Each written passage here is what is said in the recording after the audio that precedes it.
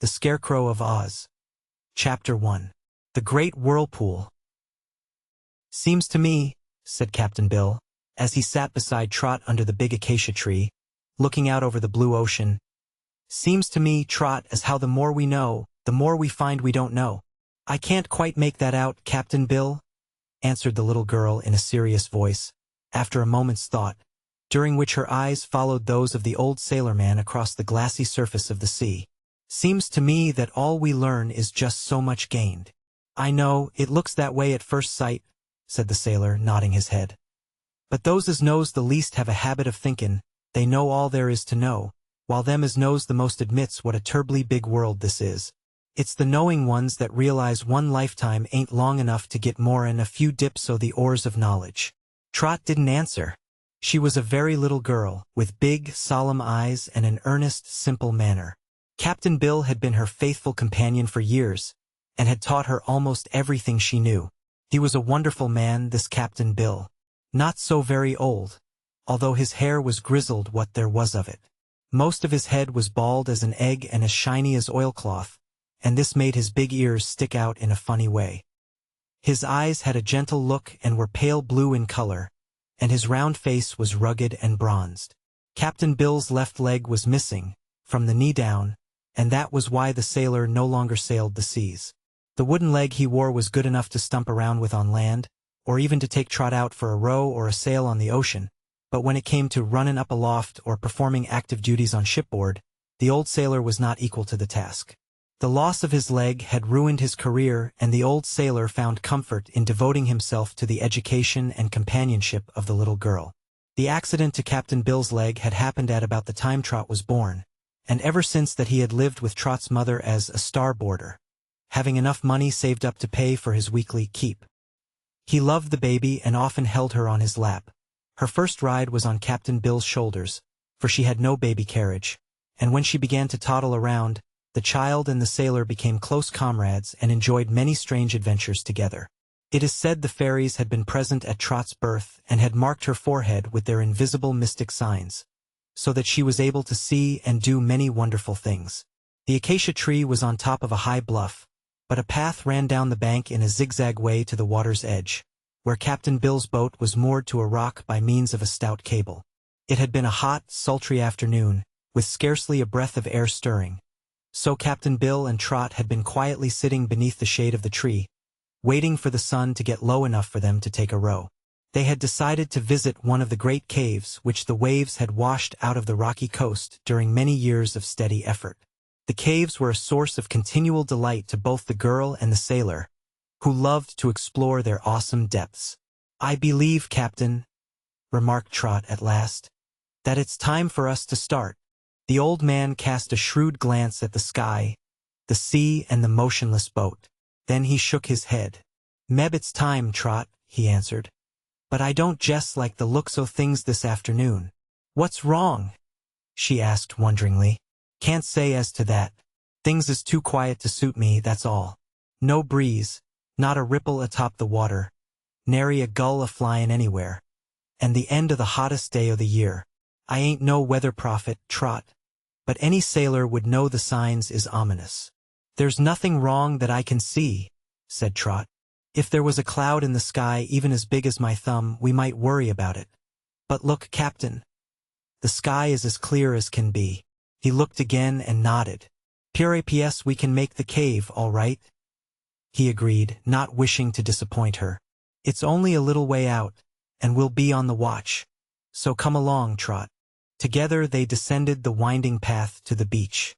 It was no trouble for the girl to keep her footing on the steep way, but Captain Bill, because of his wooden leg, had to hold on to rocks and roots now and then to save himself from tumbling.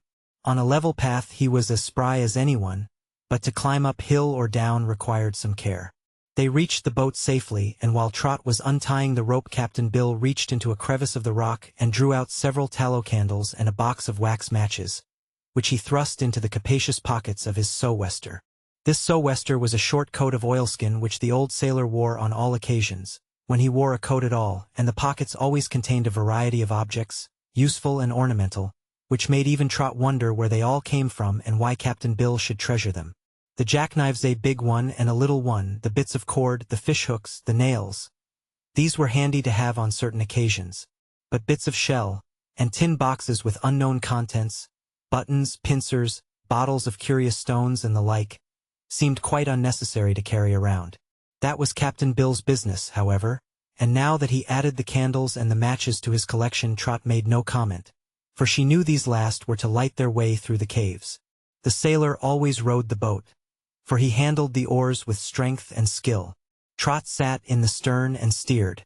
The place where they embarked was a little bight or circular bay, and the boat cut across a much larger bay toward a distant headland where the caves were located, right at the water's edge.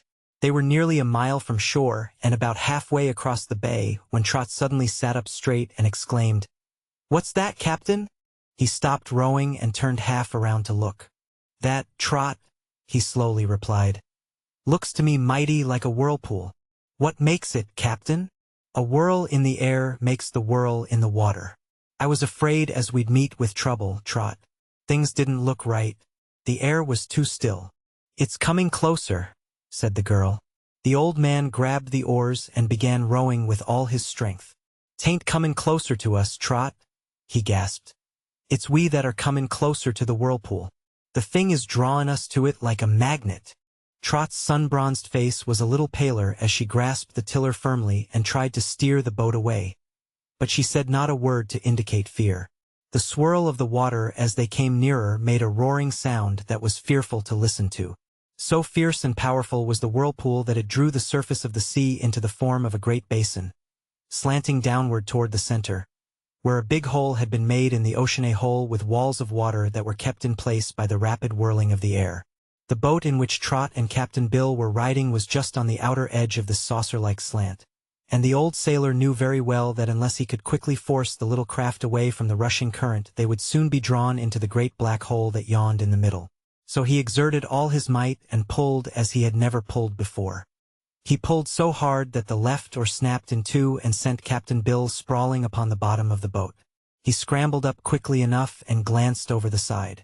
Then he looked at Trot, who sat quite still, with a serious, faraway look in her sweet eyes. The boat was now speeding swiftly of its own accord, following the line of the circular basin round and gradually drawing nearer to the great hole in the center. Any further effort to escape the whirlpool was useless, and realizing this fact, Captain Bill turned toward Trot and put an arm around her, as if to shield her from the awful fate before them. He did not try to speak, because the roar of the waters would have drowned the sound of his voice. These two faithful comrades had faced dangers before, but nothing to equal that which now faced them. Yet Captain Bill, noting the look in Trot's eyes and remembering how often she had been protected by unseen powers, did not quite give way to despair. The great hole in the dark water, now growing nearer and nearer, looked very terrifying, but they were both brave enough to face it and await the result of the adventure. The Scarecrow of Oz. Chapter 2. The Cavern Under the Sea. The circles were so much smaller at the bottom of the basin, and the boat moved so much more swiftly, that Trot was beginning to get dizzy with the motion, when suddenly the boat made a leap and dived headlong into the murky depths of the hole. Whirling like tops, but still clinging together, the sailor and the girl were separated from their boat and plunged down into the farthermost recesses of the great ocean. At first their fall was swift as an arrow, but presently they seemed to be going more moderately, and Trot was almost sure that unseen arms were about her, supporting her and protecting her. She could see nothing because the water filled her eyes and blurred her vision, but she clung fast to Captain Bill's sou'wester, while other arms clung fast to her, and so they gradually sank down until a full stop was made, when they began to ascend again.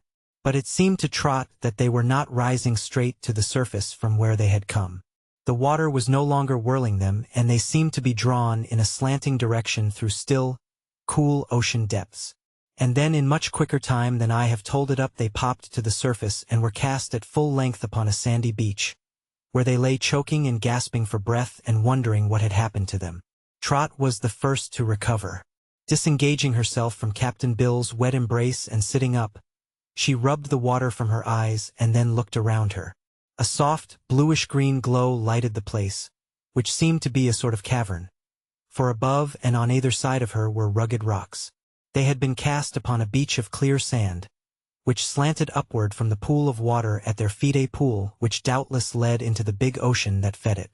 Above the reach of the waves of the pool were more rocks, and still more and more, into the dim windings and recesses of which the glowing light from the water did not penetrate. The place looked grim and lonely, but Trot was thankful that she was still alive and had suffered no severe injury during her trying adventure underwater. At her side, Captain Bill was sputtering and coughing, trying to get rid of the water he had swallowed.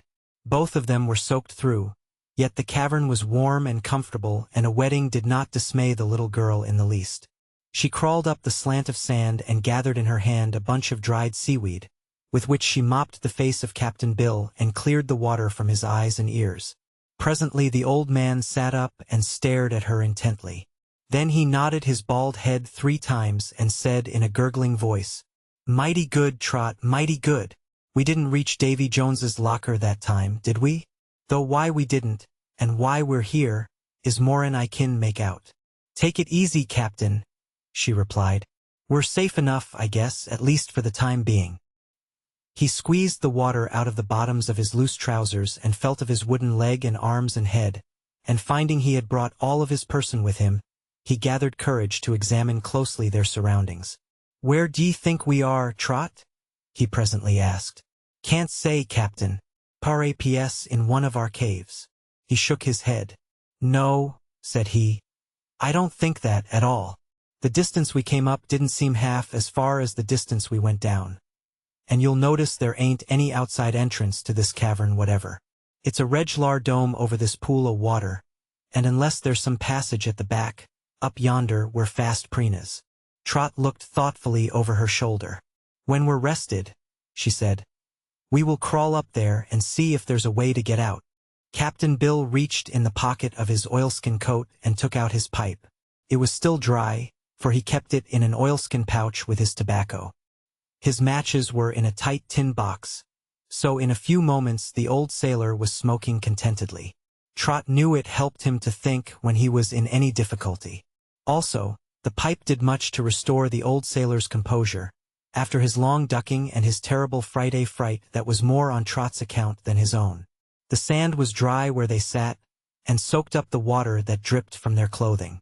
When Trot had squeezed the wet out of her hair, she began to feel much like her old self again.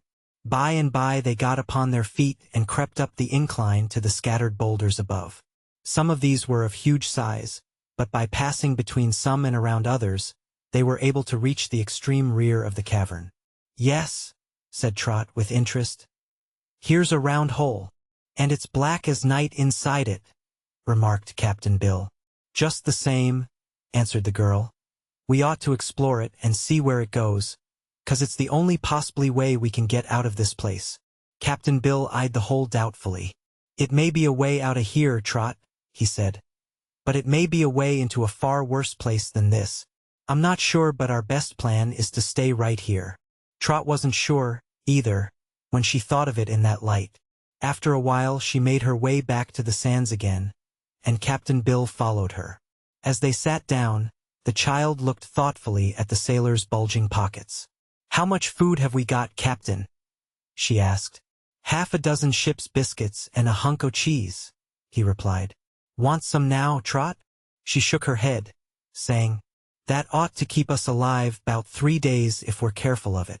"Longer'n that, Trot," said Captain Bill, but his voice was a little troubled and unsteady. "But if we stay here we're bound to starve in time," continued the girl. "While if we go into the dark hole, some things are more hard to face than starvation," said the sailor-man gravely. "We don't know what's inside that dark hole, Trot, nor where it might lead us to." "There's a way to find that out," she persisted. Instead of replying, Captain Bill began searching in his pockets. He soon drew out a little package of fishhooks and a long line. Trot watched him join them together. Then he crept a little way up the slope and turned over a big rock. 2 or 3 small crabs began scurrying away over the sands, and the old sailor caught them and put one on his hook and the others in his pocket. Coming back to the pool, he swung the hook over his shoulder and circled it around his head and cast it nearly into the center of the water, where he allowed it to sink gradually, paying out the line as far as it would go. When the end was reached, he began drawing it in again, until the crab bait was floating on the surface.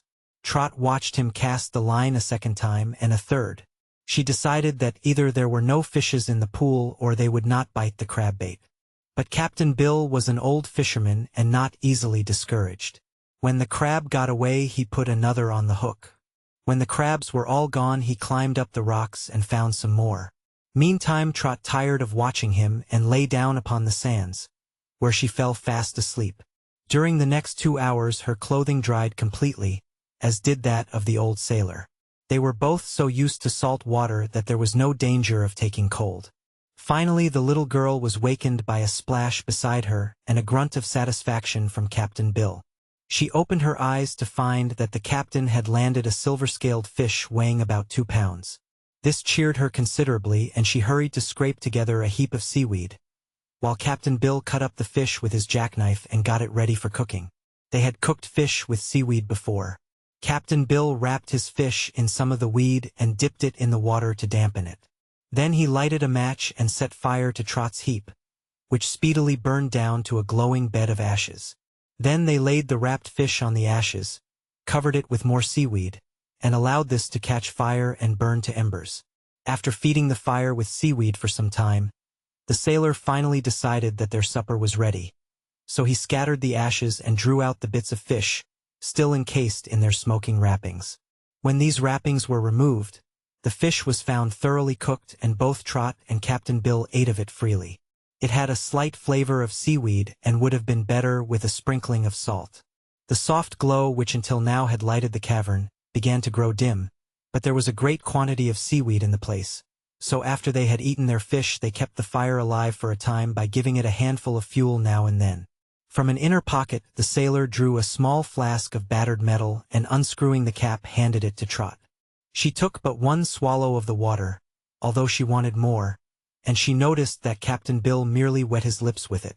"S'pose," said she, staring at the glowing seaweed fire and speaking slowly, "that we can catch all the fish we need. How about the drinking water, Captain?" He moved uneasily but did not reply. Both of them were thinking about the dark hole, but while Trot had little fear of it, the old man could not overcome his dislike to enter the place. He knew that Trot was right, though. To remain in the cavern, where they now were, could only result in slow but sure death. It was night-time upon the earth's surface, so the little girl became drowsy and soon fell asleep. After a time the old sailor slumbered on the sands beside her. It was very still and nothing disturbed them for hours. When at last they awoke the cavern was light again. They had divided one of the biscuits and were munching it for breakfast when they were startled by a sudden splash in the pool. Looking toward it, they saw emerging from the water the most curious creature either of them had ever beheld. It wasn't a fish, Trot decided, nor was it a beast.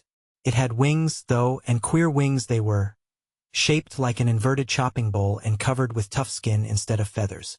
It had 4 legs much like the legs of a stork, only double the number, and its head was shaped a good deal like that of a poll parrot, with a beak that curved downward in front and upward at the edges, and was half bill and half mouth. But to call it a bird was out of the question, because it had no feathers whatever except a crest of wavy plumes of a scarlet color on the very top of its head. The strange creature must have weighed as much as Captain Bill, and as it floundered and struggled to get out of the water to the sandy beach it was so big and unusual that both Trot and her companions stared at it in wonder that was not unmixed with fear. The Scarecrow of Oz. Chapter 3. The Orc. The eyes that regarded them, as the creature stood dripping before them, were bright and mild in expression, and the queer addition to their party made no attempt to attack them and seemed quite as surprised by the meeting as they were. "I wonder," whispered Trot, "what it is." "Who, me?" exclaimed the creature in a shrill, high-pitched voice. "Why, I'm an orc." "Oh," said the girl. "But what is an orc?" "I am," he repeated, a little proudly, as he shook the water from his funny wings. "And if ever an orc was glad to be out of the water and on dry land again, you can be mighty sure that I'm that especial individual orc." "Have you been in the water long?" inquired Captain Bill, thinking it only polite to show an interest in the strange creature. Why, this last ducking was about 10 minutes, I believe, and that's about 9 minutes and 60 seconds too long for comfort, was the reply. But last night I was in an awful pickle, I assure you. The whirlpool caught me, and— Oh, were you in the whirlpool too? Asked Trot eagerly. He gave her a glance that was somewhat reproachful. I believe I was mentioning the fact, young lady, when your desire to talk interrupted me, said the orc. I am not usually careless in my actions, but that whirlpool was so busy yesterday that I thought I'd see what mischief it was up to. So I flew a little too near it, and the suction of the air drew me down into the depths of the ocean. Water and I are natural enemies, and it would have conquered me this time had not a bevy of pretty mermaids come to my assistance and dragged me away from the whirling water and far up into a cavern, where they deserted me. Why, that's about the same thing that happened to us, cried Trot. Was your cavern like this one? I haven't examined this one yet, answered the orc. But if they happen to be alike, I shudder at our fate. For the other one was a prison, with no outlet except by means of the water.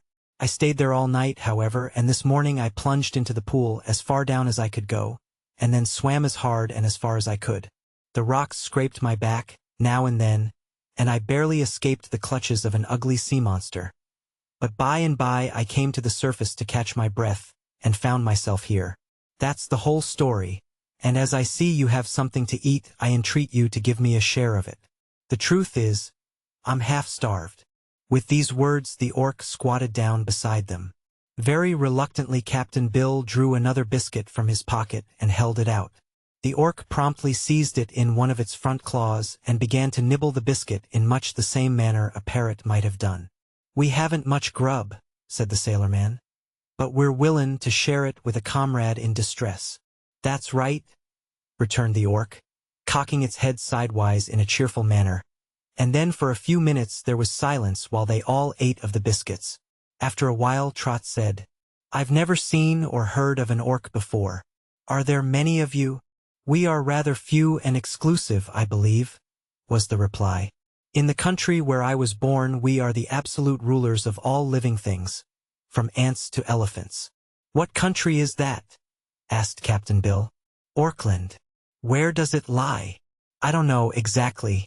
You see, I have a restless nature, for some reason, while all the rest of my race are quiet and contented orcs and seldom stray far from home. From childhood days I loved to fly long distances away, although Father often warned me that I would get into trouble by so doing.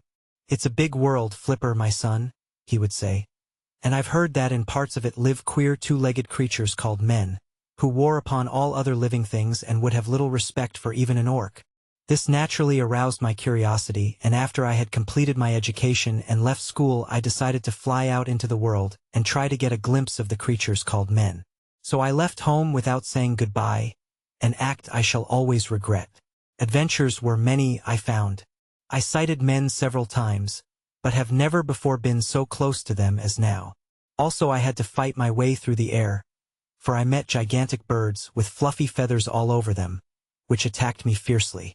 Besides, it kept me busy escaping from floating airships. In my rambling I had lost all track of distance or direction, so that when I wanted to go home I had no idea where my country was located. I've now been trying to find it for several months, and it was during one of my flights over the ocean that I met the whirlpool and became its victim. Trot and Captain Bill listened to this recital with much interest, and from the friendly tone and harmless appearance of the orc they judged he was not likely to prove so disagreeable a companion as at first they had feared he might be. The orc sat upon its haunches much as a cat does, but used the finger-like claws of its front legs almost as cleverly as if they were hands. Perhaps the most curious thing about the creature was its tail, or what ought to have been its tail. This queer arrangement of skin, bones and muscle was shaped like the propellers used on boats and airships, having fan-like surfaces and being pivoted to its body. Captain Bill knew something of mechanics, and observing the propeller-like tail of the orc he said, I suppose you're a pretty swift flyer? Yes, indeed. The orcs are admitted to be kings of the air. Your wings don't seem to amount to much, remarked Trot. Well, they are not very big, admitted the orc, waving the 4 hollow skins gently to and fro. But they serve to support my body in the air while I speed along by means of my tail. Still, taken all together, I'm very handsomely formed, don't you think? Trot did not like to reply, but Captain Bill nodded gravely. For an orc, said he, you're a wonder. I've never seen one afore, but I can imagine you're as good as any. That seemed to please the creature, and it began walking around the cavern, making its way easily up the slope. While it was gone, Trot and Captain Bill each took another sip from the water flask, to wash down their breakfast. Why, here's a hole and exit and outlet, exclaimed the orc from above. We know, said Trot. We found it last night. Well, then let's be off, continued the orc, after sticking its head into the black hole and sniffing once or twice. The air seems fresh and sweet, and it can't lead us to any worse place than this. The girl and the sailorman got up and climbed to the side of the orc. We'd about decided to explore this hole before you came, explained Captain Bill. But it's a dangerous place to navigate in the dark, so wait till I light a candle. What is a candle? Inquired the orc. You'll see in a minute, said Trot. The old sailor drew one of the candles from his right side pocket and the tin matchbox from his left side pocket. When he lighted the match, the orc gave a startled jump and eyed the flame suspiciously. But Captain Bill proceeded to light the candle, and the action interested the orc very much.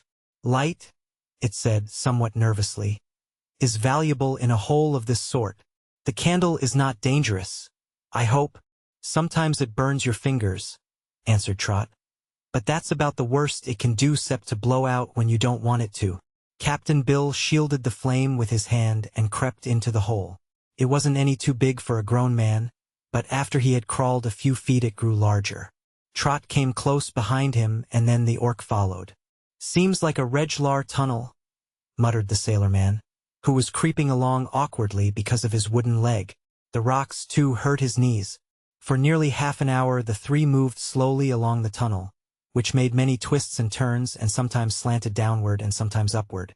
Finally Captain Bill stopped short, with an exclamation of disappointment, and held the flickering candle far ahead to light the scene. What's wrong? Demanded Trot, who could see nothing because the sailor's form completely filled the hole. Why, we've come to the end of our travels, I guess, he replied. Is the hole blocked? Inquired the orc. No, it's wuss nor that, replied Captain Bill sadly. I'm on the edge of a precipice. Wait a minute and I'll move along and let you see for yourselves. Be careful, Trot, not to fall. Then he crept forward a little and moved to one side, holding the candle so that the girl could see to follow him. The orc came next, and now all three knelt on a narrow ledge of rock which dropped straight away and left a huge black space which the tiny flame of the candle could not illuminate. Said the orc, peering over the edge. This doesn't look very promising, I'll admit, but let me take your candle, and I'll fly down and see what's below us. Aren't you afraid? Asked Trot. Certainly I'm afraid, responded the orc. But if we intend to escape, we can't stay on this shelf forever. So, as I notice you poor creatures cannot fly, it is my duty to explore the place for you. Captain Bill handed the orc the candle, which had now burned to about half its length.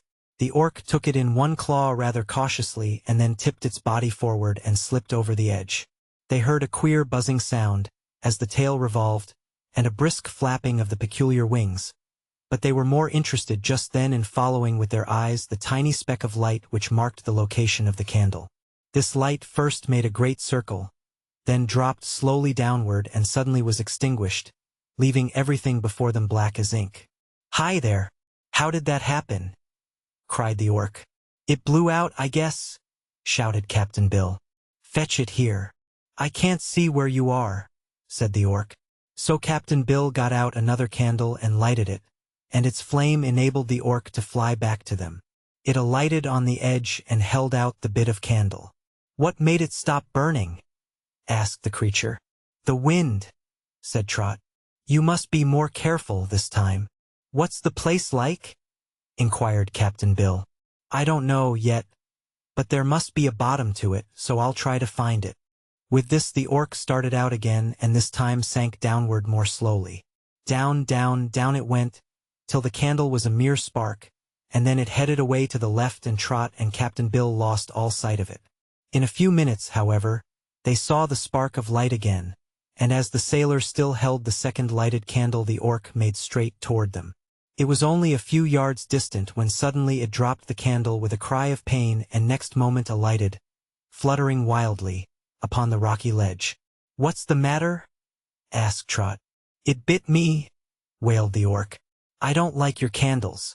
The thing began to disappear slowly as soon as I took it in my claw, and it grew smaller and smaller until just now it turned and bit me, a most unfriendly thing to do. "Oh, ouch, what a bite! That's the nature of candles, I'm sorry to say," explained Captain Bill with a grin. "You have to handle 'em mighty careful. But tell us, what did you find down there?" "I found a way to continue our journey," said the orc, nursing tenderly the claw which had been burned. "Just below us is a great lake of black water, which looked so cold and wicked that it made me shudder. But away at the left there's a big tunnel which we can easily walk through. I don't know where it leads to, of course, but we must follow it and find out." "Why, we can't get to it," protested the little girl. "We can't fly as you do, you must remember." "No, that's true," replied the orc musingly. "Your bodies are built very poorly, it seems to me, since all you can do is crawl upon the earth's surface. But you may ride upon my back, and in that way I can promise you a safe journey to the tunnel." "Are you strong enough to carry us?" asked Captain Bill doubtfully. "Yes, indeed. I'm strong enough to carry a dozen of you if you could find a place to sit," was the reply. "But there's only room between my wings for one at a time, so I'll have to make 2 trips. "All right, I'll go first," decided Captain Bill. He lit another candle for Trot to hold while they were gone and to light the orc on his return to her, and then the old sailor got upon the orc's back, where he sat with his wooden legs sticking straight out sidewise. "If you start to fall, clasp your arms around my neck," advised the creature. "If I start to fall, it's good night and pleasant dreams," said Captain Bill. "All ready?" asked the orc. "Start the buzztail," said Captain Bill with a tremble in his voice. But the orc flew away so gently that the old man never even tottered in his seat. Trot watched the light of Captain Bill's candle till it disappeared in the far distance. She didn't like to be left alone on this dangerous ledge, with a lake of black water hundreds of feet below her. But she was a brave little girl and waited patiently for the return of the orc. It came even sooner than she had expected, and the creature said to her, "Your friend is safe in the tunnel. Now then, get aboard and I'll carry you to him in a jiffy." I'm sure not many little girls would have cared to take that awful ride through the huge black cavern on the back of a skinny orc. Trot didn't care for it herself, but it just had to be done, and so she did it as courageously as possible. Her heart beat fast, and she was so nervous she could scarcely hold the candle in her fingers as the orc sped swiftly through the darkness. It seemed like a long ride to her, yet in reality the orc covered the distance in a wonderfully brief period of time, and soon Trot stood safely beside Captain Bill on the level floor of a big arched tunnel. The sailor-man was very glad to greet his little comrade again, and both were grateful to the orc for his assistance. "I dunno where this tunnel leads to," remarked Captain Bill, "but it surely looks more promisin' than that other hole we crept through." "When the orc is rested," said Trot, "we'll travel on and see what happens." "Rested?" cried the orc, as scornfully as his shrill voice would allow. "That bit of flying didn't tire me at all. I'm used to flying days at a time, without ever once stopping."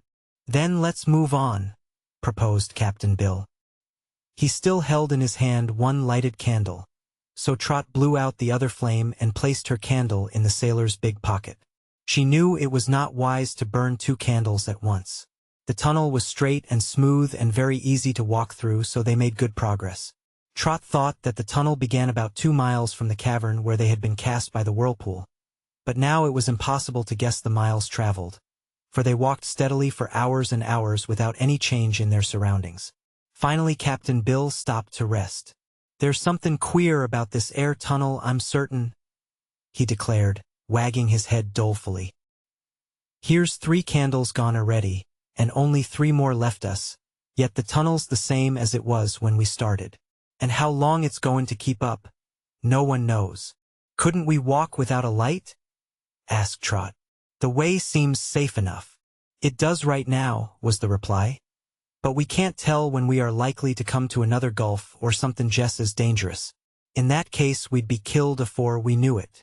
Suppose I go ahead? Suggested the orc. I don't fear a fall, you know?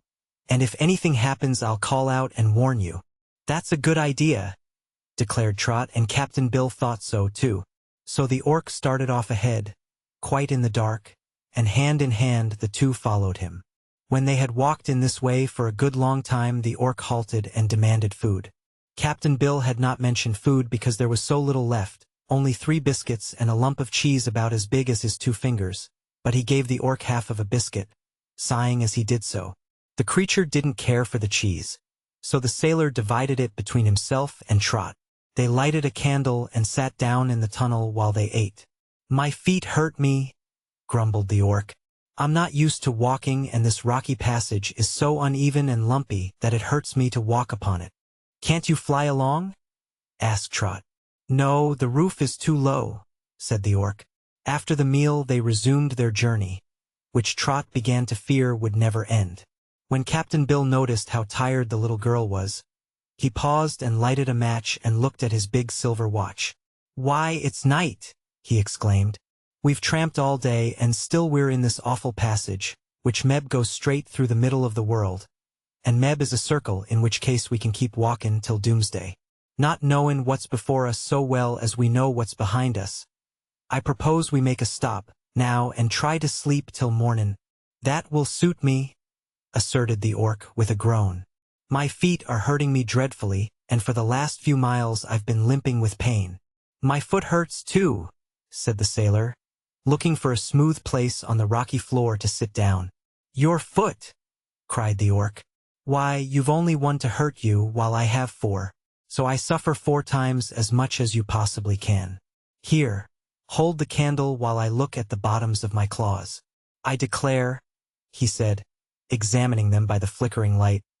There are bunches of pain all over them. Praps, said Trot, who was very glad to sit down beside her companions. You've got corns. Corns? Nonsense. Orcs never have corns, protested the creature, rubbing its sore feet tenderly. Then Meb they reathery, what do you call 'em, Captain Bill? Something 'bout the Pilgrim's Progress, you know? Bunions, said Captain Bill. Oh yes, Meb, you've got bunions. It is possible, moaned the orc. But whatever they are, another day of such walking on them would drive me crazy. I'm sure they'll feel better by mornin', said Captain Bill encouragingly. Go to sleep and try to forget your sore feet. The orc cast a reproachful look at the sailorman, who didn't see it. Then the creature asked plaintively, Do we eat now, or do we starve? There's only half a biscuit left for you, answered Captain Bill. No one knows how long we'll have to stay in this dark tunnel, where there's nothing whatever to eat. So I advise you to save that morsel of food till later. Give it me now, demanded the orc. If I'm going to starve, I'll do it all at once, not by degrees. Captain Bill produced the biscuit and the creature ate it in a trice. Trot was rather hungry and whispered to Captain Bill that she'd take part of her share. But the old man secretly broke his own half-biscuit in 2, saving Trot's share for a time of greater need. He was beginning to be worried over the little girl's plight, and long after she was asleep and the orc was snoring in a rather disagreeable manner, Captain Bill sat with his back to a rock and smoked his pipe and tried to think of some way to escape from this seemingly endless tunnel. But after a time he also slept, for hobbling on a wooden leg all day was tiresome. And there in the dark slumbered the 3 adventurers for many hours, until the orc roused itself and kicked the old sailor with 1 foot. It must be another day, said he. The Scarecrow of Oz. Chapter 4. Daylight at last. Captain Bill rubbed his eyes, lit a match and consulted his watch. 9 o'clock. Yes, I guess it's another day, sure enough. Shall we go on? He asked. Of course, replied the orc. Unless this tunnel is different from everything else in the world, and has no end, we'll find a way out of it sooner or later. The sailor gently wakened Trot. She felt much rested by her long sleep and sprang to her feet eagerly. Let's start, Captain, was all she said. They resumed the journey and had only taken a few steps when the orc cried, Wow! And made a great fluttering of its wings and whirling of its tail. The others, who were following a short distance behind, stopped abruptly. "What's the matter?" asked Captain Bill. "Give us a light," was the reply. "I think we've come to the end of the tunnel." Then, while Captain Bill lighted a candle, the creature added, "If that is true, we needn't have wakened so soon, for we were almost at the end of this place when we went to sleep." The sailorman and Trot came forward with a light. A wall of rock really faced the tunnel, but now they saw that the opening made a sharp turn to the left. So they followed on by a narrower passage, and then made another sharp turn this time to the right. "Blow out the light, Captain," said the orc in a pleased voice. "We've struck daylight. Daylight at last." A shaft of mellow light fell almost at their feet as Trot and the sailor turned the corner of the passage, but it came from above, and raising their eyes they found they were at the bottom of a deep rocky well, with the top far, far above their heads. And here the passage ended. For a while they gazed in silence, at least two of them being filled with dismay at the sight. But the orc merely whistled softly and said cheerfully, "That was the toughest journey I ever had the misfortune to undertake, and I'm glad it's over. Yet, unless I can manage to fly to the top of this pit, we are entombed here forever." "Do you think there is room enough for you to fly in?" asked the little girl anxiously, and Captain Bill added, "It's a straight-up shaft, so I don't see how you'll ever manage it. Were I an ordinary bird, one of those horrid feathered things, I wouldn't even make the attempt to fly out," said the orc. "But my mechanical propeller tail can accomplish wonders, and whenever you're ready I'll show you a trick that is worthwhile." "Oh!" exclaimed Trot. "Do you intend to take us up too?" "Why not? I thought," said Captain Bill, "as you'd go first, and then send somebody to help us by letting down a rope." "Ropes are dangerous," replied the orc, "and I might not be able to find one to reach all this distance. Besides, it stands to reason that if I can get out myself I can also carry you two with me." "Well, I'm not afraid," said Trot, who longed to be on the earth's surface again. "S'pose we fall?" suggested Captain Bill doubtfully. "Why, in that case we would all fall together," returned the orc. "Get aboard, little girl. Sit across my shoulders and put both your arms around my neck." Trot obeyed, and when she was seated on the orc, Captain Bill inquired, "How about me, Mr. Orc?" "Why, I think you'd best grab hold of my rear legs and let me carry you up in that manner," was the reply. Captain Bill looked way up at the top of the well, and then he looked at the orc's slender, skinny legs and heaved a deep sigh. "It's going to be some dangle, I guess. But if you don't waste too much time on the way up, I may be able to hang on," said he. "All ready, then!" cried the orc, and at once his whirling tail began to revolve. Trot felt herself rising into the air. When the creature's legs left the ground, Captain Bill grasped two of them firmly and held on for dear life. The orc's body was tipped straight upward, and Trot had to embrace the neck very tightly to keep from sliding off. Even in this position the orc had trouble in escaping the rough sides of the well. Several times it exclaimed, "Wow!" as it bumped its back, or a wing hit against some jagged projection. But the tail kept whirling with remarkable swiftness and the daylight grew brighter and brighter. It was, indeed, a long journey from the bottom to the top, yet almost before Trot realized they had come so far, they popped out of the hole into the clear air and sunshine, and a moment later the orc alighted gently upon the ground. The release was so sudden that, even with the creature's care for its passengers, Captain Bill struck the earth with a shock that sent him rolling heel over head. But by the time Trot had slid down from her seat, the old sailorman was sitting up and looking around him with much satisfaction. "It's sort o' pretty here," said he. "Earth is a beautiful place," cried Trot. "I wonder where on earth we are," pondered the orc, turning first one bright eye and then the other to this side and that.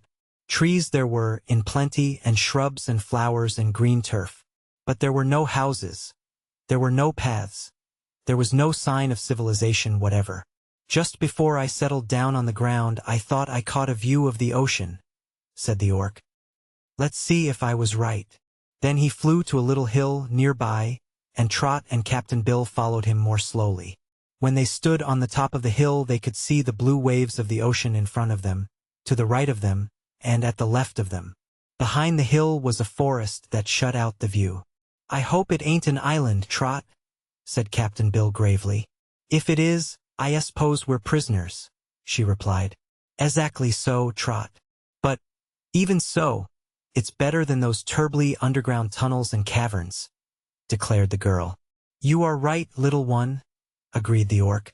Anything above ground is better than the best that lies underground. So let's not quarrel with our fate, but be thankful we've escaped. We are, indeed, she replied. But I wonder if we can find something to eat in this place? Let's explore and find out, proposed Captain Bill. Those trees over at the left look like cherry trees. On the way to them, the explorers had to walk through a tangle of vines, and Captain Bill, who went first, stumbled and pitched forward on his face. Why, it's a melon! Cried Trot delightedly, as she saw what had caused the sailor to fall. Captain Bill rose to his foot, for he was not at all hurt, and examined the melon. Then he took his big jackknife from his pocket and cut the melon open. It was quite ripe and looked delicious, but the old man tasted it before he permitted Trot to eat any. Deciding it was good, he gave her a big slice and then offered the orc some. The creature looked at the fruit somewhat disdainfully, at first, but once he had tasted its flavor, he ate of it as heartily as did the others. Among the vines they discovered many other melons, and Trot said gratefully, "Well, there's no danger of our starving, even if this is an island." "Melons," remarked Captain Bill, "are both food and water. We couldn't have struck anything better." Farther on they came to the cherry trees, where they obtained some of the fruit, and at the edge of the little forest were wild plums. The forest itself consisted entirely of nut trees, walnuts, filberts, almonds, and chestnuts, so there would be plenty of wholesome food for them while they remained there. Captain Bill and Trot decided to walk through the forest, to discover what was on the other side of it. But the orc's feet were still so sore and lumpy from walking on the rocks that the creature said he preferred to fly over the treetops and meet them on the other side.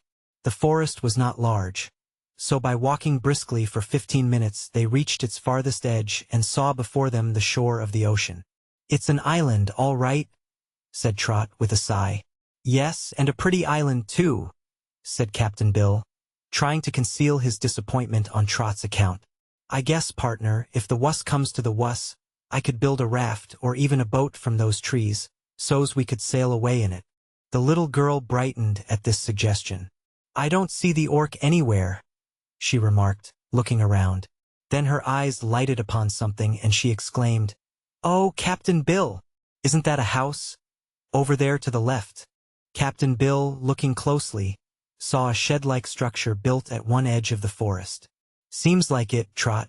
Not that I'd call it much of a house, but it's a buildin', all right. Let's go over and see if it's occupied." The Scarecrow of Oz. Chapter 5. The Bumpy Man.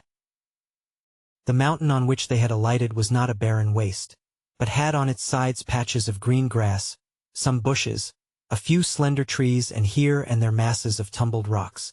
The sides of the slope seemed rather steep, but with care one could climb up or down them with ease and safety. The view from where they now stood showed pleasant valleys and fertile hills lying below the heights. Trot thought she saw some houses of queer shapes scattered about the lower landscape, and there were moving dots that might be people or animals, yet were too far away for her to see them clearly. Not far from the place where they stood was the top of the mountain, which seemed to be flat, so the orc proposed to his companions that he would fly up and see what was there. "That's a good idea," said Trot, "'cause it's getting toward evening and we'll have to find a place to sleep." The orc had not been gone more than a few minutes when they saw him appear on the edge of the top which was nearest them. "Come on up," he called. So Trot and Captain Bill began to ascend the steep slope, and it did not take them long to reach the place where the orc awaited them. Their first view of the mountaintop pleased them very much. It was a level space of wider extent than they had guessed, and upon it grew grass of a brilliant green color. In the very center stood a house built of stone and very neatly constructed. No one was in sight, but smoke was coming from the chimney, so with one accord all three began walking toward the house.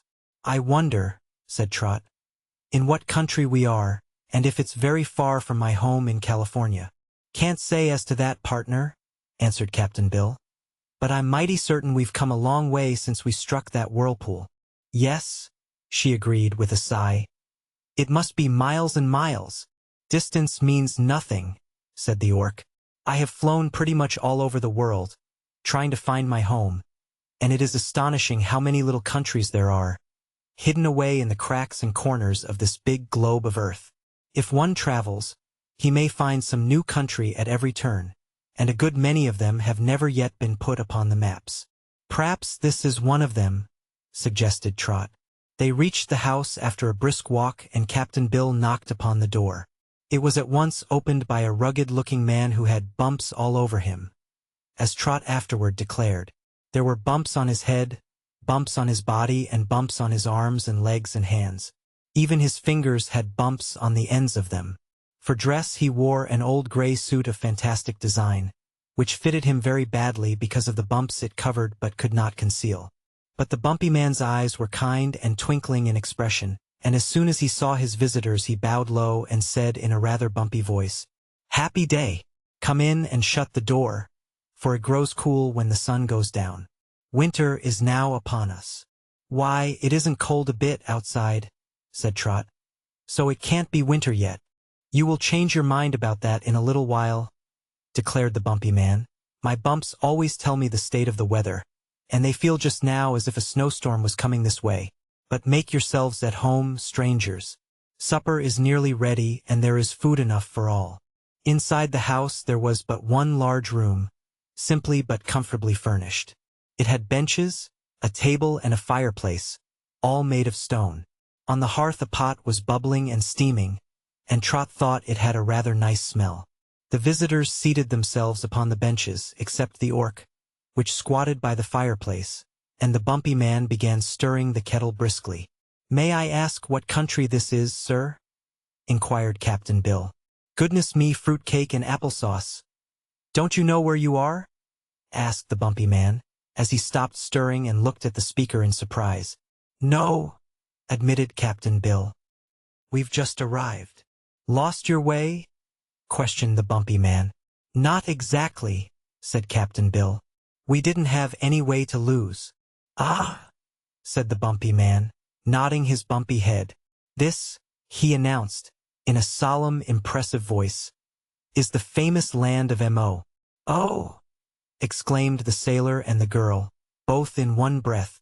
But, never having heard of the land of Mo, they were no wiser than before. "I thought that would startle you," remarked the bumpy man, well pleased, as he resumed his stirring. The orc watched him a while in silence and then asked, "Who may you be?" "Me?" answered the bumpy man. "Haven't you heard of me? Gingerbread and lemon juice. I'm known, far and wide, as the Mountain Ear." They all received this information in silence at first, for they were trying to think what he could mean. Finally Trot mustered up courage to ask, "What is a mountain ear, please?" For answer the man turned around and faced them, waving the spoon with which he had been stirring the kettle, as he recited the following verses in a sing-song tone of voice.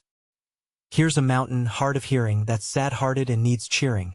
So my duty is to listen to all sounds that nature makes. So the hill won't get uneasy, get to coughing or get sneezy, for this monster bump, when frightened, is quite liable to quakes. You can hear a bell that's ringing. I can feel some people singing. But a mountain isn't sensible of what goes on. And so when I hear a blizzard blowing or it's raining hard or snowing, I tell it to the mountain and the mountain seems to know. Thus I benefit all people while I'm living on this steeple. For I keep the mountain steady so my neighbors all may thrive. With my listening and my shouting I prevent this mount from spouting. And that makes me so important that I'm glad that I'm alive." When he had finished these lines of verse, the bumpy man turned again to resume his stirring. The orc laughed softly and Captain Bill whistled to himself, and Trot made up her mind that the Mountain Ear must be a little crazy. But the bumpy man seemed satisfied that he had explained his position fully, and presently he placed 4 stone plates upon the table, and then lifted the kettle from the fire and poured some of its contents on each of the plates. Captain Bill and Trot at once approached the table, for they were hungry, but when she examined her plate the little girl exclaimed, "Why, it's molasses candy!" "To be sure," returned the bumpy man with a pleasant smile. "Eat it quick, while it's hot, for it cools very quickly this winter weather." With this he seized a stone spoon and began putting the hot molasses candy into his mouth, while the others watched him in astonishment. "Doesn't it burn you?" asked the girl. No indeed, said he. Why don't you eat? Aren't you hungry? Yes, she replied. I am hungry, but we usually eat our candy when it is cold and hard. We always pull molasses candy before we eat it. Ha ha ha, laughed the mountaineer. What a funny idea. Where in the world did you come from? California, she said. California. Pooh, there isn't any such place. I've heard of every place in the land of Mo, but I never before heard of California. It isn't in the land of Mo, she explained. Then it isn't worth talking about, declared the bumpy man, helping himself again from the steaming kettle, for he had been eating all the time he talked.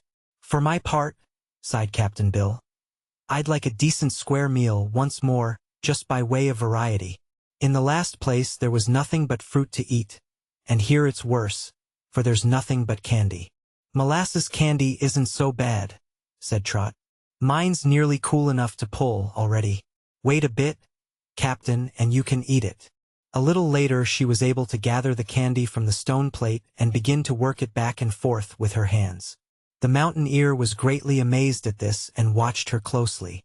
It was really good candy and pulled beautifully, so that Trot was soon ready to cut it into chunks for eating. Captain Bill condescended to eat 1 or 2 pieces and the orc ate several, but the bumpy man refused to try it. Trot finished the plate of candy herself and then asked for a drink of water. Water? Said the mountaineer wonderingly. What is that? Something to drink.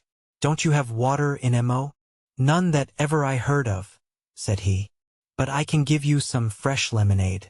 I caught it in a jar the last time it rained, which was only day before yesterday. Oh, does it rain lemonade here? She inquired. Always. And it is very refreshing and healthful. With this he brought from a cupboard a stone jar and a dipper, and the girl found it very nice lemonade indeed. Captain Bill liked it too, but the orc would not touch it. If there is no water in this country, I cannot stay here for long, the creature declared. Water means life to man and beast and bird. There must be water in lemonade, said Trot. Yes, answered the orc. I suppose so, but there are other things in it too, and they spoil the good water. The day's adventures had made our wanderers tired, so the bumpy man brought them some blankets in which they rolled themselves and then lay down before the fire, which their host kept alive with fuel all through the night. Trot wakened several times and found the mountaineer always alert and listening intently for the slightest sound. But the little girl could hear no sound at all except the snores of Captain Bill. Button-Bright is lost and found again. Wake up, called the voice of the bumpy man.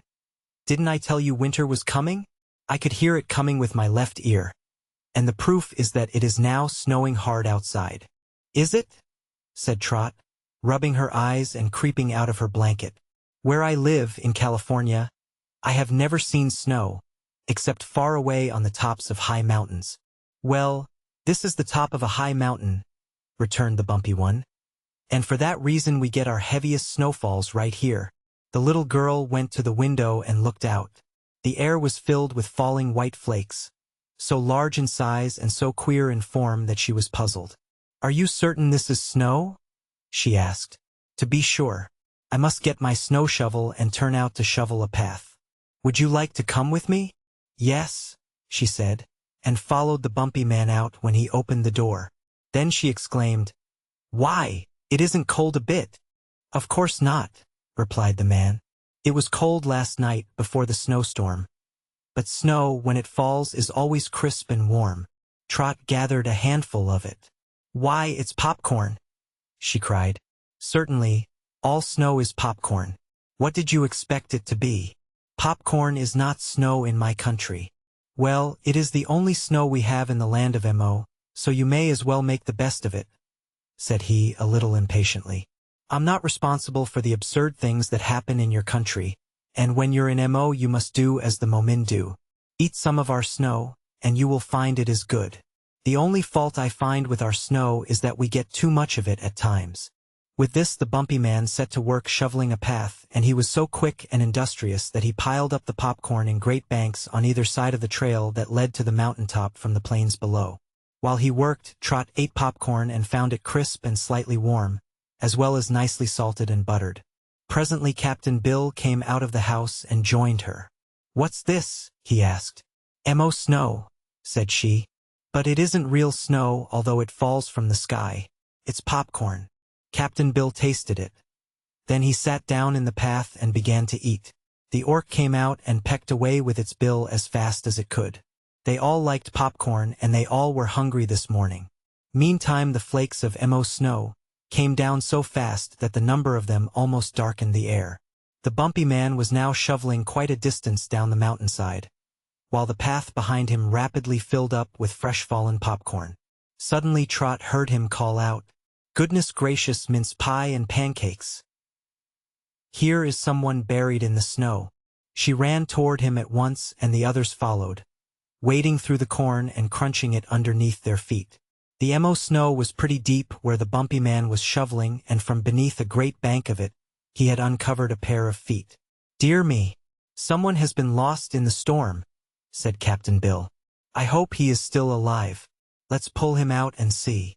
He took hold of one foot and the bumpy man took hold of the other. Then they both pulled, and out from the heap of popcorn came a little boy. He was dressed in a brown velvet jacket and knickerbockers, with brown stockings, buckled shoes, and a blue shirtwaist that had frills down its front. When drawn from the heap, the boy was chewing a mouthful of popcorn and both his hands were full of it. So at first he couldn't speak to his rescuers but lay quite still and eyed them calmly until he had swallowed his mouthful. Then he said, "Get my cap," and stuffed more popcorn into his mouth, while the bumpy man began shoveling into the corn bank to find the boy's cap. Trot was laughing joyfully and Captain Bill had a broad grin on his face. The orc looked from one to another and asked, "Who is this stranger?" "Why, it's Button-Bright, of course," answered Trot. "If anyone ever finds a lost boy, he can make up his mind it's Button-Bright. But how he ever came to be lost in this faraway country is more'n I can make out." "Where does he belong?" inquired the orc. "His home used to be in Philadelphia, I think. But I'm quite sure Button-Bright doesn't belong anywhere."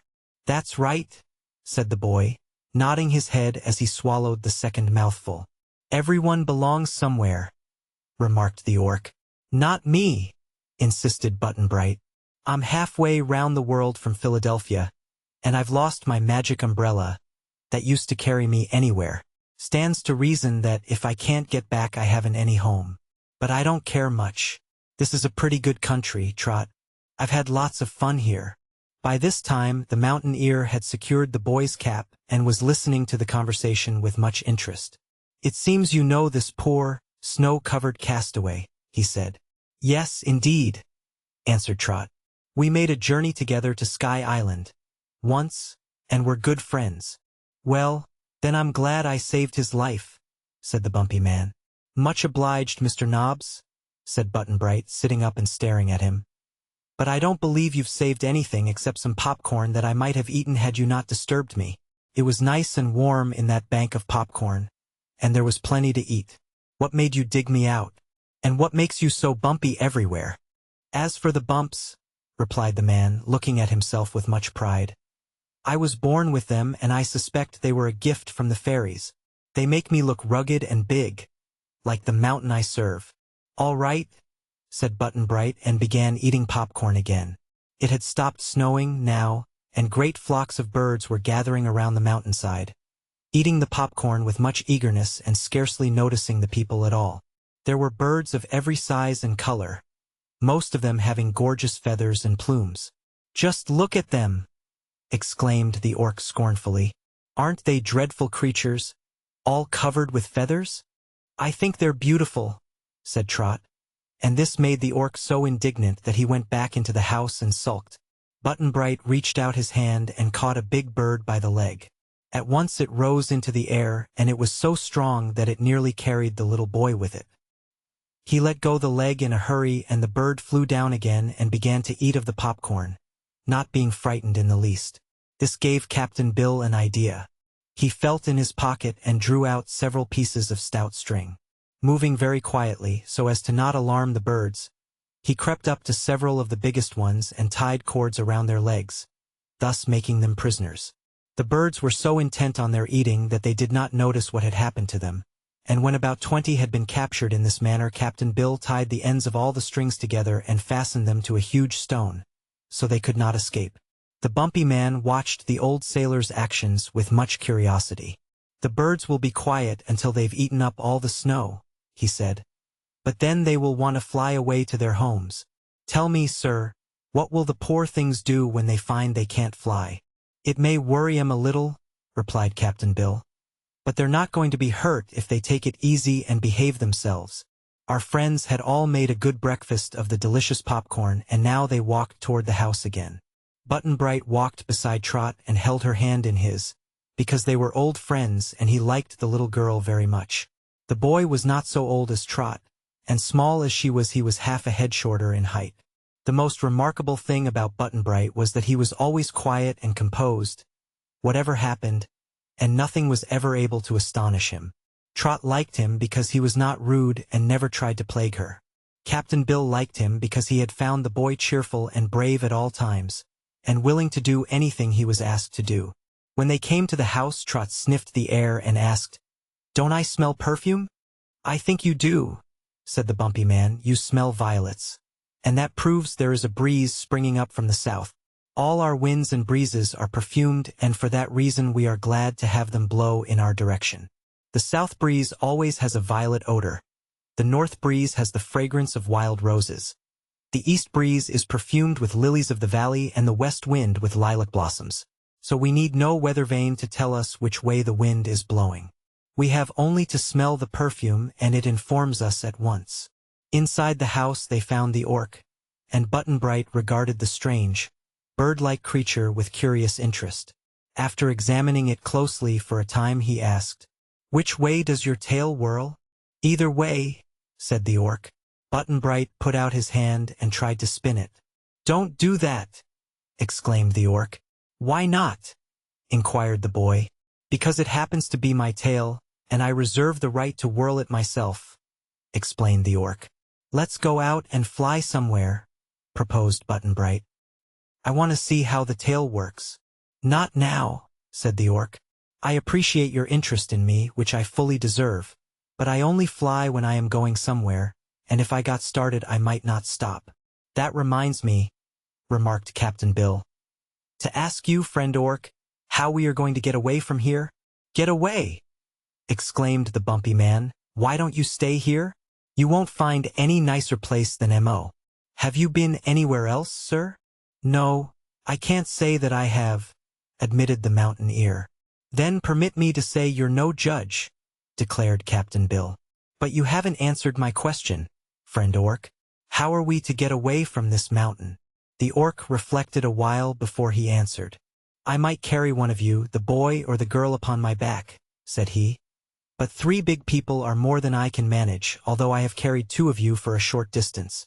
You ought not to have eaten those purple berries so soon." "Pure P.S. we did make a mistake," Captain Bill acknowledged. "Or we might have brought some of those lavender berries with us instead of so many purple ones," suggested Trot regretfully. Captain Bill made no reply to this statement, which showed he did not fully agree with the little girl. But he fell into deep thought with wrinkled brows, and finally he said, "If those purple berries would make anything grow bigger, whether it had eaten the lavender ones or not, I could find a way out of our troubles." They did not understand this speech and looked at the old sailor as if expecting him to explain what he meant. But just then a chorus of shrill cries rose from outside. "Here! Let me go, let me go!" the voices seemed to say. "Why are we insulted in this way? Mountaineer, come and help us." Trot ran to the window and looked out. "It's the birds you caught, Captain," she said. "I didn't know they could talk." "Oh, yes. All the birds in M.O. are educated to talk," said the bumpy man. Then he looked at Captain Bill uneasily and added, "Won't you let the poor things go?" "I'll see," replied the sailor, and walked out to where the birds were fluttering and complaining because the strings would not allow them to fly away. "Listen to me," he cried, and at once they became still. "We 3 people who are strangers in your land want to go to some other country, and we want 3 of you birds to carry us there. We know we are asking a great favor, but it's the only way we can think of except walkin', and I'm not much good at that because I've a wooden leg. Besides, Trot and Button-Bright are too small to undertake a long and tiresome journey. Now, tell me, which three of you birds will consent to carry us?" The birds looked at one another as if greatly astonished. Then one of them replied, "You must be crazy, old man. Not one of us is big enough to fly with even the smallest of your party." "I'll fix the matter of size," promised Captain Bill. "If three of you will agree to carry us, I'll make you big and strong enough to do it, so it won't worry you a bit." The birds considered this gravely. Living in a magic country, they had no doubt but that the strange one-legged man could do what he said. After a little, one of them asked, "If you make us big, would we stay big always?" "I think so," replied Captain Bill. They chattered a while among themselves, and then the bird that had first spoken said, "I'll go for one." "So will I," said another, and after a pause a third said, "I'll go too." Perhaps more would have volunteered, for it seemed that for some reason they all longed to be bigger than they were. But three were enough for Captain Bill's purpose, and so he promptly released all the others, who immediately flew away. The three that remained were cousins, and all were of the same brilliant plumage and in size about as large as eagles. When Trot questioned them, she found they were quite young, having only abandoned their nests a few weeks before. They were strong young birds, with clear, brave eyes, and the little girl decided they were the most beautiful of all the feathered creatures she had ever seen. Captain Bill now took from his pocket the wooden box with the sliding cover and removed the 3 purple berries, which were still in good condition. "Eat these," he said, and gave one to each of the birds. They obeyed, finding the fruit very pleasant to taste. In a few seconds they began to grow in size and grew so fast that Trot feared they would never stop. But they finally did stop growing, and then they were much larger than the orc and nearly the size of full-grown ostriches. Captain Bill was much pleased by this result. "You can carry us now, all right," said he. The birds strutted around with pride, highly pleased with their immense size. "I don't see, though," said Trot doubtfully, "how we're going to ride on their backs without falling off." "We're not going to ride on their backs," answered Captain Bill. "I'm going to make swings for us to ride in." He then asked the bumpy man for some rope, but the man had no rope. He had, however, an old suit of gray clothes which he gladly presented to Captain Bill, who cut the cloth into strips and twisted it so that it was almost as strong as rope. With this material he attached to each bird a swing that dangled below its feet, and Button-Bright made a trial flight in one of them to prove that it was safe and comfortable. When all this had been arranged, one of the birds asked, "Where do you wish us to take you?" "Why, just follow the orc," said Captain Bill. "He will be our leader, and wherever the orc flies you are to fly, and wherever the orc lands you are to land. Is that satisfactory?" The birds declared it was quite satisfactory, so Captain Bill took counsel with the orc. "On our way here," said that peculiar creature, "I noticed a broad, sandy desert at the left of me, on which was no living thing." "Then we'd better keep away from it," replied the sailor. "Not so," insisted the orc. "I have found, on my travels, that the most pleasant countries often lie in the midst of deserts, so I think it would be wise for us to fly over this desert and discover what lies beyond it. For in the direction we came from lies the ocean, as we well know, and beyond here is this strange land of Mo, which we do not care to explore. On one side, as we can see from this mountain, is a broad expanse of plain, and on the other the desert. For my part, I vote for the desert." "What do you say, Trot?" inquired Captain Bill. "It's all the same to me," she replied. No one thought of asking Button-Bright's opinion, so it was decided to fly over the desert. They bade goodbye to the bumpy man and thanked him for his kindness and hospitality. Then they seated themselves in the swings, one for each bird, and told the orc to start away and they would follow.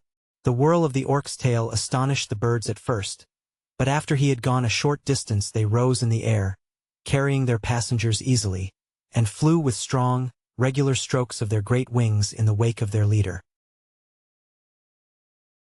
The Scarecrow of Oz. Chapter 6. The Flight of the Midgets.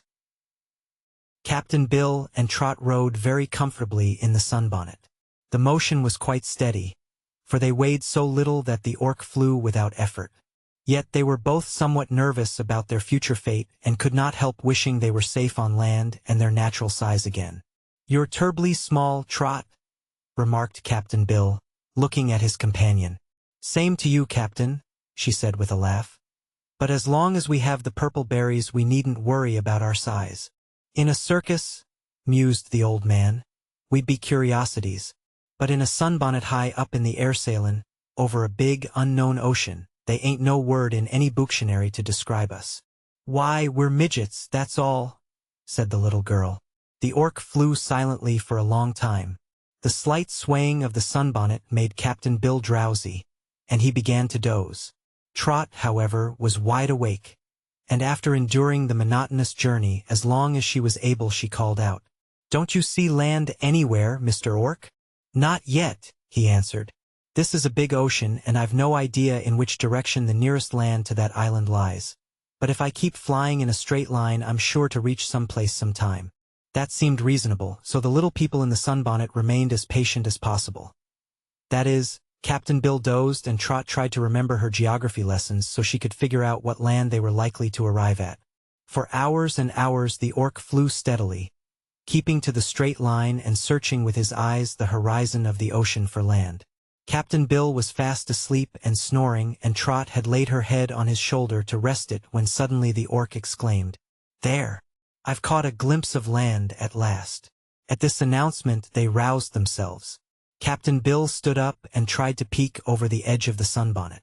"What does it look like?" he inquired.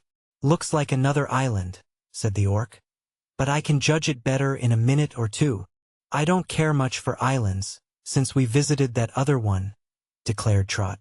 Soon the orc made another announcement. "It is surely an island and a little one too," said he. "But I won't stop, because I see a much bigger land straight ahead of it." "That's right," approved Captain Bill. "The bigger the land, the better it will suit us." "It's almost a continent," continued the orc after a brief silence, during which he did not decrease the speed of his flight. "I wonder if it can be Orkland, the place I have been seeking so long?" "I hope not," whispered Trot to Captain Bill so softly that the orc could not hear her. "For I shouldn't like to be in a country where only orcs live. This one orc isn't a bad companion, but a lot of him wouldn't be much fun." After a few more minutes of flying the orc called out in a sad voice, "No, this is not my country. It's a place I have never seen before, although I have wandered far and wide. It seems to be all mountains and deserts and green valleys and queer cities and lakes and rivers, mixed up in a very puzzling way." "Most countries are like that," commented Captain Bill. "Are you going to land?" "Pretty soon," was the reply. "There is a mountain peak just ahead of me. What do you say to our landing on that?" "All right," agreed the sailorman, for both he and Trot were getting tired of riding in the sunbonnet and longed to set foot on solid ground again. So in a few minutes the orc slowed down his speed and then came to a stop so easily that they were scarcely jarred at all. Then the creature squatted down until the sunbonnet rested on the ground, and began trying to unfasten with its claws the knotted strings. This proved a very clumsy task, because the strings were tied at the back of the orc's neck, just where his claws would not easily reach. After much fumbling, he said, "I'm afraid I can't let you out, and there is no one near to help me." This was at first discouraging, but after a little thought Captain Bill said, "If you don't mind, Trot, I can cut a slit in your sunbonnet with my knife." "Do," she replied. "The slit won't matter, 'cause I can sew it up again afterward when I am big." So Captain Bill got out his knife, which was just as small in proportion as he was, and after considerable trouble managed to cut a long slit in the sunbonnet. First he squeezed through the opening himself and then helped Trot to get out. When they stood on firm ground again, their first act was to begin eating the dark purple berries which they had brought with them. Two of these Trot had guarded carefully during the long journey, by holding them in her lap, for their safety meant much to the tiny people. "I'm not very hungry," said the little girl as she handed a berry to Captain Bill. "But hunger doesn't count in this case. It's like taking medicine to make you well, so we must manage to eat 'em, somehow or other." But the berries proved quite pleasant to taste, and as Captain Bill and Trot nibbled at their edges their forms began to grow in size slowly but steadily. The bigger they grew, the easier it was for them to eat the berries, which of course became smaller to them, and by the time the fruit was eaten our friends had regained their natural size. The little girl was greatly relieved when she found herself as large as she had ever been, and Captain Bill shared her satisfaction. For, although they had seen the effect of the berries on the orc, they had not been sure the magic fruit would have the same effect on human beings, or that the magic would work in any other country than that in which the berries grew. "What shall we do with the other 4 berries?" asked Trot, as she picked up her sunbonnet, marveling that she had ever been small enough to ride in it. "They're no good to us now, are they, Captain?" "I'm not sure as to that," he replied. "If they were eaten by one who had never eaten the lavender berries, they might have no effect at all. But then, contrariwise, they might. One of 'em has got badly jammed, so I'll throw it away, but the other 3 I believe I'll carry with me. They're magic things, you know, and may come handy to us some time." He now searched in his big pockets and drew out a small wooden box with a sliding cover. The sailor had kept an assortment of nails of various sizes in this box, but those he now dumped loosely into his pocket, and in the box placed the 3 sound purple berries. When this important matter was attended to, they found time to look about them and see what sort of place the orc had landed them in. The Scarecrow of Oz. Chapter 7. The Bumpy Man. The mountain on which they had alighted was not a barren waste, but had on its sides patches of green grass, some bushes, a few slender trees, and here and there masses of tumbled rocks. The sides of the slope seemed rather steep, but with care one could climb up or down them with ease and safety. The view from where they now stood showed pleasant valleys and fertile hills lying below the heights. Trot thought she saw some houses of queer shapes scattered about the lower landscape, and there were moving dots that might be people or animals, yet were too far away for her to see them clearly. Not far from the place where they stood was the top of the mountain, which seemed to be flat, so the orc proposed to his companions that he would fly up and see what was there. "That's a good idea," said Trot, "'cause it's getting toward evening and we'll have to find a place to sleep." The orc had not been gone more than a few minutes when they saw him appear on the edge of the top which was nearest them. "Come on up," he called. So Trot and Captain Bill began to ascend the steep slope, and it did not take them long to reach the place where the orc awaited them. Their first view of the mountaintop pleased them very much. It was a level space of wider extent than they had guessed, and upon it grew grass of a brilliant green color. In the very center stood a house built of stone and very neatly constructed. No one was in sight, but smoke was coming from the chimney, so with one accord all 3 began walking toward the house. "I wonder," said Trot, "in what country we are, and if it's very far from my home in California." "Can't say as to that, partner," answered Captain Bill, "but I'm mighty certain we've come a long way since we struck that whirlpool." "Yes," she agreed with a sigh. "It must be miles and miles." "Distance means nothing," said the orc. "I have flown pretty much all over the world, trying to find my home, and it is astonishing how many little countries there are, hidden away in the cracks and corners of this big globe of Earth. If one travels, he may find some new country at every turn, and a good many of them have never yet been put upon the maps." "Perhaps this is one of them," suggested Trot. They reached the house after a brisk walk, and Captain Bill knocked upon the door. It was at once opened by a rugged-looking man who had bumps all over him, as Trot afterward declared. There were bumps on his head, bumps on his body, and bumps on his arms and legs and hands. Even his fingers had bumps on the ends of them. For dress he wore an old gray suit of fantastic design, which fitted him very badly because of the bumps it covered but could not conceal. But the bumpy man's eyes were kind and twinkling in expression, and as soon as he saw his visitors he bowed low and said in a rather bumpy voice, "Happy day! Come in and shut the door, for it grows cool when the sun goes down. Winter is now upon us." "Why, it isn't cold a bit outside," said Trot. "So it can't be winter yet." "You will change your mind about that in a little while," declared the bumpy man. "My bumps always tell me the state of the weather, and they feel just now as if a snowstorm was coming this way. But make yourselves at home, strangers. Supper is nearly ready, and there is food enough for all." Inside the house there was but one large room, simply but comfortably furnished. It had benches, a table, and a fireplace, all made of stone. On the hearth a pot was bubbling and steaming, and Trot thought it had a rather nice smell. The visitors seated themselves upon the benches, except the orc, which squatted by the fireplace, and the bumpy man began stirring the kettle briskly. "May I ask what country this is, sir?" inquired Captain Bill. "Goodness me, fruit cake and applesauce. Don't you know where you are?" asked the bumpy man, as he stopped stirring and looked at the speaker in surprise. "No," admitted Captain Bill. "We've just arrived." "Lost your way?" questioned the bumpy man. "Not exactly," said Captain Bill. "We didn't have any way to lose." "Ah," said the bumpy man, nodding his bumpy head. "This," he announced, in a solemn, impressive voice, "is the famous land of Mo." "Oh!" exclaimed the sailor and the girl, both in one breath. But, never having heard of the land of Mo, they were no wiser than before. "I thought that would startle you," remarked the bumpy man, well pleased, as he resumed his stirring. The orc watched him a while in silence and then asked, "Who may you be?" "Me?" answered the bumpy man. "Haven't you heard of me? Gingerbread and lemon juice. I'm known, far and wide, as the Mountain Ear." They all received this information in silence at first, for they were trying to think what he could mean.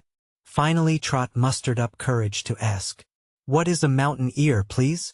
For answer the man turned around and faced them, waving the spoon with which he had been stirring the kettle, as he recited the following verses in a sing-song tone of voice.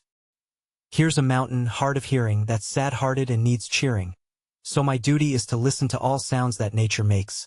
So the hill won't get uneasy, get to coughing or get sneezy, for this monster bump, when frightened, is quite liable to quakes. You can hear a bell that's ringing. I can feel some people singing. But a mountain isn't sensible of what goes on. And so when I hear a blizzard blowing or it's raining hard or snowing, I tell it to the mountain and the mountain seems to know. Thus I benefit all people while I'm living on this steeple. For I keep the mountain steady so my neighbors all may thrive.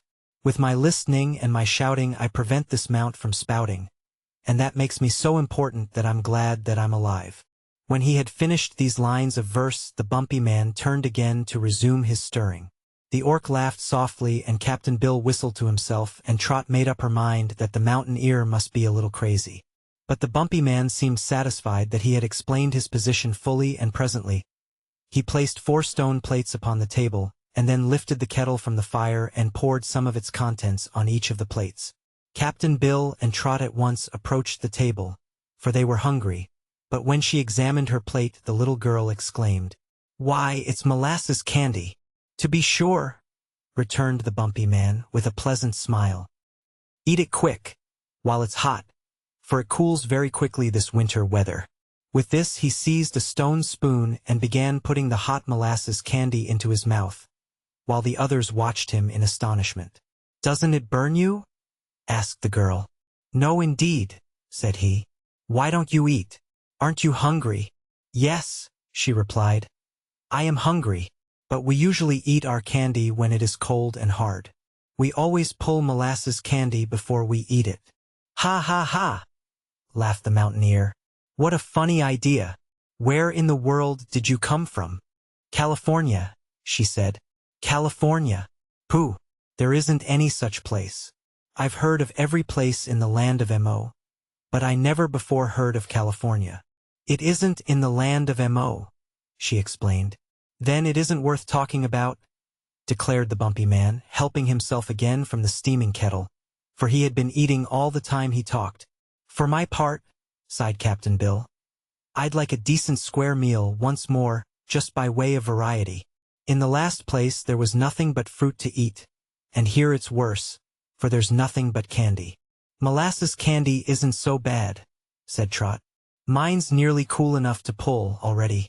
Wait a bit, Captain, and you can eat it." A little later she was able to gather the candy from the stone plate and begin to work it back and forth with her hands. The mountain ear was greatly amazed at this and watched her closely. It was really good candy and pulled beautifully, so that Trot was soon ready to cut it into chunks for eating. Captain Bill condescended to eat 1 or 2 pieces and the orc ate several, but the bumpy man refused to try it. Trot finished the plate of candy herself and then asked for a drink of water. Water? Said the mountaineer wonderingly. What is that? Something to drink. Don't you have water in Mo? None that ever I heard of, said he. But I can give you some fresh lemonade. I caught it in a jar the last time it rained, which was only day before yesterday. Oh, does it rain lemonade here? She inquired. Always. And it is very refreshing and healthful. With this he brought from a cupboard a stone jar and a dipper, and the girl found it very nice lemonade indeed. Captain Bill liked it too, but the orc would not touch it. If there is no water in this country, I cannot stay here for long, the creature declared. Water means life to man and beast and bird. There must be water in lemonade, said Trot. Yes, answered the orc. I suppose so, but there are other things in it too, and they spoil the good water. The day's adventures had made our wanderers tired, so the bumpy man brought them some blankets in which they rolled themselves and then lay down before the fire, which their host kept alive with fuel all through the night. Trot wakened several times and found the mountaineer always alert and listening intently for the slightest sound. But the little girl could hear no sound at all except the snores of Captain Bill. The Scarecrow of Oz. Chapter 8. Button-Bright is lost and found again. Wake up, called the voice of the bumpy man. Didn't I tell you winter was coming? I could hear it coming with my left ear. And the proof is that it is now snowing hard outside. Is it? Said Trot, rubbing her eyes and creeping out of her blanket. Where I live, in California, I have never seen snow, except far away on the tops of high mountains. Well, this is the top of a high mountain, returned the bumpy one. And for that reason we get our heaviest snowfalls right here. The little girl went to the window and looked out. The air was filled with falling white flakes, so large in size and so queer in form that she was puzzled. Are you certain this is snow? She asked. To be sure. I must get my snow shovel and turn out to shovel a path. Would you like to come with me? Yes, she said, and followed the bumpy man out when he opened the door. Then she exclaimed, Why, it isn't cold a bit. Of course not, replied the man. It was cold last night before the snowstorm. But snow, when it falls, is always crisp and warm. Trot gathered a handful of it. Why, it's popcorn, she cried. Certainly, all snow is popcorn. What did you expect it to be? Popcorn is not snow in my country. Well, it is the only snow we have in the land of Mo, so you may as well make the best of it, said he a little impatiently. I'm not responsible for the absurd things that happen in your country, and when you're in Mo you must do as the Momin do. Eat some of our snow, and you will find it is good. The only fault I find with our snow is that we get too much of it at times. With this the bumpy man set to work shoveling a path, and he was so quick and industrious that he piled up the popcorn in great banks on either side of the trail that led to the mountaintop from the plains below. While he worked, Trot ate popcorn and found it crisp and slightly warm, as well as nicely salted and buttered. Presently Captain Bill came out of the house and joined her. What's this? He asked. Mo snow, said she. But it isn't real snow, although it falls from the sky. It's popcorn. Captain Bill tasted it. Then he sat down in the path and began to eat. The orc came out and pecked away with its bill as fast as it could. They all liked popcorn, and they all were hungry this morning. Meantime the flakes of Mo snow came down so fast that the number of them almost darkened the air. The bumpy man was now shoveling quite a distance down the mountainside, while the path behind him rapidly filled up with fresh fallen popcorn. Suddenly Trot heard him call out, Goodness gracious, mince pie and pancakes! Here is someone buried in the snow. She ran toward him at once, and the others followed, wading through the corn and crunching it underneath their feet. The Mo snow was pretty deep where the bumpy man was shoveling, and from beneath a great bank of it, he had uncovered a pair of feet. Dear me! Someone has been lost in the storm, said Captain Bill. I hope he is still alive. Let's pull him out and see. He took hold of one foot and the bumpy man took hold of the other. Then they both pulled, and out from the heap of popcorn came a little boy. He was dressed in a brown velvet jacket and knickerbockers, with brown stockings, buckled shoes, and a blue shirtwaist that had frills down its front. When drawn from the heap, the boy was chewing a mouthful of popcorn and both his hands were full of it. So at first he couldn't speak to his rescuers but lay quite still and eyed them calmly until he had swallowed his mouthful. Then he said, "Get my cap," and stuffed more popcorn into his mouth. While the bumpy man began shoveling into the corn bank to find the boy's cap, Trot was laughing joyfully and Captain Bill had a broad grin on his face. The orc looked from one to another and asked, "Who is this stranger?" "Why, it's Button-Bright, of course," answered Trot. "If anyone ever finds a lost boy, he can make up his mind it's Button-Bright. But how he ever came to be lost in this faraway country is more'n I can make out." "Where does he belong?" inquired the orc. "His home used to be in Philadelphia, I think. But I'm quite sure Button-Bright doesn't belong anywhere." "That's right," said the boy, nodding his head as he swallowed the second mouthful. "Everyone belongs somewhere," remarked the orc. "Not me," insisted Button-Bright. "I'm halfway round the world from Philadelphia, and I've lost my magic umbrella that used to carry me anywhere. Stands to reason that if I can't get back I haven't any home. But I don't care much. This is a pretty good country, Trot. I've had lots of fun here." By this time, the mountain ear had secured the boy's cap and was listening to the conversation with much interest. "It seems you know this poor, snow-covered castaway," he said. "Yes, indeed," answered Trot. "We made a journey together to Sky Island once, and we're good friends." "Well, then I'm glad I saved his life," said the bumpy man. "Much obliged, Mr. Nobbs," said Button-Bright, sitting up and staring at him. "But I don't believe you've saved anything except some popcorn that I might have eaten had you not disturbed me. It was nice and warm in that bank of popcorn, and there was plenty to eat. What made you dig me out? And what makes you so bumpy everywhere?" "As for the bumps," replied the man, looking at himself with much pride, "I was born with them and I suspect they were a gift from the fairies. They make me look rugged and big, like the mountain I serve." "All right," said Button-Bright and began eating popcorn again. It had stopped snowing now, and great flocks of birds were gathering around the mountainside, eating the popcorn with much eagerness and scarcely noticing the people at all. There were birds of every size and color, most of them having gorgeous feathers and plumes. "Just look at them!" exclaimed the orc scornfully.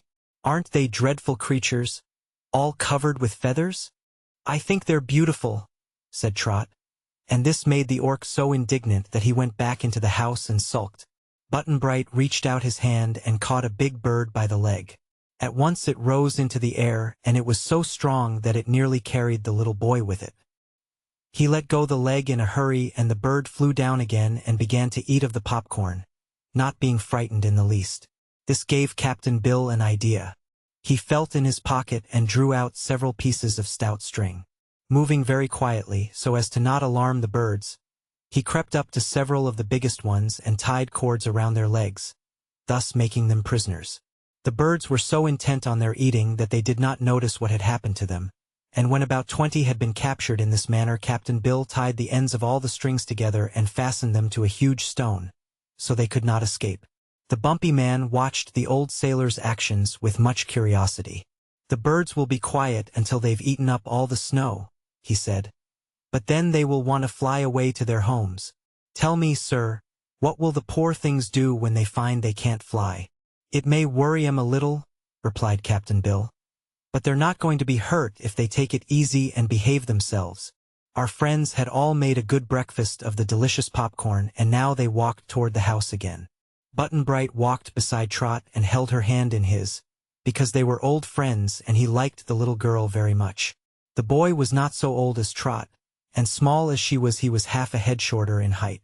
The most remarkable thing about Button-Bright was that he was always quiet and composed, whatever happened, and nothing was ever able to astonish him. Trot liked him because he was not rude and never tried to plague her. Captain Bill liked him because he had found the boy cheerful and brave at all times, and willing to do anything he was asked to do. When they came to the house, Trot sniffed the air and asked, "Don't I smell perfume?" "I think you do," said the bumpy man. "You smell violets. And that proves there is a breeze springing up from the south. All our winds and breezes are perfumed, and for that reason we are glad to have them blow in our direction." The south breeze always has a violet odor. The north breeze has the fragrance of wild roses.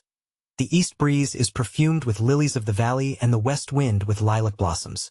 So we need no weather vane to tell us which way the wind is blowing. We have only to smell the perfume and it informs us at once. Inside the house they found the orc, and Button-Bright regarded the strange, bird-like creature with curious interest. After examining it closely for a time he asked, "Which way does your tail whirl?" "Either way," said the orc. Button-Bright put out his hand and tried to spin it. "Don't do that," exclaimed the orc. "Why not?" inquired the boy.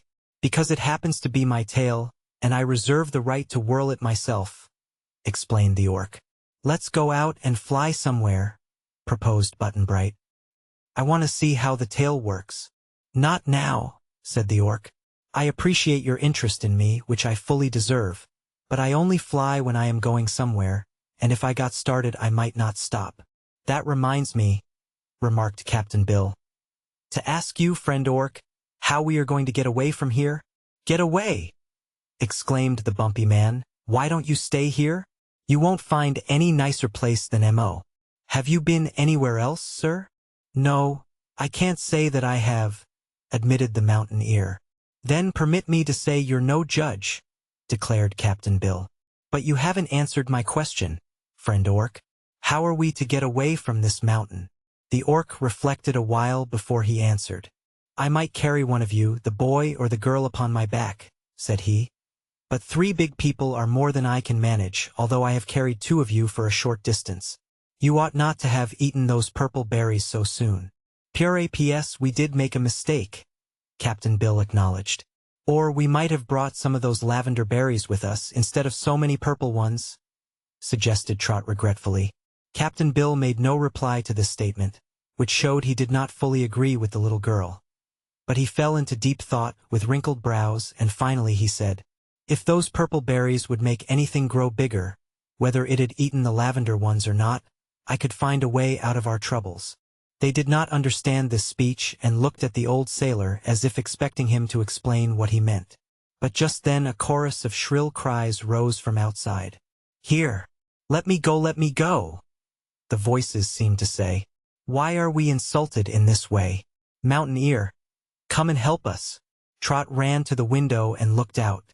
"It's the birds you caught, Captain," she said. "I didn't know they could talk." "Oh, yes. All the birds in M.O. are educated to talk," said the bumpy man. Then he looked at Captain Bill uneasily and added, "Won't you let the poor things go?"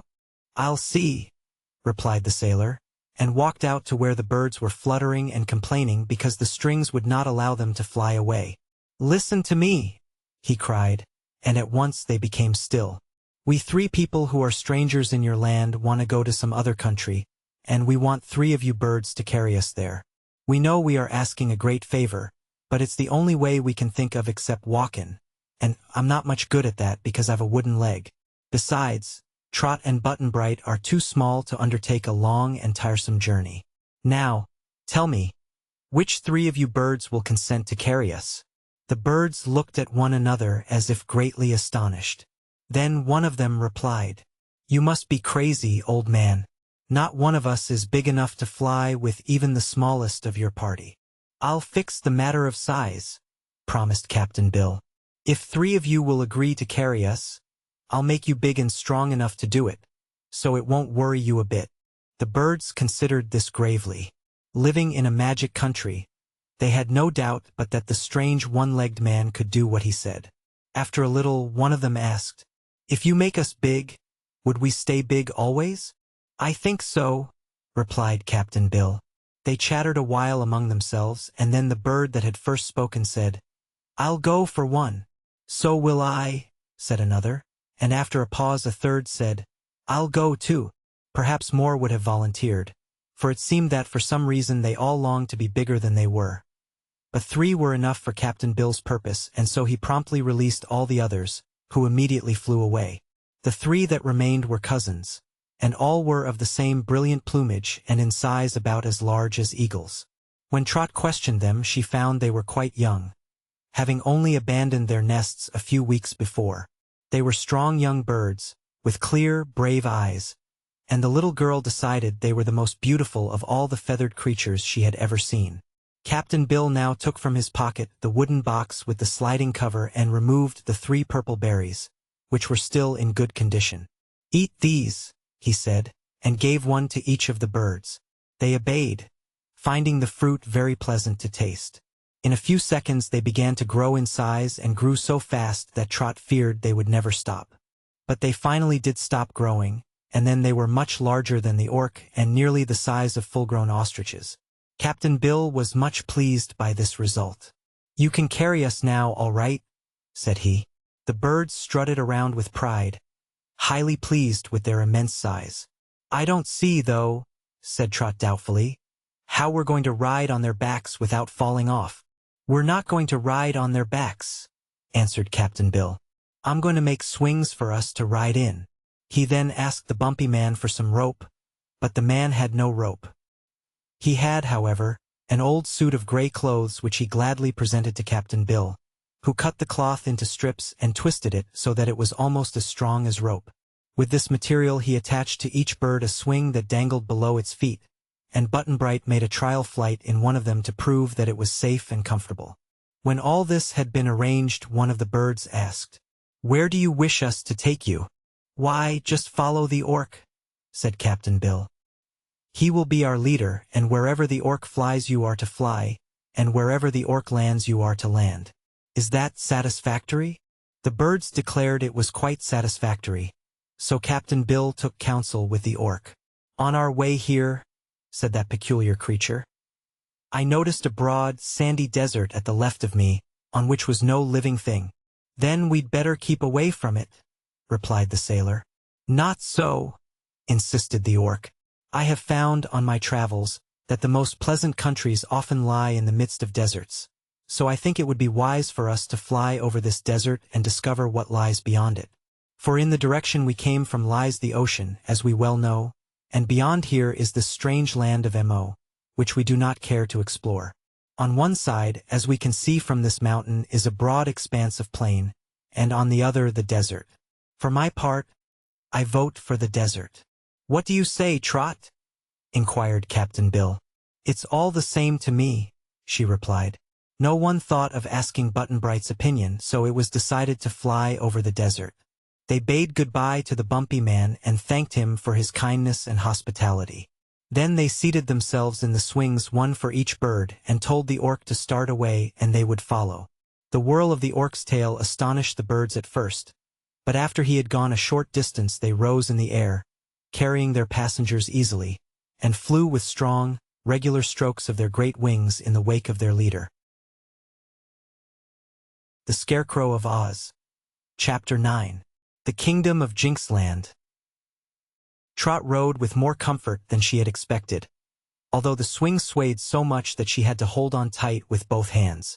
Captain Bill's bird followed the orc, and Trot came next, with Button-Bright trailing behind her. It was quite an imposing procession, but unfortunately there was no one to see it, for the orc had headed straight for the great sandy desert, and in a few minutes after starting they were flying high over the broad waste, where no living thing could exist. The little girl thought this would be a bad place for the birds to lose strength, or for the cloth ropes to give way, but although she could not help feeling a trifle nervous and fidgety, she had confidence in the huge and brilliantly plumaged bird that bore her, as well as in Captain Bill's knowledge of how to twist and fasten a rope so it would hold. That was a remarkably big desert. There was nothing to relieve the monotony of view, and every minute seemed an hour and every hour a day. Disagreeable fumes and gases rose from the sands, which would have been deadly to the travelers had they not been so high in the air. As it was, Trot was beginning to feel sick, when a breath of fresher air filled her nostrils, and on looking ahead she saw a great cloud of pink-tinted mist. Even while she wondered what it could be, the orc plunged boldly into the mist and the other birds followed. She could see nothing for a time, nor could the bird which carried her see where the orc had gone.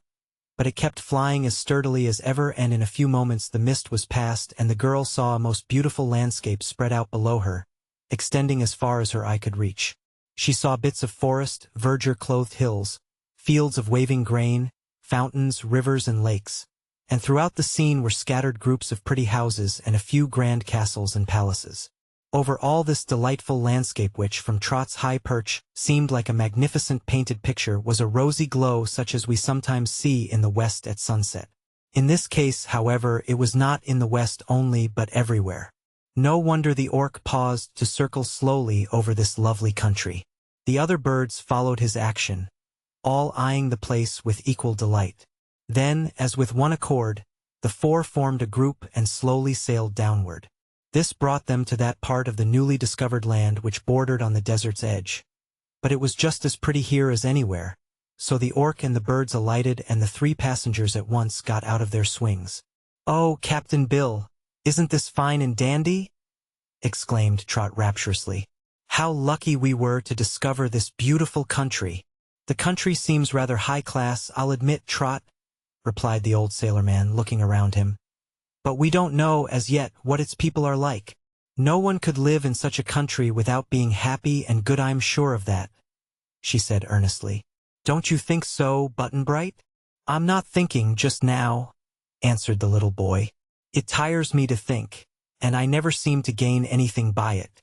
When we see the people who live here we will know what they are like, and no amount of thinking will make them any different." "That's true enough," said the orc. "But now I want to make a proposal. While you are getting acquainted with this new country, which looks as if it contains everything to make one happy, I would like to fly along all by myself and see if I can find my home on the other side of the great desert. If I do, I will stay there, of course. But if I fail to find Orkland, I will return to you in a week, to see if I can do anything more to assist you."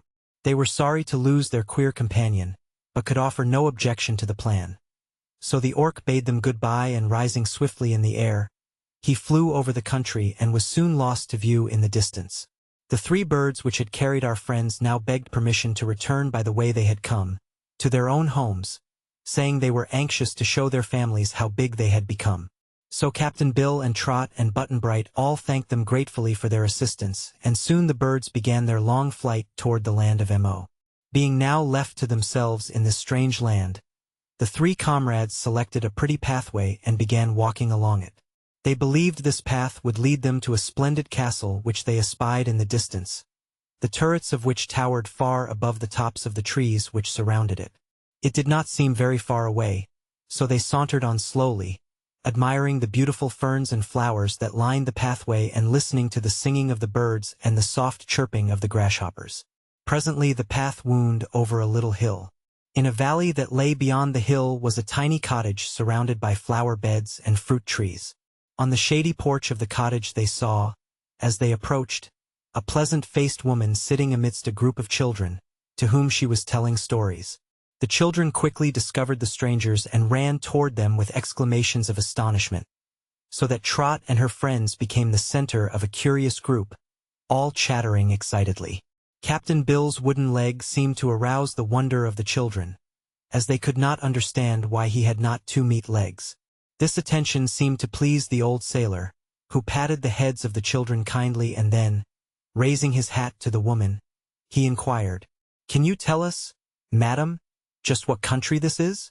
She stared hard at all three of the strangers as she replied briefly, "Jinxland." "Oh!"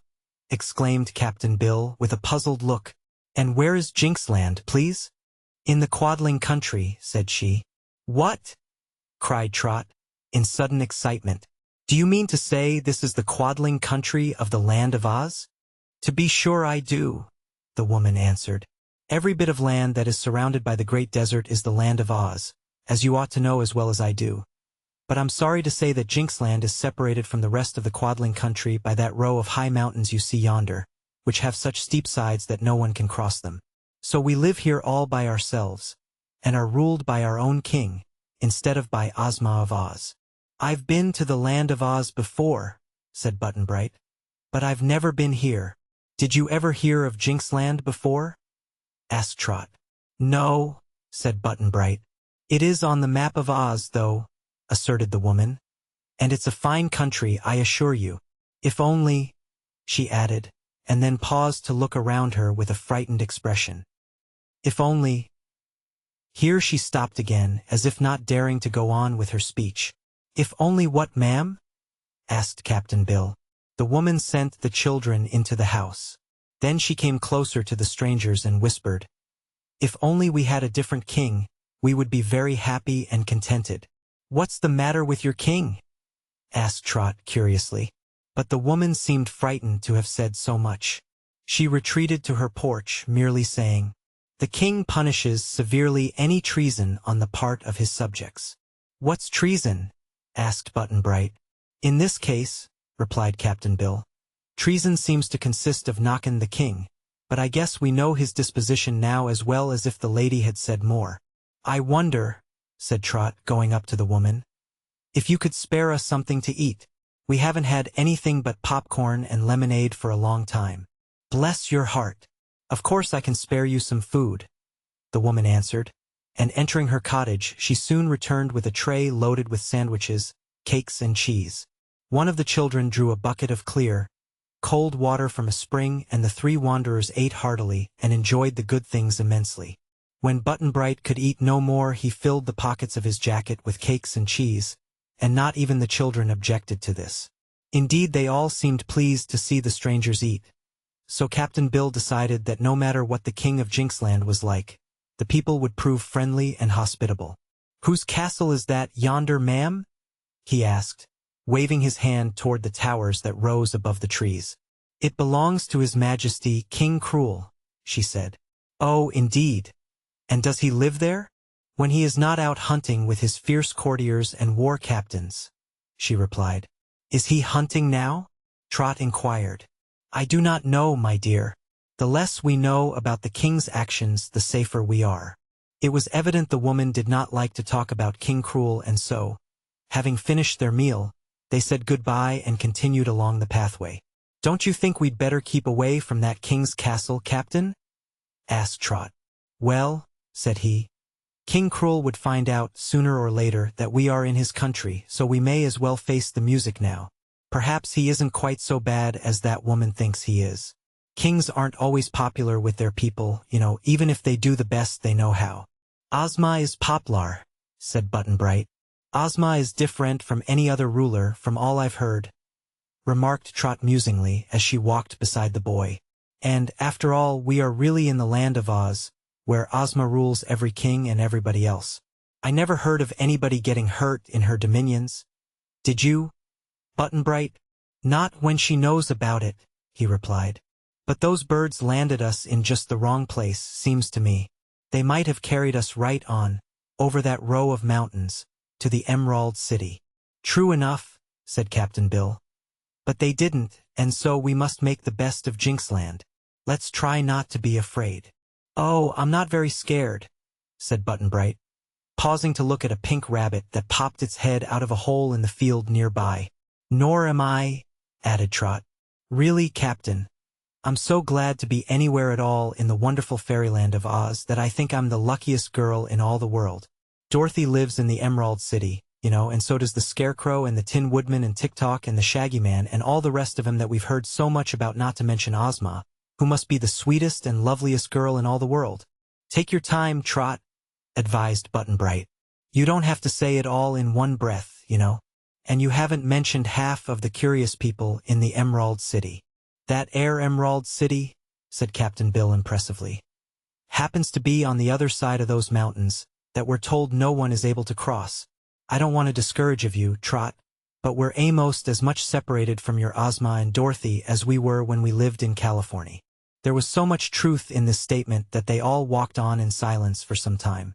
Finally, they reached the grove of stately trees that bordered the grounds of the king's castle.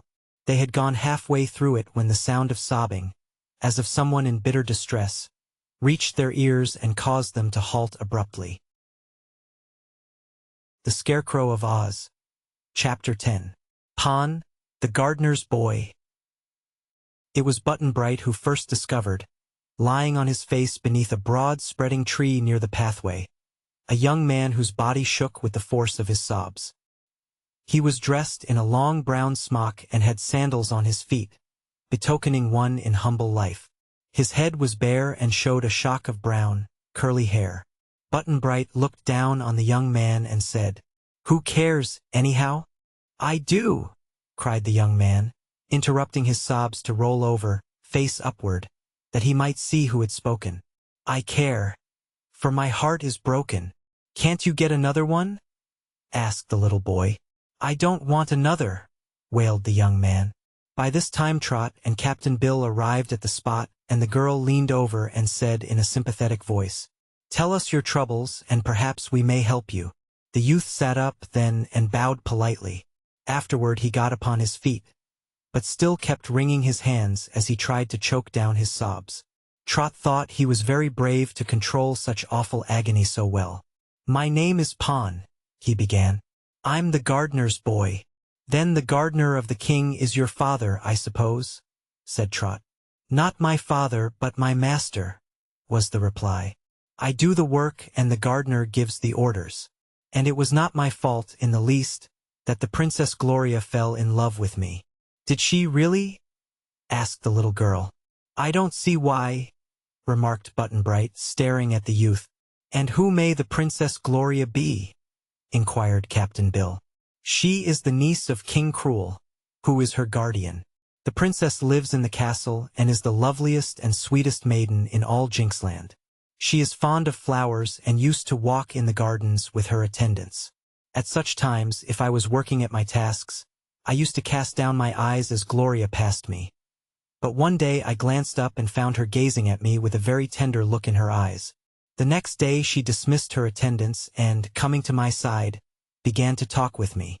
She said I had touched her heart as no other young man had ever done. I kissed her hand. Just then the king came around a bend in the walk. He struck me with his fist and kicked me with his foot. Then he seized the arm of the princess and rudely dragged her into the castle." "Wasn't he awful?" gasped Trot indignantly. "He is a very abrupt king," said Pon. "So it was the least I could expect.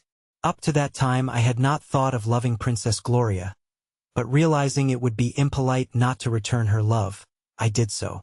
We met at evening, now and then, and she told me the king wanted her to marry a rich courtier named Googlegoo, who is old enough to be Gloria's father. She has refused Googlegoo 39 times, but he still persists and has brought many rich presents to bribe the king. On that account King Cruel has commanded his niece to marry the old man. But the princess has assured me, time and again, that she will wed only me. This morning we happened to meet in the grape arbor, and as I was respectfully saluting the cheek of the princess, 2 of the king's guards seized me and beat me terribly before the very eyes of Gloria, whom the king himself held back so she could not interfere." "Why, this king must be a monster," cried Trot. "He is far worse than that," said Pon mournfully. "But see here," interrupted Captain Bill, who had listened carefully to Pon. "This king may not be so much to blame, after all. Kings are proud folks, because they're so high and mighty, and it isn't reasonable for a royal princess to marry a common gardener's boy." "It isn't right," declared Button-Bright. "A princess should marry a prince." "I'm not a common gardener's boy," protested Pon. "If I had my rights, I would be the king instead of Cruel. As it is, I'm a prince, and as royal as any man in Jinxland." "How does that come?" asked Captain Bill. "My father used to be the king and Cruel was his prime minister. But one day while out hunting, King First, that was my father's name, had a quarrel with Cruel and tapped him gently on the nose with the knuckles of his closed hand.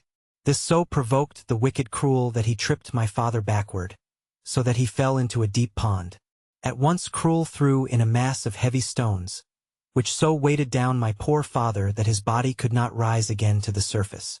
It is impossible to kill anyone in this land, as perhaps you know, but when my father was pressed down into the mud at the bottom of the deep pool and the stones held him so he could never escape, he was of no more use to himself or the world than if he had died.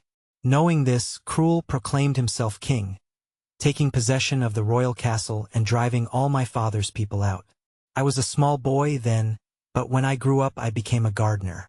I have served King Cruel without his knowing that I am the son of the same King First, whom he so cruelly made away with." "My, but that's a terribly exciting story," said Trot, drawing a long breath. "But tell us, Pon, who was Gloria's father?" "Oh, he was the king before my father," replied Pon. "Father was prime minister for King Kynd, who was Gloria's father.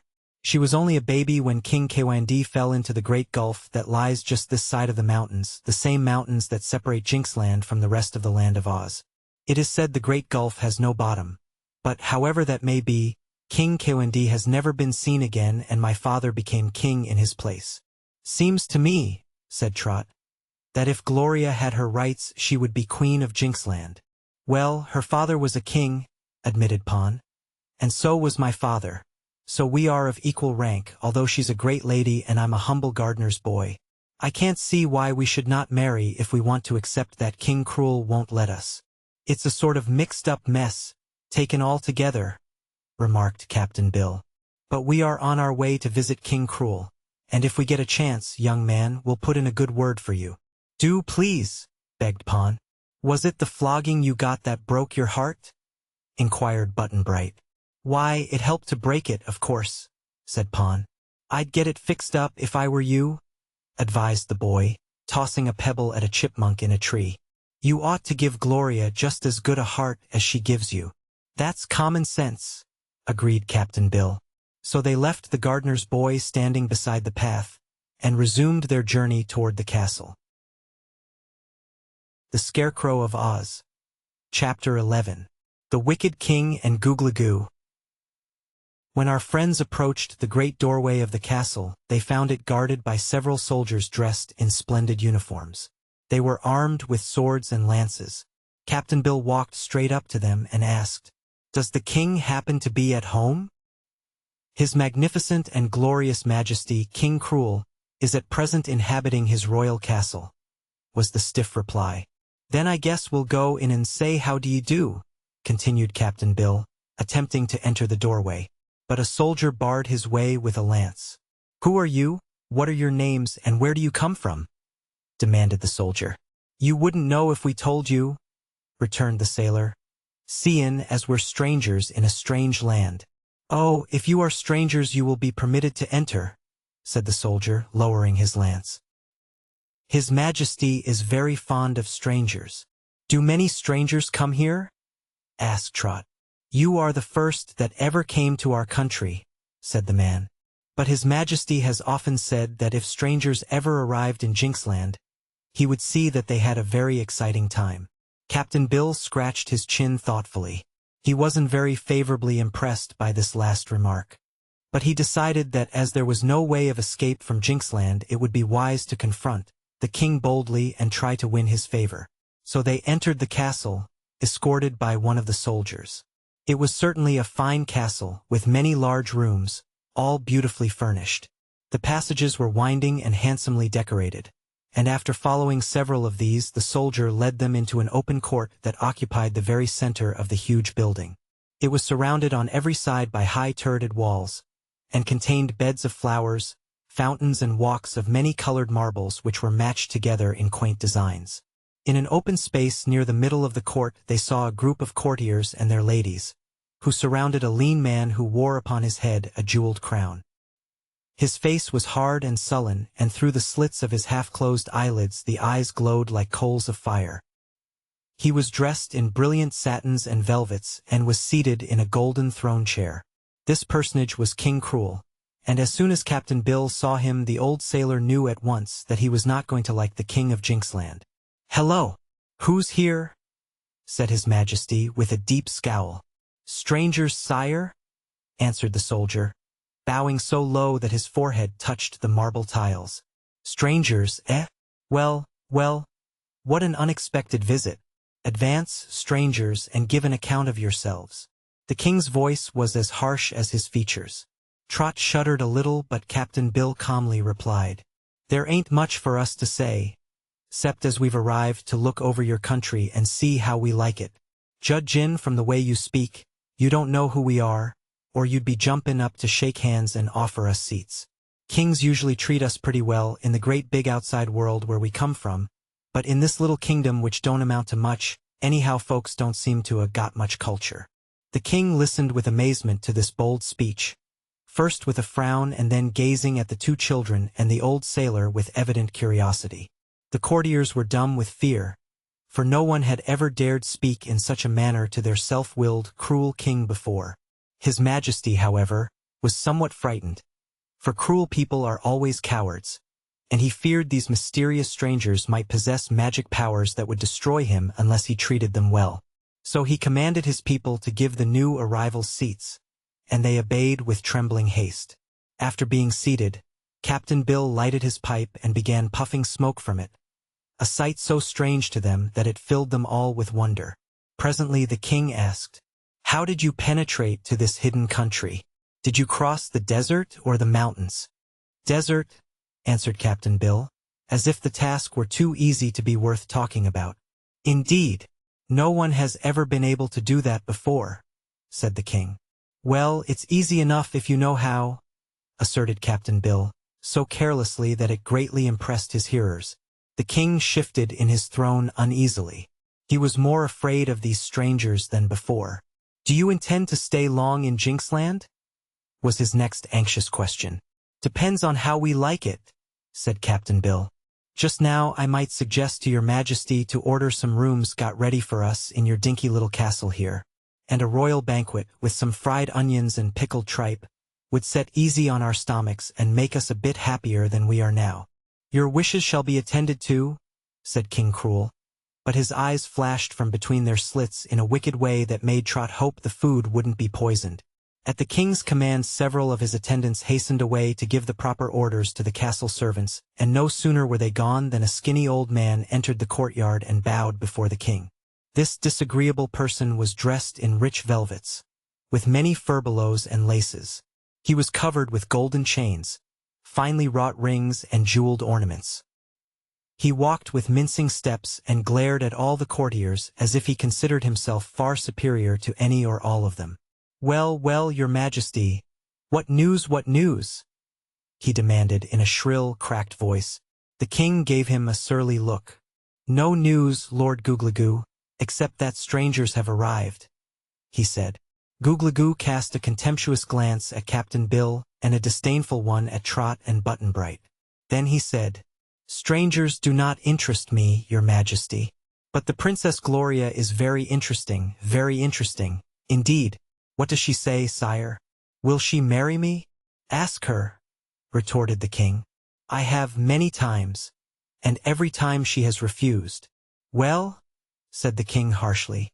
"Well?" said Googligoo in a jaunty tone. "A bird that can sing and won't sing must be made to sing." "Ha!" sneered the king. "That's easy with a bird, but a girl is harder to manage." "Still," persisted Googligoo, "we must overcome difficulties. The chief trouble is that Gloria fancies she loves that miserable gardener's boy, Pon. Suppose we throw Pon into the great gulf, your majesty." "It would do you no good," returned the king. "She would still love him." Too bad, sighed Googligoo.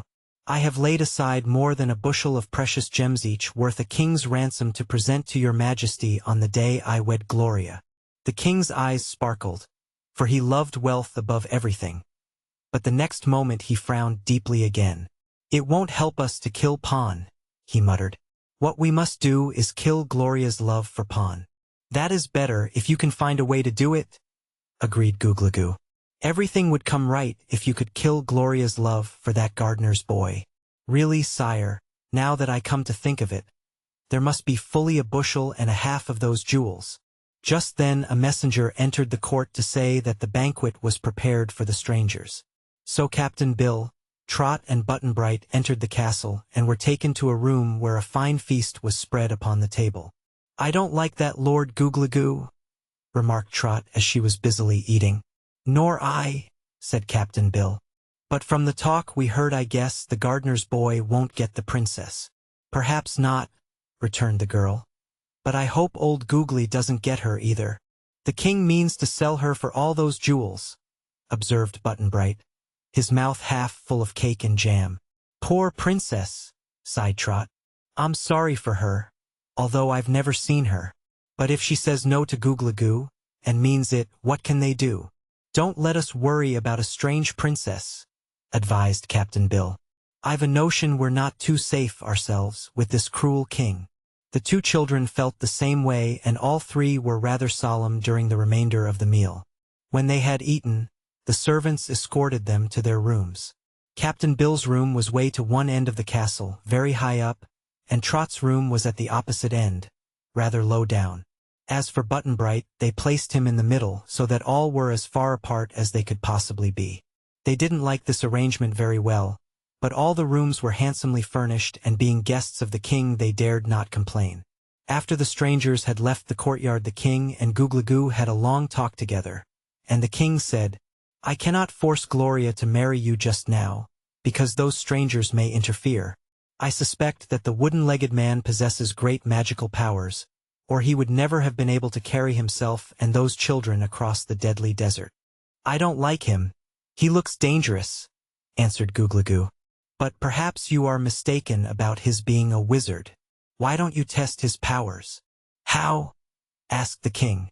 "Send for the Wicked Witch. She will tell you in a moment whether that wooden-legged person is a common man or a magician." "Ha! That's a good idea," cried the king.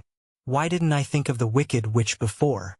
But the woman demands rich rewards for her services." "Never mind. I will pay her," promised the wealthy Googly-Goo. So a servant was dispatched to summon the Wicked Witch, who lived but a few leagues from King Cruel's castle. While they awaited her, the withered old courtier proposed that they pay a visit to Princess Gloria and see if she was not now in a more complaisant mood. So the two started away together and searched the castle over without finding Gloria. At last Googly-Goo suggested she might be in the rear garden, which was a large park filled with bushes and trees and surrounded by a high wall. And what was their anger, when they turned a corner of the path, to find in a quiet nook the beautiful princess, and kneeling before her Pon, the gardener's boy. With a roar of rage the king dashed forward. But Pon had scaled the wall by means of a ladder, which still stood in its place, and when he saw the king coming he ran up the ladder and made good his escape.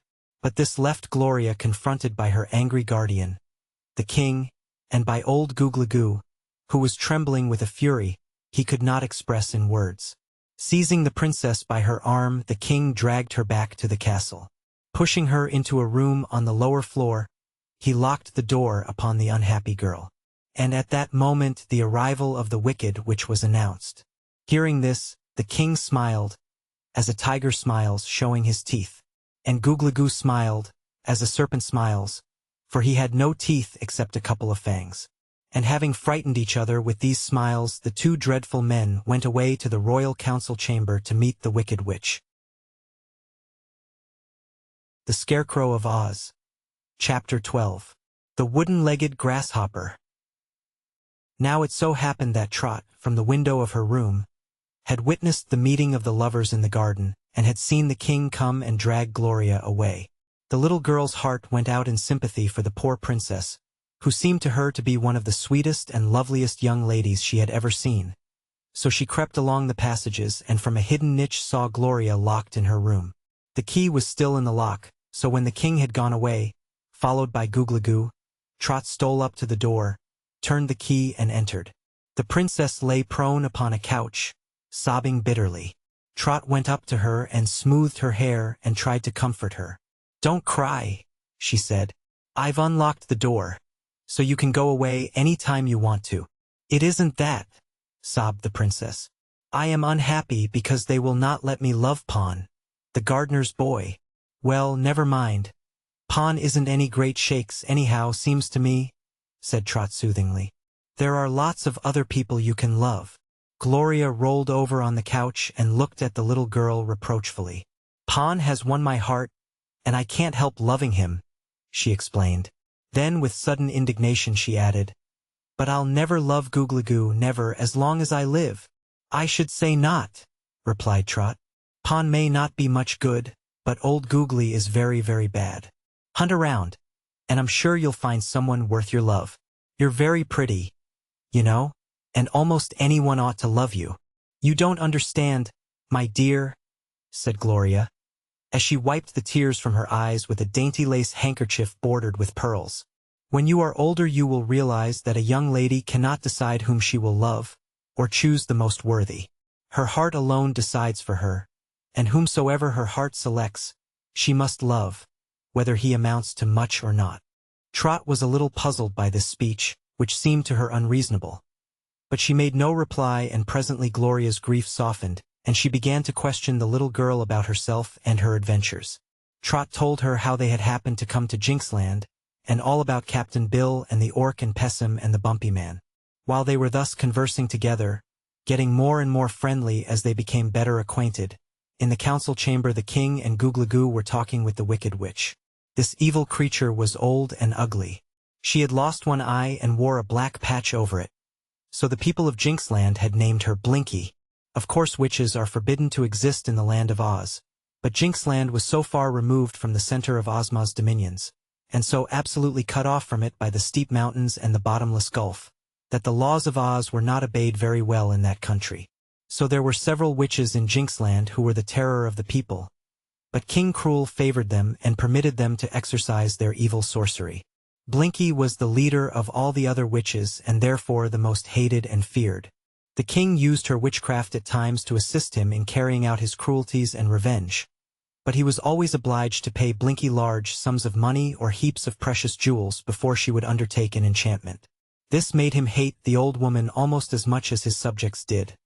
But today Lord Googlagoo had agreed to pay the witch's price, so the king greeted her with gracious favor. "Can you destroy the love of Princess Gloria for the gardener's boy?" inquired his majesty. The Wicked Witch thought about it before she replied. "That's a hard question to answer. I can do lots of clever magic, but love is a stubborn thing to conquer. When you think you've killed it, it's liable to bob up again as strong as ever. I believe love and cats have 9 lives. In other words, killing love is a hard job, even for a skillful witch, but I believe I can do something that will answer your purpose just as well." "What is that?" asked the king. "I can freeze the girl's heart. I've got a special incantation for that. And when Gloria's heart is thoroughly frozen, she can no longer love Pawn." "Just the thing!" exclaimed Googlagoo, and the king was likewise much pleased. They bargained a long time as to the price, but finally the old courtier agreed to pay the Wicked Witch's demands. It was arranged that they should take Gloria to Blinky's house the next day, to have her heart frozen. Then King Cruel mentioned to the old hag the strangers who had that day arrived in Jinxland, and said to her, "I think the 2 children, the boy and the girl, are unable to harm me, but I have a suspicion that the wooden-legged man is a powerful wizard." The witch's face wore a troubled look when she heard this. "If you are right," she said, "this wizard might spoil my incantation and interfere with me in other ways. So it will be best for me to meet this stranger at once and match my magic against his, to decide which is the stronger." "All right," said the king. "Come with me and I will lead you to the man's room." Googlagoo did not accompany them, as he was obliged to go home to get the money and jewels he had promised to pay old Blinky. So the other 2 climbed several flights of stairs and went through many passages until they came to the room occupied by Captain Bill.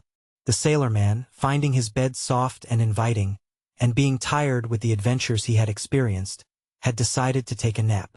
When the Wicked Witch and the king softly opened his door and entered, Captain Bill was snoring with such vigor that he did not hear them at all.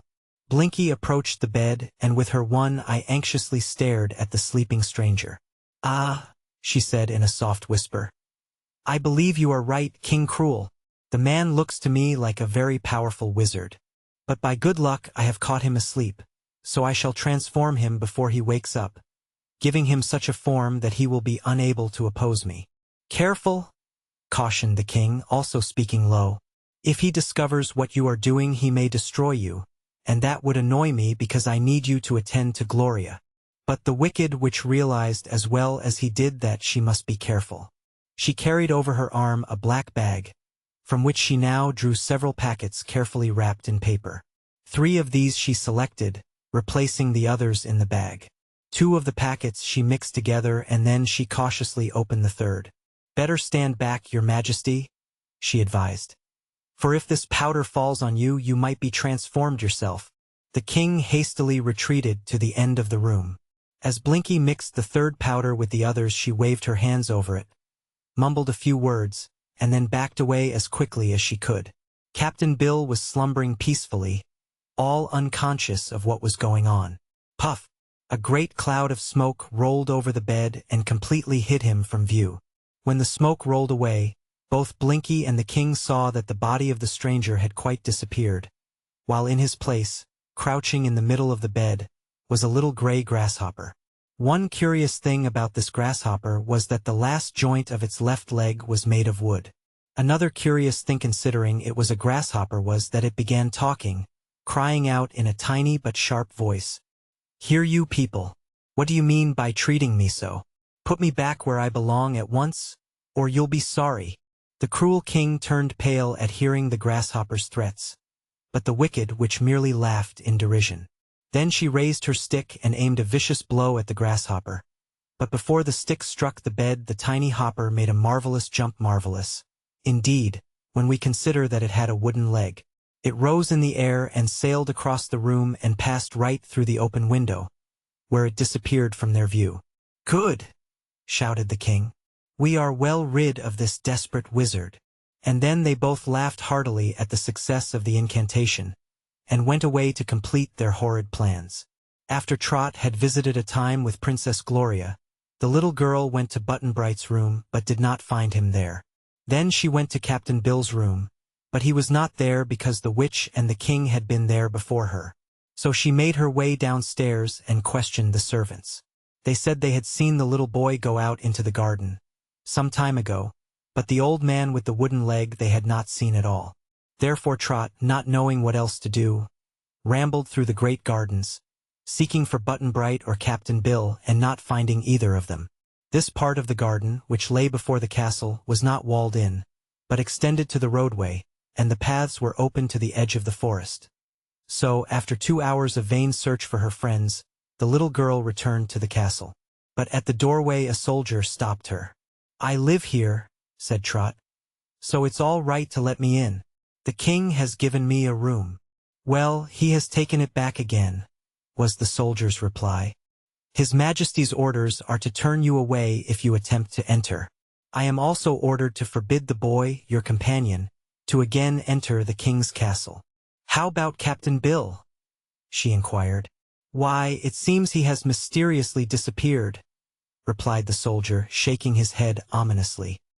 "Where he has gone to, I can't make out, but I can assure you he is no longer in this castle. I'm sorry, little girl, to disappoint you. Don't blame me. I must obey my master's orders." Now, all her life Trot had been accustomed to depend on Captain Bill.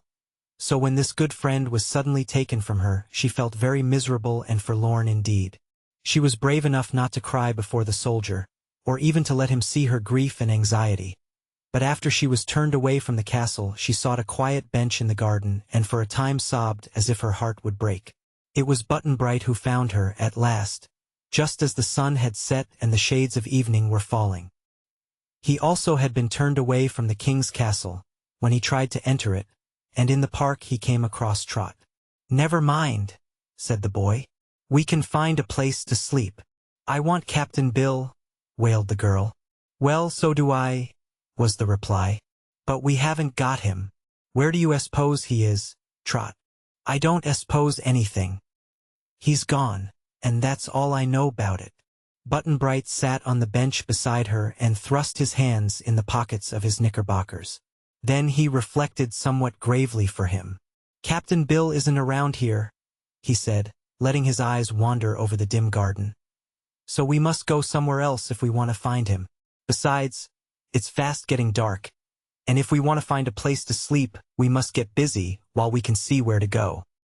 He rose from the bench as he said this, and Trot also jumped up, drying her eyes on her apron. Then she walked beside him out of the grounds of the king's castle. They did not go by the main path, but passed through an opening in a hedge and found themselves in a small but well-worn roadway.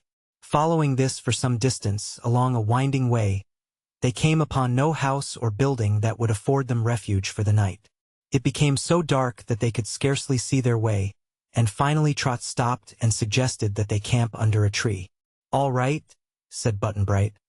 "I've often found that leaves make a good warm blanket. But look there, Trot. Isn't that a light flashing over yonder?"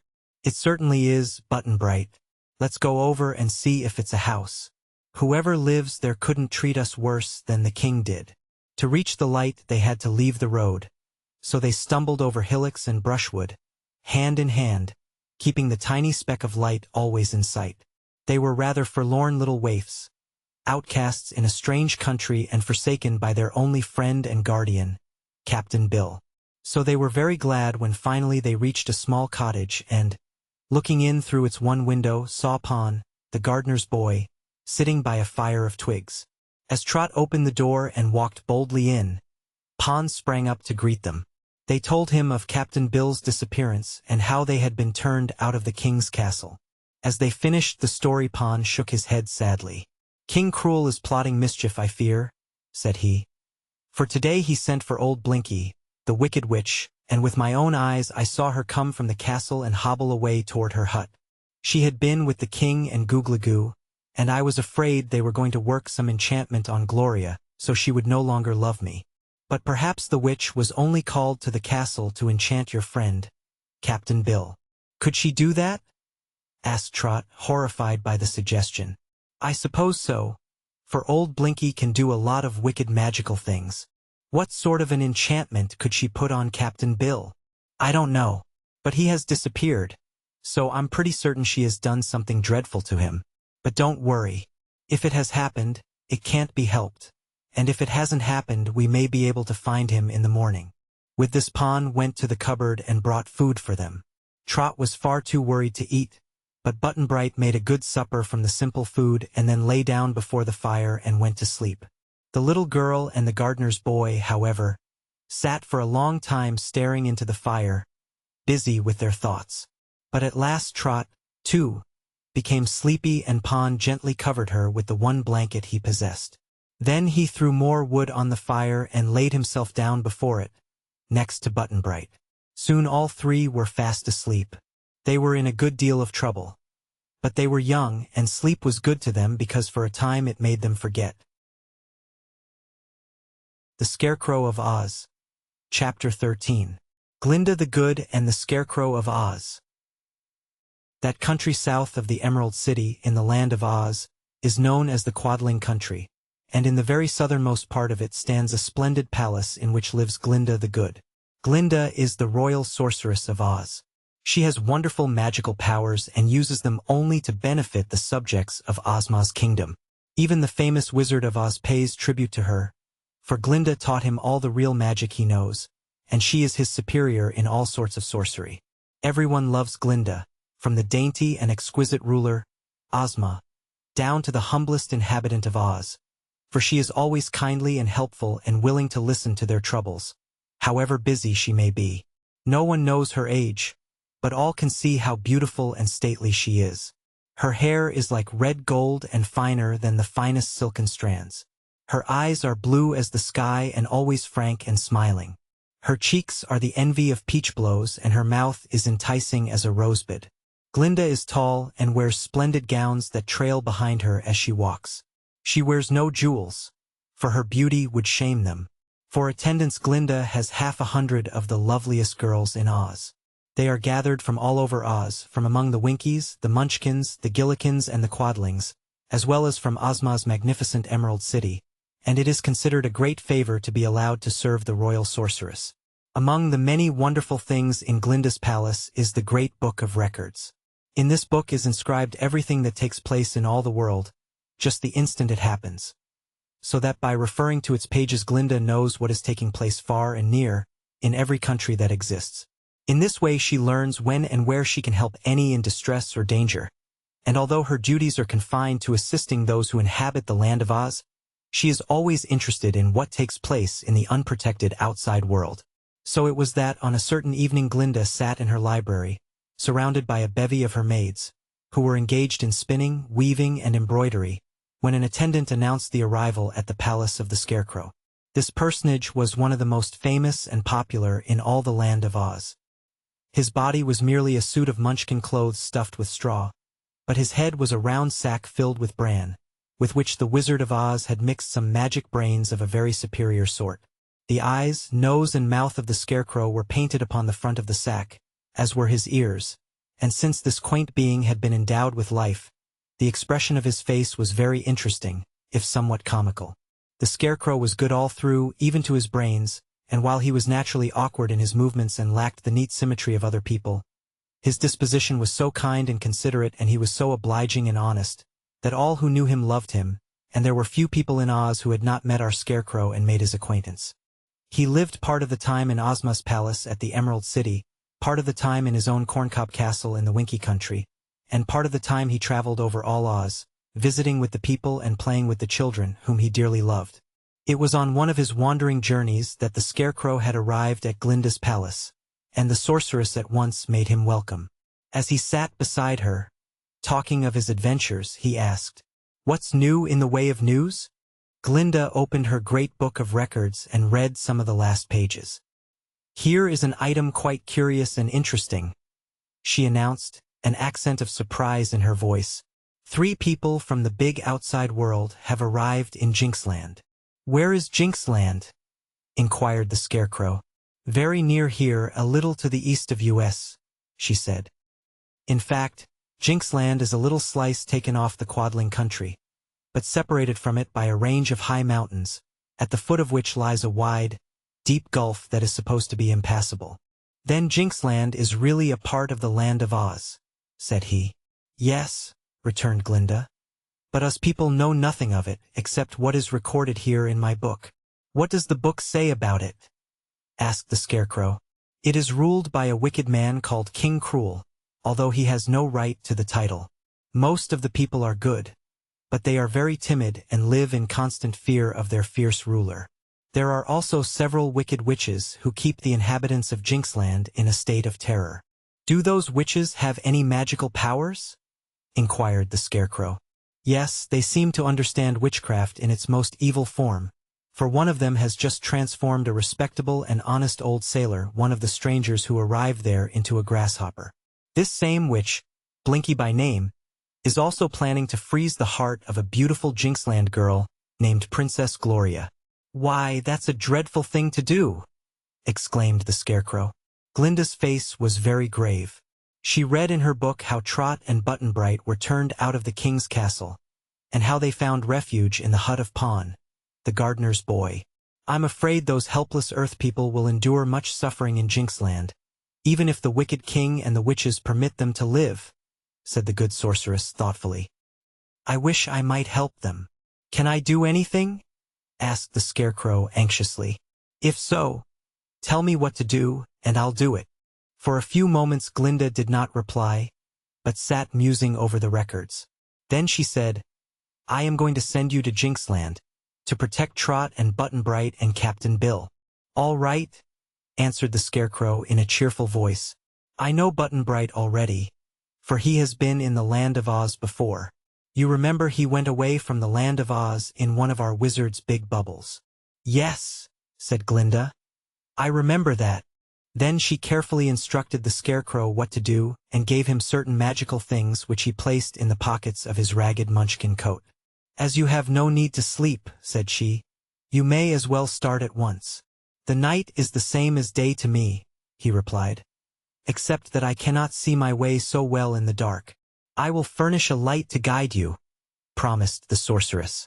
So the Scarecrow bade her goodbye and at once started on his journey. By morning he had reached the mountains that separated the Quadling Country from Jinxland. The sides of these mountains were too steep to climb, but the Scarecrow took a small rope from his pocket and tossed one end upward, into the air. The rope unwound itself for hundreds of feet, until it caught upon a peak of rock at the very top of a mountain, for it was a magic rope furnished him by Glinda. The Scarecrow climbed the rope and, after pulling it up, let it down on the other side of the mountain range. When he descended the rope on this side he found himself in Jinxland, but at his feet yawned the great gulf, which must be crossed before he could proceed any farther. The Scarecrow knelt down and examined the ground carefully, and in a moment he discovered a fuzzy brown spider that had rolled itself into a ball. So he took 2 tiny pills from his pocket and laid them beside the spider, which unrolled itself and quickly ate up the pills. Then the Scarecrow said in a voice of command, "Spin!" and the spider obeyed instantly. In a few moments the little creature had spun 2 slender but strong strands that reached way across the gulf, one being 5 or 6 feet above the other. When these were completed the Scarecrow started across the tiny bridge, walking upon one strand as a person walks upon a rope, and holding to the upper strand with his hands to prevent him from losing his balance and toppling over into the gulf. The tiny threads held him safely, thanks to the strength given them by the magic pills.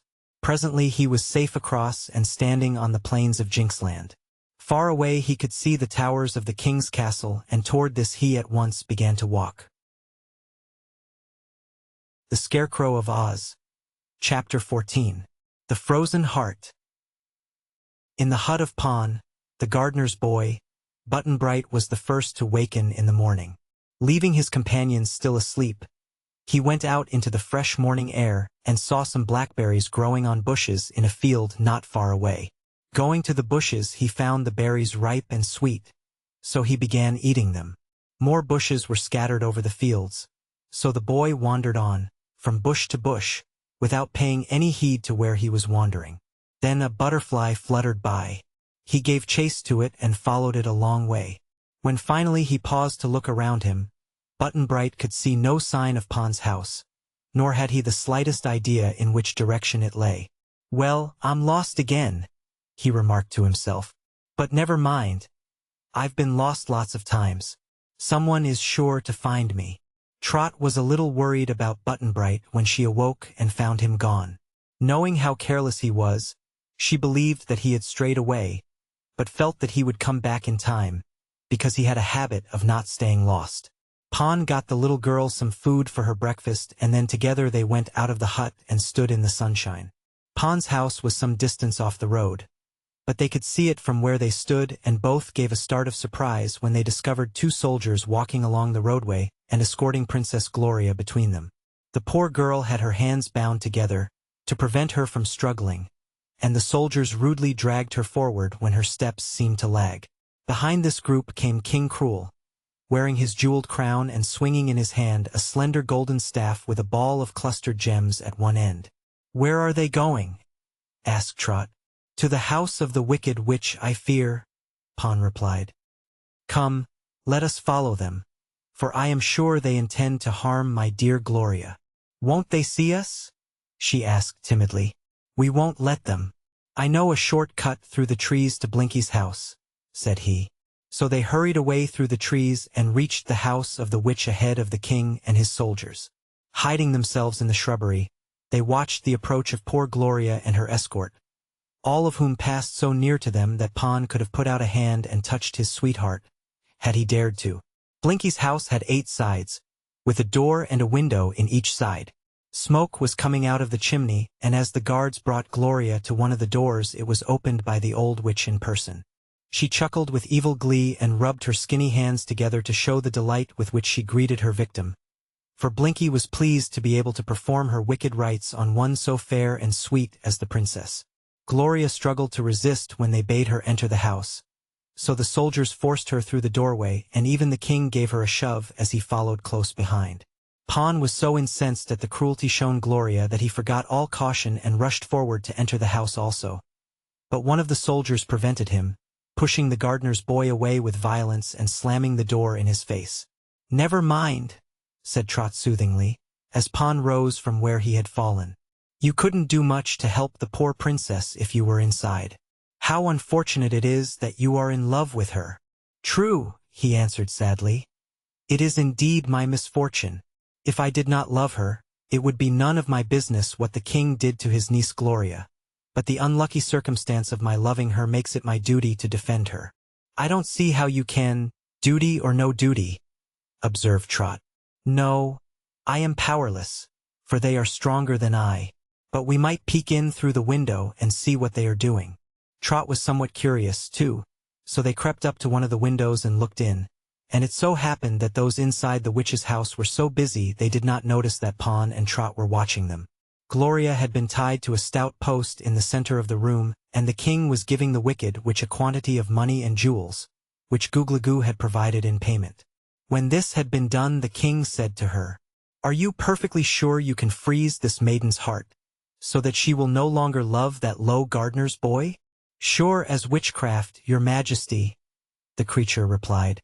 "Then get to work," said the king. "There may be some unpleasant features about the ceremony that would annoy me, so I'll bid you good day and leave you to carry out your contract. One word, however, If you fail, I shall burn you at the stake." Then he beckoned to his soldiers to follow him, and throwing wide the door of the house walked out.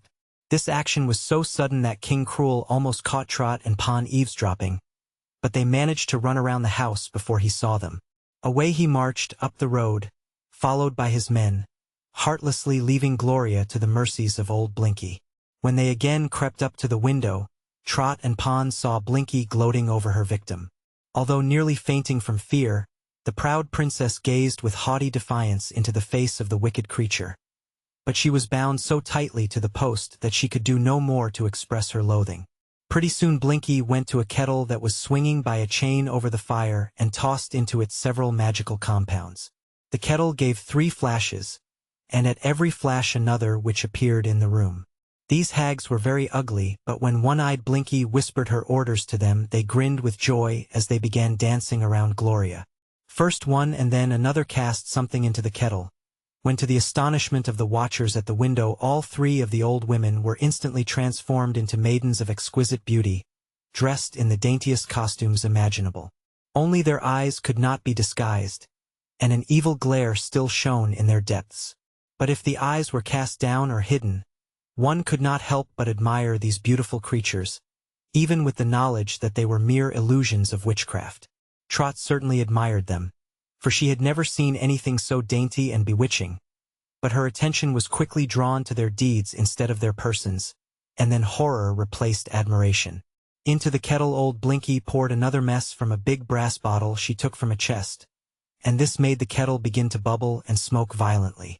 One by one the beautiful witches approached to stir the contents of the kettle and to mutter a magic charm. Their movements were graceful and rhythmic, and the wicked witch who had called them to her aid watched them with an evil grin upon her wrinkled face. Finally the incantation was complete. The kettle ceased bubbling, and together the witches lifted it from the fire. Then Blinky brought a wooden ladle and filled it from the contents of the kettle. Going with the spoon to Princess Gloria, she cried, "Love no more. Magic art now will freeze your mortal heart." With this she dashed the contents of the ladle full upon Gloria's breast. Trot saw the body of the princess become transparent, so that her beating heart showed plainly. But now the heart turned from a vivid red to gray, and then to white. A layer of frost formed about it, and tiny icicles clung to its surface. Then slowly the body of the girl became visible again, and the heart was hidden from view. Gloria seemed to have fainted, but now she recovered and, opening her beautiful eyes, stared coldly and without emotion at the group of witches confronting her. Blinky and the others knew by that one cold look that their charm had been successful. They burst into a chorus of wild laughter, and the 3 beautiful ones began dancing again, while Blinky unbound the princess and set her free. Trot rubbed her eyes to prove that she was wide awake and seeing clearly, for her astonishment was great when the 3 lovely maidens turned into ugly, crooked hags again, leaning on broomsticks and canes. They jeered at Gloria, but the princess regarded them with cold disdain. Being now free, she walked to a door, opened it and passed out, and the witches let her go. Trot and Pon had been so intent upon this scene that in their eagerness they had pressed quite hard against the window. Just as Gloria went out of the house, the window sash broke loose from its fastenings and fell with a crash into the room. The witches uttered a chorus of screams, and then, seeing that their magical incantation had been observed, they rushed for the open window with uplifted broomsticks and canes. But Pon was off like the wind, and Trot followed at his heels. Fear lent them strength to run, to leap across ditches, to speed up the hills, and to vault the low fences as a deer would. The band of witches had dashed through the window in pursuit, but Blinky was so old, and the others so crooked and awkward, that they soon realized they would be unable to overtake the fugitives. So the 3 who had been summoned by the wicked witch put their canes or broomsticks between their legs and flew away through the air, quickly disappearing against the blue sky. Blinky, however, was so enraged at Pon and Trot that she hobbled on in the direction they had taken, fully determined to catch them, in time, and to punish them terribly for spying upon her witchcraft. When Pon and Trot had run so far that they were confident they had made good their escape, they sat down near the edge of a forest to get their breath again, for both were panting hard from their exertions. Trot was the first to recover speech, and she said to her companion, "My, wasn't it terribly? The most terrible thing I ever saw." Pan agreed. "And they froze Gloria's heart. So now she can't love you any more." "Well, they froze her heart, to be sure," admitted Pan. "But I'm in hopes I can melt it with my love." "Where do you suppose Gloria is?" asked the girl after a pause. "She left the witch's house just before we did. Perhaps she has gone back to the king's castle," he said. "I'm pretty sure she started off in a different direction," declared Trot. "I looked over my shoulder as I ran, to see how close the witches were, and I'm sure I saw Gloria walking slowly away toward the north." "Then let us circle around that way," proposed Pan, "and perhaps we shall meet her." Trot agreed to this, and they left the grove and began to circle around toward the north, thus drawing nearer and nearer to old Blinky's house again. The wicked witch did not suspect this change of direction, so when she came to the grove she passed through it and continued on. Pan and Trot had reached a place less than half a mile from the witch's house when they saw Gloria walking toward them. The princess moved with great dignity and with no show of haste whatever, holding her head high and looking neither to right nor left. Pan rushed forward, holding out his arms as if to embrace her and calling her sweet names. But Gloria gazed upon him coldly and repelled him with a haughty gesture. At this the poor gardener's boy sank upon his knees and hid his face in his arms, weeping bitter tears. But the princess was not at all moved by his distress. Passing him by, she drew her skirts aside, as if unwilling they should touch him, and then she walked up the path away and hesitated, as if uncertain where to go next. Trot was grieved by Pan's sobs and indignant because Gloria treated him so badly, but she remembered why. "I guess your heart is frozen, all right," she said to the princess. Gloria nodded gravely, in reply, and then turned her back upon the little girl. "Can't you like even me?" asked Trot half-pleadingly. "No," said Gloria. "Your voice sounds like a refrigerator," sighed the little girl. "I'm awful sorry for you, 'cause you were sweet and nice to me before this happened. You can't help it, of course. But it's a dreadful thing just the same." "My heart is frozen to all mortal loves," announced Gloria, calmly. "I do not love even myself." "That's too bad," said Trot. "For if you can't love anybody, you can't expect anybody to love you." "I do," cried Pan. "I shall always love her." "Well, you're just a gardener's boy," replied Trot. "And I didn't think you mounted to much from the first. I can love the old Princess Gloria, with a warm heart and nice manners, but this one gives me the shivers. It's her icy heart, that's all," said Pan. "That's enough," insisted Trot. "Seeing her heart isn't big enough to skate on, I can't see that she's of any use to anyone. For my part, I'm going to try to find Button-Bright and Captain Bill." "I will go with you," decided Pan. "It is evident that Gloria no longer loves me and that her heart is frozen too stiff for me to melt it with my own love. Therefore I may as well help you to find your friends." As Trot started off, Pan cast one more imploring look at the princess, who returned it with a chilly stare. So he followed after the little girl. As for the princess, she hesitated a moment and then turned in the same direction the others had taken, but going far more slowly.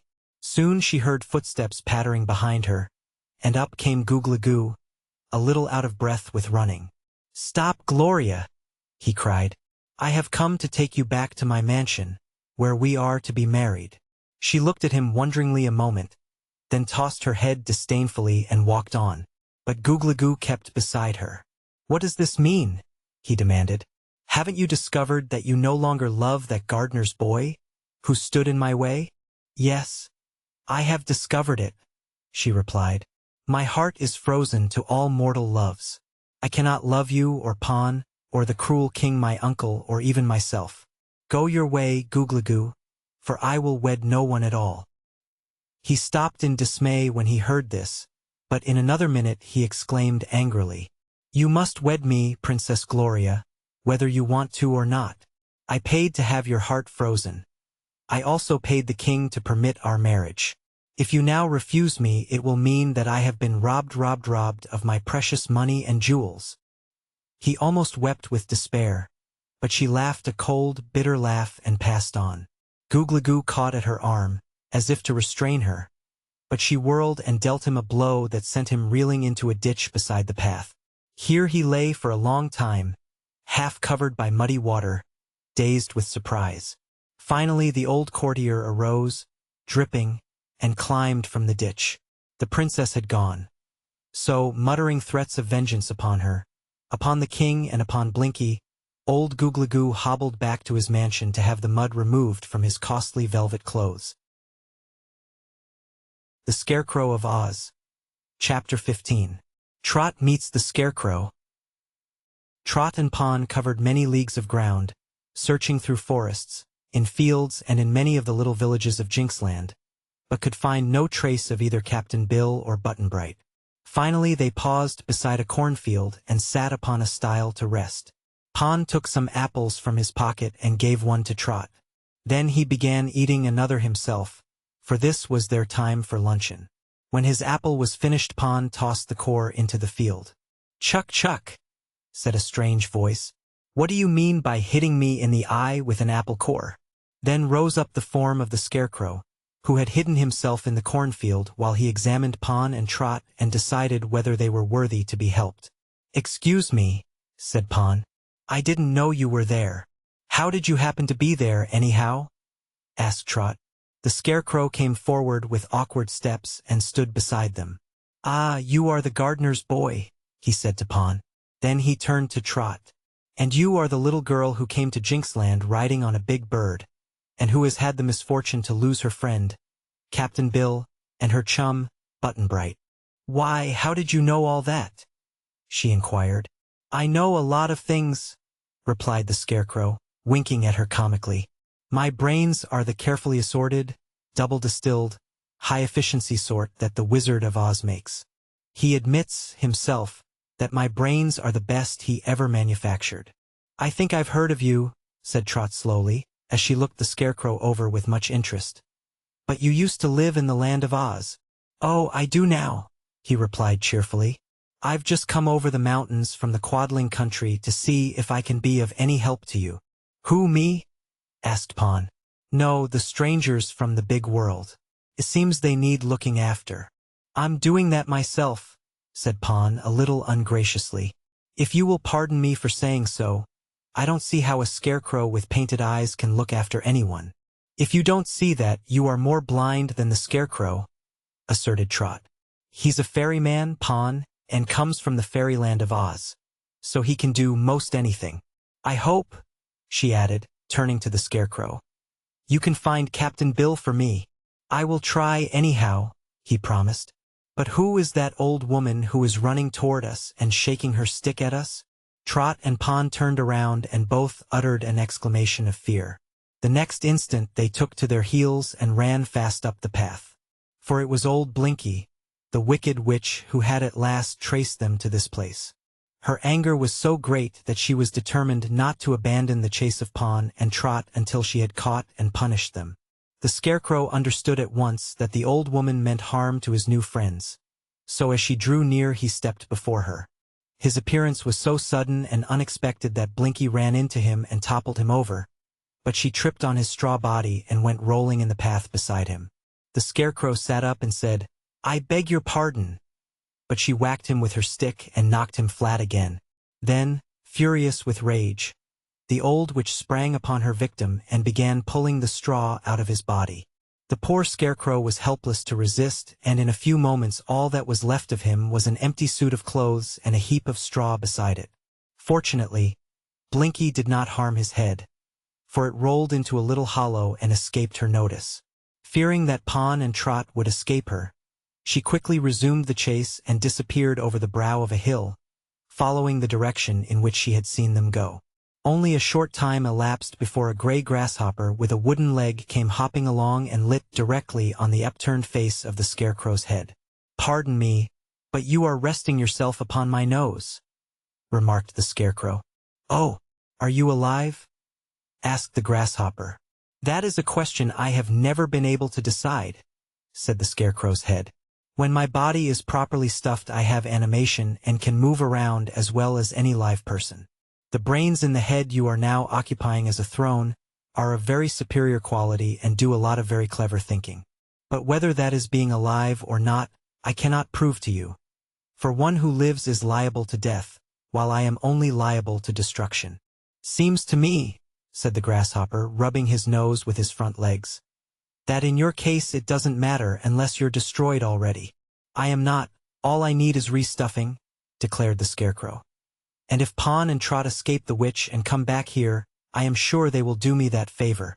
Tell me, are Trot and Pawn around here? Inquired the grasshopper, its small voice trembling with excitement. The Scarecrow did not answer at once, for both his eyes were staring straight upward at a beautiful face that was slightly bent over his head. It was, indeed, Princess Gloria, who had wandered to this spot, very much surprised when she heard the Scarecrow's head talk and the tiny gray grasshopper answer it. This, said the Scarecrow, still staring at her, must be the princess who loves Pawn, the gardener's boy. Oh, indeed, exclaimed the grasshopper, who of course was Captain Bill, as he examined the young lady curiously. No, said Gloria frigidly. I do not love Pawn or anyone else, for the wicked which has frozen my heart. What a shame, cried the Scarecrow. One so lovely should be able to love. But would you mind, my dear, stuffing that straw into my body again? The dainty princess glanced at the straw and at the well-worn blue munchkin clothes and shrank back in disdain. But she was spared from refusing the Scarecrow's request by the appearance of Trot and Pawn, who had hidden in some bushes just over the brow of the hill and waited until old Blinky had passed them by. Their hiding place was on the same side as the witch's blind eye, and she rushed on in the chase of the girl and the youth without being aware that they had tricked her. Trot was shocked at the Scarecrow's sad condition, and at once began putting the straw back into his body. Pawn, at sight of Gloria, again appealed to her to take pity on him. But the frozen-hearted princess turned coldly away, and with a sigh the gardener's boy began to assist Trot. Neither of them at first noticed the small grasshopper, which at their appearance had skipped off the Scarecrow's nose and was now clinging to a wisp of grass beside the path, where he was not likely to be stepped upon. Not until the Scarecrow had been neatly restuffed and set upon his feet again when he bowed to his restorers and expressed his thanks did the grasshopper move from his perch. Then he leaped lightly into the path and called out, Trot, Trot, look at me. I'm Captain Bill. See what the wicked witch has done to me. The voice was small, to be sure, but it reached Trot's ears and startled her greatly. She looked intently at the grasshopper, her eyes wide with fear at first. Then she knelt down and, noticing the wooden leg, she began to weep sorrowfully. Oh, Captain Bill, dear Captain Bill, what a cruel thing to do, she sobbed. Don't cry, Trot, begged the grasshopper. It didn't hurt any, and it doesn't hurt now. But it's mighty inconvenient and humiliatin', to say the least. I wish, said the girl indignantly, while trying hard to restrain her tears, that I was big enough and strong enough to give that horrid witch a good beating. She ought to be turned into a toad for doing this to you, Captain Bill. Never mind, urged the Scarecrow in a comforting voice. Such a transformation doesn't last always, and as a general thing there's some way to break the enchantment. I'm sure Glinda could do it in a jiffy. Who is Glinda? Inquired Captain Bill. Then the Scarecrow told them all about Glinda, not forgetting to mention her beauty and goodness, and her wonderful powers of magic. He also explained how the royal sorceress had sent him to Jinxland especially to help the strangers, whom she knew to be in danger because of the wiles of the cruel king and the wicked witch. The Scarecrow of Oz. Chapter 16. Pawn summons the king to surrender. Gloria had drawn near to the group to listen to their talk, and it seemed to interest her in spite of her frigid manner. They knew, of course, that the poor princess could not help being cold and reserved, so they tried not to blame her. I ought to have come here a little sooner, said the Scarecrow regretfully. But Glinda sent me as soon as she discovered you were here and were likely to get into trouble. And now that we are all together except Button-Bright, over whom it is useless to worry, I propose we hold a council of war, to decide what is best to be done. That seemed a wise thing to do, so they all sat down upon the grass, including Gloria, and the grasshopper perched upon Trot's shoulder and allowed her to stroke him gently with her hand. In the first place, began the Scarecrow, This King Cruel is a usurper and has no right to rule this kingdom of Jinxland. That is true, said Pawn eagerly. My father was king before him, and I— You are a gardener's boy, interrupted the Scarecrow. Your father had no right to rule, either, for the rightful king of this land was the father of Princess Gloria, and only she is entitled to sit upon the throne of Jinxland. Good! Exclaimed Trot. But what'll we do with King Cruel? I suppose he won't give up the throne unless he has to. No, of course not, said the Scarecrow. Therefore it will be our duty to make him give up the throne. How? Asked Trot. Give me time to think, was the reply. That's what my brains are for. I don't know whether you people ever think or not, but my brains are the best that the Wizard of Oz ever turned out, and if I give them plenty of time to work, the result usually surprises me. Take your time, then, suggested Trot. There's no hurry. Thank you, said the straw man, and sat perfectly still for half an hour. During this interval the grasshopper whispered in Trot's ear, to which he was very close, and Trot whispered back to the grasshopper sitting upon her shoulder. Pawn cast loving glances at Gloria, who paid not the slightest heed to them. Finally the Scarecrow laughed aloud. Brains working? Inquired Trot. Yes, they seem in fine order today. We will conquer King Cruel and put Gloria upon his throne as Queen of Jinxland. Fine! Cried the little girl, clapping her hands together gleefully. But how? Leave the how to me, said the Scarecrow proudly. As a conqueror I'm a wonder. We will, first of all, write a message to send to King Cruel, asking him to surrender. If he refuses, then we will make him surrender. Why ask him when we know he'll refuse? Inquired Pawn. Why, we must be polite whatever we do, explained the Scarecrow. It would be very rude to conquer a king without proper notice. They found it difficult to write a message without paper, pen and ink, none of which was at hand. So it was decided to send Pawn as a messenger, with instructions to ask the king, politely but firmly, to surrender. Pawn was not anxious to be the messenger. Indeed, he hinted that it might prove a dangerous mission. But the Scarecrow was now the acknowledged head of the army of conquest, and he would listen to no refusal. So off Pawn started for the king's castle, and the others accompanied him as far as his hut, where they had decided to await the gardener's boy's return. I think it was because Pawn had known the Scarecrow such a short time that he lacked confidence in the straw man's wisdom. It was easy to say, "We will conquer King Cruel," but when Pawn drew near to the great castle he began to doubt the ability of a straw-stuffed man, a girl, a grasshopper, and a frozen-hearted princess to do it. As for himself, he had never thought of defying the king before. That was why the gardener's boy was not very bold when he entered the castle and passed through to the enclosed court where the king was just then seated, with his favorite courtiers around him. None prevented Pawn's entrance, because he was known to be the gardener's boy, but when the king saw him he began to frown fiercely. He considered Pawn to be to blame for all his trouble with Princess Gloria, who since her heart had been frozen had escaped to some unknown place, instead of returning to the castle to wed Googly-Goo, as she had been expected to do. So the king bared his teeth angrily as he demanded, "What have you done with Princess Gloria?" "Nothing, your majesty. I have done nothing at all," answered Pawn in a faltering voice. "She does not love me any more and even refuses to speak to me." "Then why are you here, you rascal?" roared the king. Pawn looked first one way and then another, but saw no means of escape, so he plucked up courage. "I am here to summon your majesty to surrender." "What?" shouted the king. "Surrender? Surrender to whom?" Pawn's heart sank to his boots. "To the Scarecrow," he replied. Some of the courtiers began to titter, but King Cruel was greatly annoyed. He sprang up and began to beat poor Pawn with the golden staff he carried. Pawn howled lustily and would have run away had not two of the soldiers held him until his majesty was exhausted with punishing the boy. Then they let him go and he left the castle and returned along the road, sobbing at every step because his body was so sore and aching.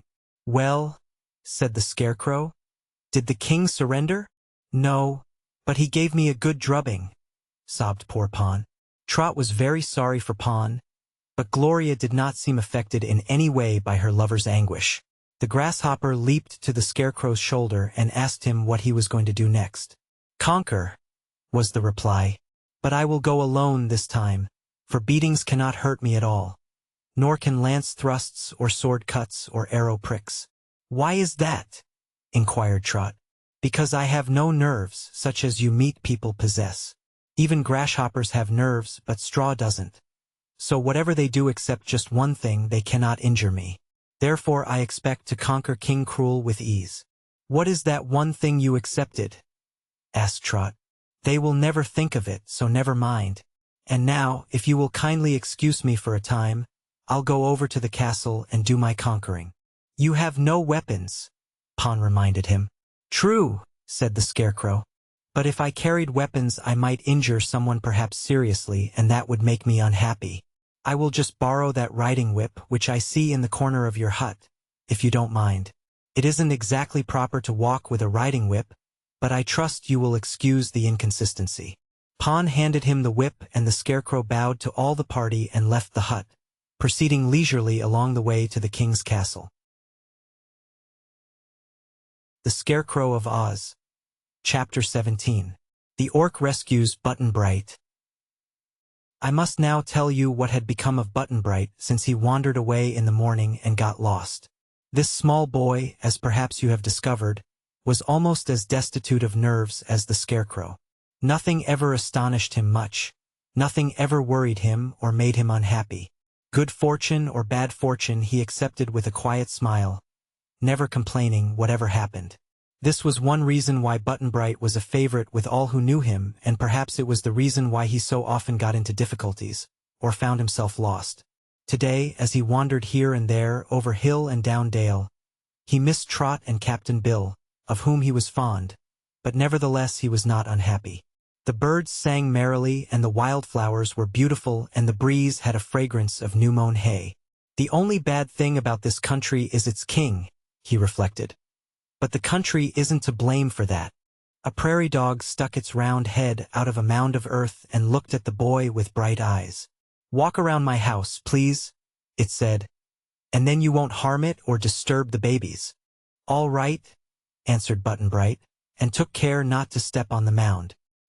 He went on, whistling merrily, until a petulant voice cried, "Oh, stop it! Please stop that noise. It gets on my nerves." Button-Bright saw an old gray owl sitting in the crotch of a tree, and he replied with a laugh, "All right, old fussy," and stopped whistling until he had passed out of the owl's hearing. At noon he came to a farmhouse where an aged couple lived. They gave him a good dinner and treated him kindly, but the man was deaf and the woman was dumb, so they could answer no questions to guide him on the way to Port's house. When he left them he was just as much lost as he had been before. Every grove of trees he saw from a distance he visited, for he remembered that the king's castle was near a grove of trees and Pon's hut was near the king's castle, but always he met with disappointment. Finally, passing through one of these groves, he came out into the open and found himself face to face with the orc. "Hello," said Button-Bright. "Where did you come from?" "From Orkland," was the reply. "I found my own country at last, and it is not far from here either. I would have come back to you sooner to see how you are getting along, had not my family and friends welcomed my return so royally that a great celebration was held in my honor. So I couldn't very well leave Orkland again until the excitement was over." "Can you find your way back home again?" asked the boy. "Yes, easily. For now I know exactly where it is. But where are Trot and Captain Bill?" Button-Bright related to the orc their adventures since it had left them in Jinxland, telling of Trot's fear that the king had done something wicked to Captain Bill, and of Pon's love for Gloria, and how Trot and Button-Bright had been turned out of the king's castle. That was all the news that the boy had, but it made the orc anxious for the safety of his friends. "We must go to them at once, for they may need us," he said. "I don't know where to go," confessed Button-Bright. "I'm lost." "Well, I can take you back to the hut of the gardener's boy," promised the orc. "For when I fly high in the air I can look down and easily spy the king's castle.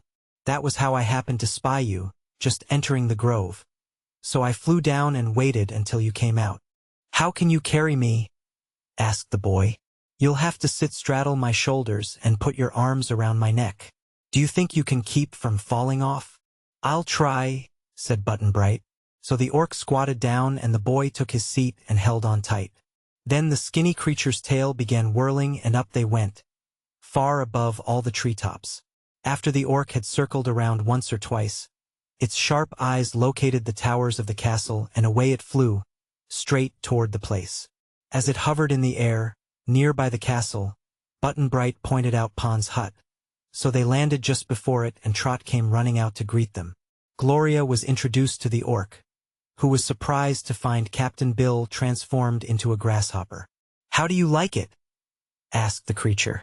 "Why, it worries me a good deal," answered Captain Bill, perched upon Trot's shoulder. "I'm always afraid of being stepped on, and I don't like the flavor of grass and can't seem to get used to it. It's my nature to eat grass, you know, but I begin to suspect it's an acquired taste." "Can you give molasses?"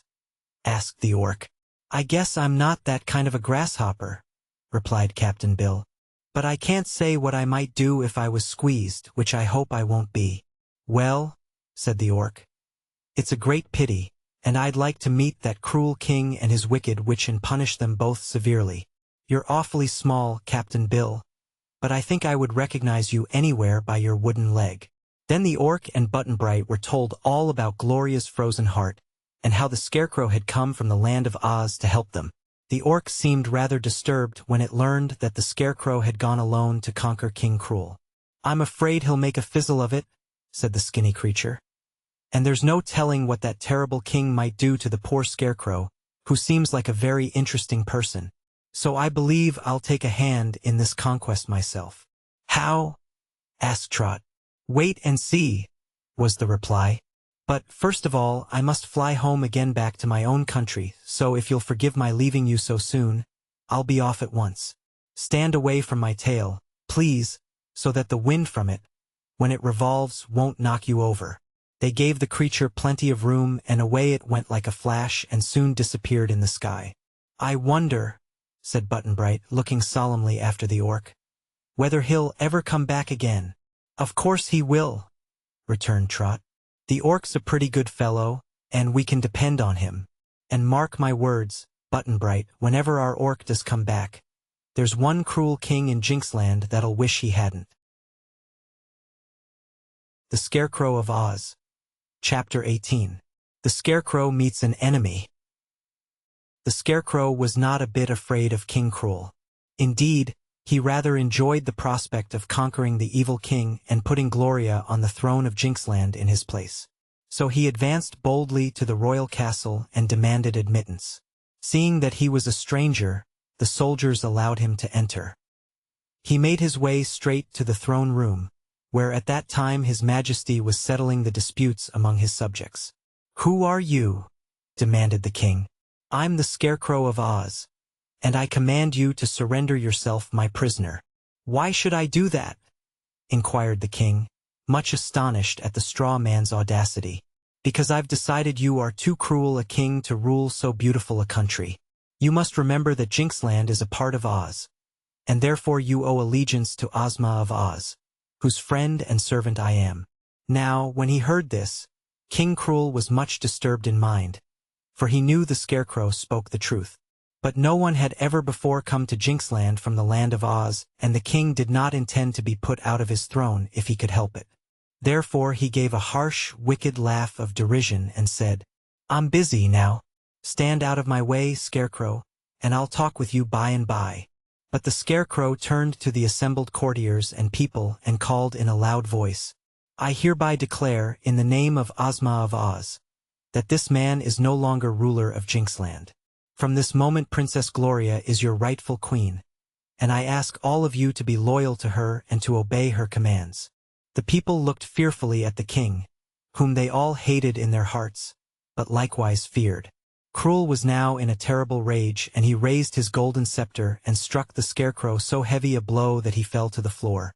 But he was up again in an instant, and with Pon's riding whip he switched the king so hard that the wicked monarch roared with pain as much as with rage, calling on his soldiers to capture the Scarecrow. They tried to do that and thrust their lances and swords into the straw body, but without doing any damage except to make holes in the Scarecrow's clothes. However, they were many against one, and finally old Googly-Goo brought a rope which he wound around the Scarecrow, binding his legs together and his arms to his sides, and after that the fight was over. The king stormed and danced around in a dreadful fury, for he had never been so switched since he was a boy, and perhaps not then. He ordered the Scarecrow thrust into the castle prison, which was no task at all because one man could carry him easily, bound as he was. Even after the prisoner was removed, the king could not control his anger. He tried to figure out some way to be revenged upon the straw man, but could think of nothing that could hurt him. At last, when the terrified people and the frightened courtiers had all slunk away, old Googly-Goo approached the king with a malicious grin upon his face. "I'll tell you what to do," said he. "Build a big bonfire and burn the Scarecrow up, and that will be the end of him." The king was so delighted with this suggestion that he hugged old Googly-Goo in his joy. "Of course," he cried. "The very thing. Why did I not think of it myself?" So he summoned his soldiers and retainers and bade them prepare a great bonfire in an open space in the castle park. Also he sent word to all his people to assemble and witness the destruction of the Scarecrow who had dared to defy his power. Before long a vast throng gathered in the park, and the servants had heaped up enough fuel to make a fire that might be seen for miles away even in the daytime. When all was prepared, the king had his throne brought out for him to sit upon and enjoy the spectacle, and then he sent his soldiers to fetch the Scarecrow. Now the one thing in all the world that the straw man really feared was fire. He knew he would burn very easily, and that his ashes wouldn't amount to much afterward. It wouldn't hurt him to be destroyed in such a manner. But he realized that many people in the land of Oz, and especially Dorothy and the royal Ozma, would feel sad if they learned that their old friend the Scarecrow was no longer in existence. In spite of this, the straw man was brave and faced his fiery fate like a hero. When they marched him out before the concourse of people, he turned to the king with great calmness and said, "This wicked deed will cost you your throne, as well as much suffering, for my friends will avenge my destruction. Your friends are not here, nor will they know what I have done to you, when you are gone and cannot tell them," answered the king in a scornful voice. Then he ordered the Scarecrow bound to a stout stake that he had driven into the ground, and the materials for the fire were heaped all around him. When this had been done, the king's brass band struck up a lively tune, and old Googly-Goo came forward with a lighted match and set fire to the pile. At once the flames shot up and crept closer and closer toward the Scarecrow. The king and all his people were so intent upon this terrible spectacle that none of them noticed how the sky grew suddenly dark. Perhaps they thought that the loud buzzing sound like the noise of a dozen moving railway trains came from the blazing faggots, that the rush of wind was merely a breeze. But suddenly down swept a flock of orcs, 100 of them at the least, and the powerful currents of air caused by their revolving tails sent the bonfire scattering in every direction, so that not one burning brand ever touched the Scarecrow. But that was not the only effect of this sudden tornado. King Cruel was blown out of his throne and went tumbling heels over head until he landed with a bump against the stone wall of his own castle, and before he could rise a big orc sat upon him and held him pressed flat to the ground. Old Googly-Goo shot up into the air like a rocket and landed on a tree, where he hung by the middle on a high limb, kicking the air with his feet and clawing the air with his hands, and howling for mercy like the coward he was. The people pressed back until they were jammed close together, while all the soldiers were knocked over and sent sprawling to the earth. The excitement was great for a few minutes, and every frightened inhabitant of Jinxland looked with awe and amazement at the great orcs whose descent had served to rescue the Scarecrow and conquer King Cruel at one and the same time. The orc, who was the leader of the band, soon had the Scarecrow free of his bonds. Then he said, "Well, we were just in time to save you, which is better than being a minute too late. You are now the master here, and we are determined to see your orders obeyed." With this the orc picked up Cruel's golden crown, which had fallen off his head, and placed it upon the head of the Scarecrow, who in his awkward way then shuffled over to the throne and sat down in it. Seeing this, a rousing cheer broke from the crowd of people, who tossed their hats and waved their handkerchiefs and hailed the Scarecrow as their king. The soldiers joined the people in the cheering, for now they fully realized that their hated master was conquered, and it would be wise to show their goodwill to the conqueror. Some of them bound Cruel with ropes and dragged him forward, dumping his body on the ground before the Scarecrow's throne. Googly-Goo struggled until he finally slid off the limb of the tree and came tumbling to the ground. He then tried to sneak away and escape, but the soldiers seized and bound him beside Cruel. "The tables are turned," said the Scarecrow, swelling out his chest until the straw within it crackled pleasantly, for he was highly pleased. "But it was you and your people who did it, friend Orc, and from this time you may count me your humble servant." The Scarecrow of Oz. Chapter 19. The Conquest of the Witch. Now, as soon as the conquest of King Cruel had taken place, one of the orcs had been dispatched to Pon's house with the joyful news. At once Gloria and Pon and Trot and Button-Bright hastened toward the castle. They were somewhat surprised by the sight that met their eyes, for there was the Scarecrow, crowned king, and all the people kneeling humbly before him. So they likewise bowed low to the new ruler and then stood beside the throne. Captain Bill, as the gray grasshopper, was still perched upon Trot's shoulder, but now he hopped to the shoulder of the Scarecrow and whispered into the painted ear, "I thought Gloria was to be Queen of Jinxland." The Scarecrow shook his head. "Not yet," he answered. "No queen with a frozen heart is fit to rule any country." Then he turned to his new friend, the orc, who was strutting about, very proud of what he had done, and said, "Do you suppose you or your followers could find old Blinky the Witch?" "Where is she?" asked the orc. "Somewhere in Jinxland, I'm sure." "Then," said the orc, "we shall certainly be able to find her." "It will give me great pleasure," declared the Scarecrow. "When you have found her, bring her here to me, and I will then decide what to do with her." The orc called his followers together and spoke a few words to them in a low tone. A moment after they rose into the air so suddenly that the Scarecrow, who was very light in weight, was blown quite out of his throne and into the arms of Pon, who replaced him carefully upon his seat. There was an eddy of dust and ashes, too, and the grasshopper only saved himself from being whirled into the crowd of people by jumping into a tree, from where a series of hops soon brought him back to Trot's shoulder again. The orcs were quite out of sight by this time, so the Scarecrow made a speech to the people and presented Gloria to them, whom they knew well already and were fond of. But not all of them knew of her frozen heart, and when the Scarecrow related the story of the wicked witch's misdeeds, which had been encouraged and paid for by Cruel and Googly-Goo, the people were very indignant. Meantime, the 50 orcs had scattered all over Jinxland, which is not a very big country, and their sharp eyes were peering into every valley and grove and gully. Finally, one of them spied a pair of heels sticking out from underneath some bushes, and with a shrill whistle to warn his comrades that the witch was found, the orc flew down and dragged old Blinky from her hiding place. Then 2 or 3 of the orcs seized the clothing of the wicked woman in their strong claws and, lifting her high in the air, where she struggled and screamed to no avail, they flew with her straight to the royal castle and set her down before the throne of the Scarecrow. "Good!" exclaimed the straw man, nodding his stuffed head with satisfaction. "Now we can proceed to business. Mistress Witch, I am obliged to request, gently but firmly, that you undo all the wrongs you have done by means of your witchcraft." "Pah!" cried old Blinky in a scornful voice. "I defy you all. By my magic powers I can turn you all into pigs, rooting in the mud, and I'll do it if you are not careful." "I think you are mistaken about that," said the Scarecrow, and rising from his throne, he walked with wobbling steps to the side of the wicked witch. "Before I left the land of Oz, Glinda the royal sorceress gave me a box, which I was not to open except in an emergency.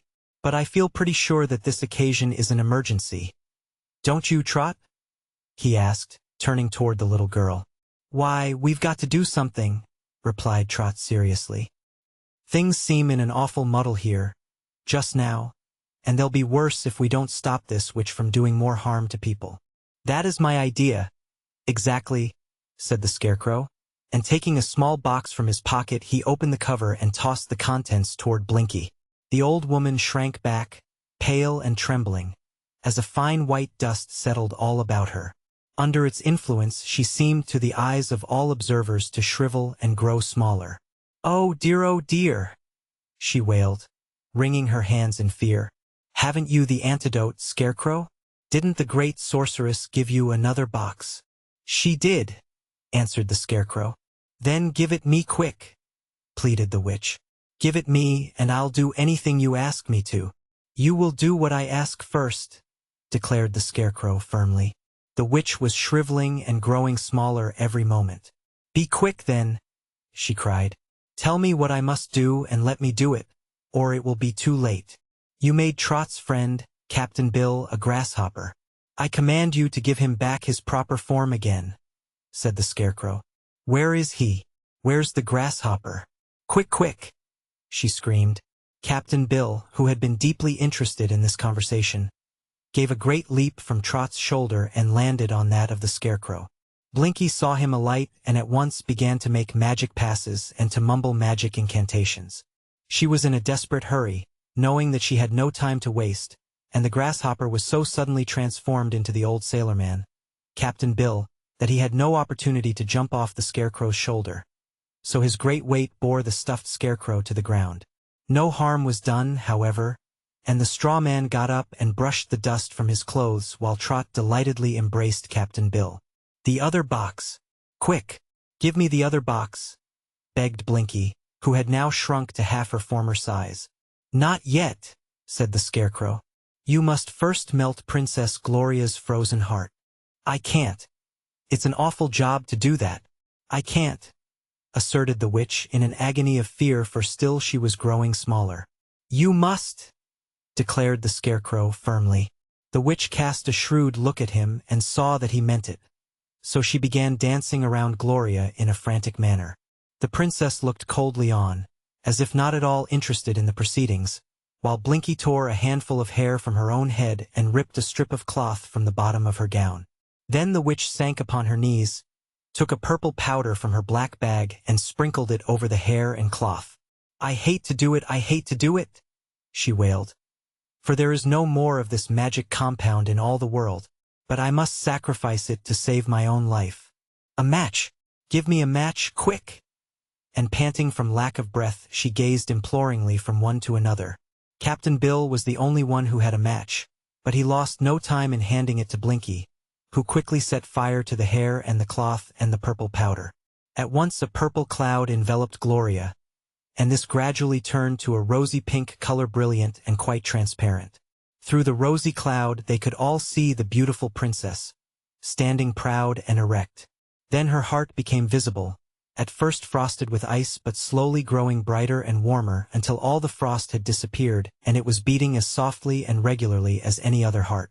And now the cloud dispersed and disclosed Gloria, her face suffused with joy, smiling tenderly upon the friends who were grouped about her. Poor Pon stepped forward timidly, fearing a repulse, but with pleading eyes and arms fondly outstretched toward his former sweetheart, and the princess saw him and her sweet face lighted with a radiant smile. Without an instant's hesitation she threw herself into Pon's arms, and this reunion of two loving hearts was so affecting that the people turned away and lowered their eyes so as not to mar the sacred joy of the faithful lovers. But Blinky's small voice was shouting to the Scarecrow for help. "The antidote!" she screamed. "Give me the other box, quick!" The Scarecrow looked at the witch with his quaint, painted eyes and saw that she was now no taller than his knee. So he took from his pocket the second box and scattered its contents on Blinky. She ceased to grow any smaller, but she could never regain her former size, and this the wicked old woman well knew.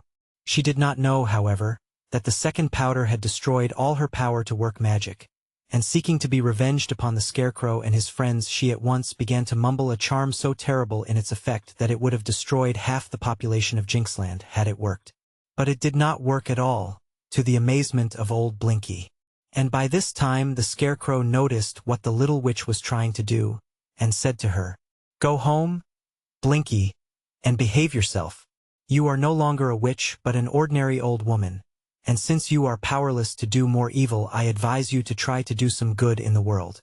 Believe me, it is more fun to accomplish a good act than an evil one, as you will discover when once you have tried it."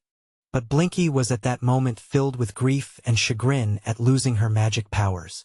She started away toward her home, sobbing and bewailing her fate, and not one who saw her go was at all sorry for her. The Scarecrow of Oz. Chapter 20. Queen Gloria. Next morning the Scarecrow called upon all the courtiers and the people to assemble in the throne room of the castle, where there was room enough for all that were able to attend. They found the straw man seated upon the velvet cushions of the throne, with the king's glittering crown still upon his stuffed head. On one side of the throne, in a lower chair, sat Gloria, looking radiantly beautiful and fresh as a new-blown rose. On the other side sat Pon, the gardener's boy, still dressed in his old smock frock and looking sad and solemn. For Pon could not make himself believe that so splendid a princess would condescend to love him when she had come to her own and was seated upon a throne. Trot and Captain Bill sat at the feet of the Scarecrow and were much interested in the proceedings. Button-Bright had lost himself before breakfast, but came into the throne room before the ceremonies were over. Back of the throne stood a row of the great orcs, with their leader in the center, and the entrance to the palace was guarded by more orcs, who were regarded with wonder and awe. When all were assembled, the Scarecrow stood up and made a speech. He told how Gloria's father, the good King Kynd, who had once ruled them and been loved by everyone, had been destroyed by King Furse, the father of Pon, and how King Furse had been destroyed by King Cruel. This last king had been a bad ruler, as they knew very well, and the Scarecrow declared that the only one in all Jinxland who had the right to sit upon the throne was Princess Gloria, the daughter of King Kynd. But, he added, it is not for me, a stranger, to say who shall rule you. You must decide for yourselves or you will not be content. So choose now who shall be your future ruler. And they all shouted, the Scarecrow shall rule us, which proved that the stuffed man had made himself very popular by his conquest of King Cruel, and the people thought they would like him for their king. But the Scarecrow shook his head so vigorously that it became loose, and Trot had to pin it firmly to his body again. No, said he, I belong in the land of Oz, where I am the humble servant of the lovely girl who rules us all, the royal Ozma. You must choose one of your own inhabitants to rule over Jinxland. Who shall it be? They hesitated for a moment, and some few cried, Pon! But many more shouted, Gloria! So the Scarecrow took Gloria's hand and led her to the throne, where he first seated her and then took the glittering crown off his own head and placed it upon that of the young lady, where it nestled prettily amongst her soft curls. The people cheered and shouted then, kneeling before their new queen. But Gloria leaned down and took Pon's hand in both her own and raised him to the seat beside her. You shall have both a king and a queen to care for you and to protect you, my dear subjects, she said in a sweet voice, while her face glowed with happiness. For Pon was a king's son before he became a gardener's boy, and because I love him he is to be my royal consort. That pleased them all, especially Pon, who realized that this was the most important moment of his life. Trot and Button-Bright and Captain Bill all congratulated him on winning the beautiful Gloria. But the orc sneezed twice and said that in his opinion the young lady might have done better. Then the Scarecrow ordered the guards to bring in the wicked Cruel, king no longer, and when he appeared, loaded with chains and dressed in fustian, the people hissed him and drew back as he passed so their garments would not touch him. Cruel was not haughty or overbearing any more. On the contrary, he seemed very meek and in great fear of the fate his conquerors had in store for him. But Gloria and Pon were too happy to be revengeful, and so they offered to appoint Cruel to the position of gardener's boy at the castle, Pon having resigned to become king. But they said he must promise to reform his wicked ways and to do his duty faithfully, and he must change his name from Cruel to Gruel. All this the man eagerly promised to do, and so when Pon retired to a room in the castle to put on princely raiment, the old brown smock he had formerly worn was given to Gruel, who then went out into the garden to water the roses. The remainder of that famous day, which was long remembered in Jinxland, was given over to feasting and merrymaking. In the evening there was a grand dance in the courtyard, where the brass band played a new piece of music called the Orc Trot, which was dedicated to our glorious Gloria, the Queen. While the Queen and Pon were leading this dance, and all the Jinxland people were having a good time, the strangers were gathered in a group in the park outside the castle. Captain Bill, Trot, Button-Bright, and the Scarecrow were there, and so was their old friend the Orc. But of all the great flock of orcs which had assisted in the conquest, but 3 remained in Jinxland, besides their leader, the others having returned to their own country as soon as Gloria was crowned queen. To the young orc who had accompanied them in their adventures, Captain Bill said, "You've surely been a friend in need, and we're mighty grateful to you for helping us. I might have been a grasshopper yet if it hadn't been for you, and I might remark that being a grasshopper isn't much fun. If it hadn't been for you, friend Orc, said the Scarecrow, I fear I could not have conquered King Cruel. No, agreed Trot. You'd have been just a heap of ashes by this time. And I might have been lost yet, added Button-Bright. Much obliged, Mr. Orc. Oh, that's all right, replied the Orc. Friends must stand together, you know, or they wouldn't be friends. But now I must leave you and be off to my own country, where there's going to be a surprise party on my uncle, and I've promised to attend it. Dear me, said the Scarecrow regretfully. That is very unfortunate. Why so? Asked the Orc. I hoped you would consent to carry us over those mountains, into the land of Oz. My mission here is now finished and I want to get back to the Emerald City. How did you cross the mountains before? Inquired the Orc. I scaled the cliffs by means of a rope and crossed the Great Gulf on a strand of spider web. Of course I can return in the same manner, but it would be a hard journey and perhaps an impossible one for Trot and Button-Bright and Captain Bill.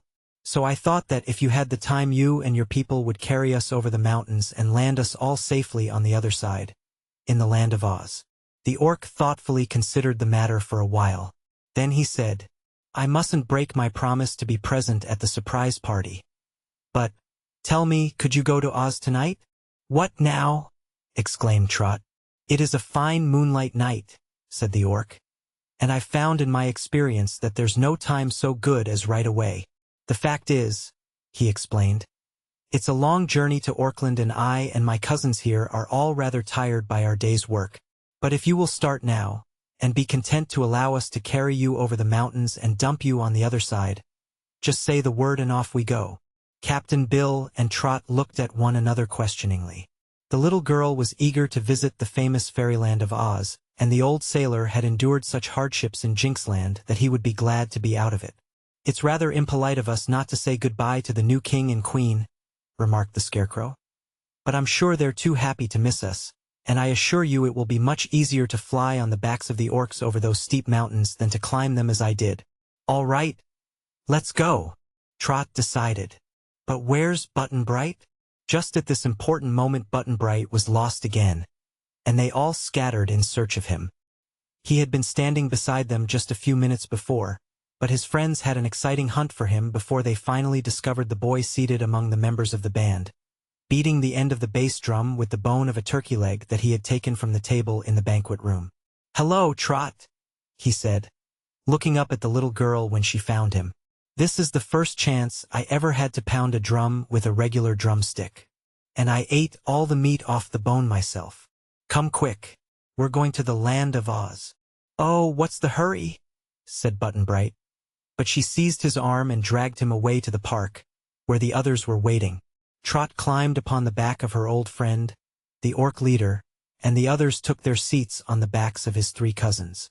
As soon as all were placed and clinging to the skinny necks of the creatures, the revolving tails began to whirl and up rose the four monster orcs and sailed away toward the mountains.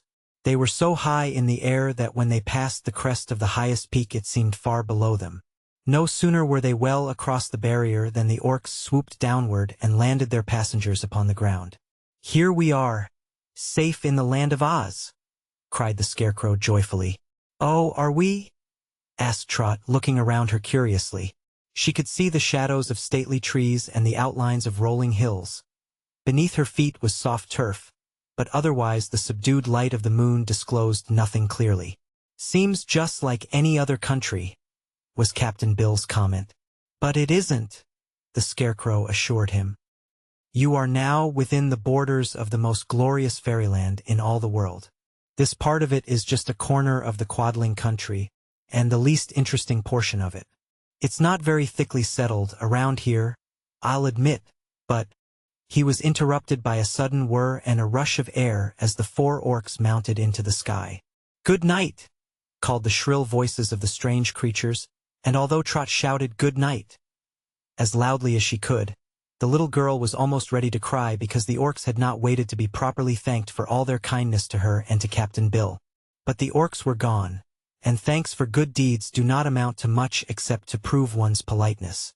"Well, friends," said the Scarecrow, "we mustn't stay here in the meadows all night, so let us find a pleasant place to sleep. Not that it matters to me in the least, for I never sleep. But I know that meat people like to shut their eyes and lie still during the dark hours." "I'm pretty tired," admitted Trot, yawning as she followed the straw man along a tiny path. "So, if you don't find a house handy, Captain Bill and I will sleep under the trees, or even on this soft grass." But a house was not very far off, although when the Scarecrow stumbled upon it, there was no light in it whatever. Captain Bill knocked on the door several times, and there being no response, the Scarecrow boldly lifted the latch and walked in, followed by the others. And no sooner had they entered than a soft light filled the room. Trot couldn't tell where it came from, for no lamp of any sort was visible, but she did not waste much time on this problem, because directly in the center of the room stood a table set for 3, with lots of good food on it and several of the dishes smoking hot. The little girl and Button-Bright both uttered exclamations of pleasure, but they looked in vain for any cook stove or fireplace, or for any person who might have prepared for them this delicious feast. "It's fairyland," muttered the boy, tossing his cap in a corner and seating himself at the table. "This supper smells most as good as that turkey leg I had in Jinxland. Please pass the muffins, Captain Bill." Trot thought it was strange that no people but themselves were in the house, but on the wall opposite the door was a gold frame bearing in big letters the word, "Welcome," so she had no further hesitation in eating of the food so mysteriously prepared for them. "But there are only places for 3, she exclaimed. "3 are quite enough," said the Scarecrow. "I never eat, because I am stuffed full already, and I like my nice clean straw better than I do food." Trot and the sailor man were hungry and made a hearty meal, for not since they had left home had they tasted such good food. It was surprising that Button-Bright could eat so soon after his feast in Jinxland, but the boy always ate whenever there was an opportunity. "If I don't eat now," he said, "the next time I'm hungry I'll wish I had." "Really, Captain?" remarked Trot, when she found a dish of ice cream appear beside her plate. "I believe this is fairyland, sure enough." "There's no doubt of it, Trot," he answered gravely.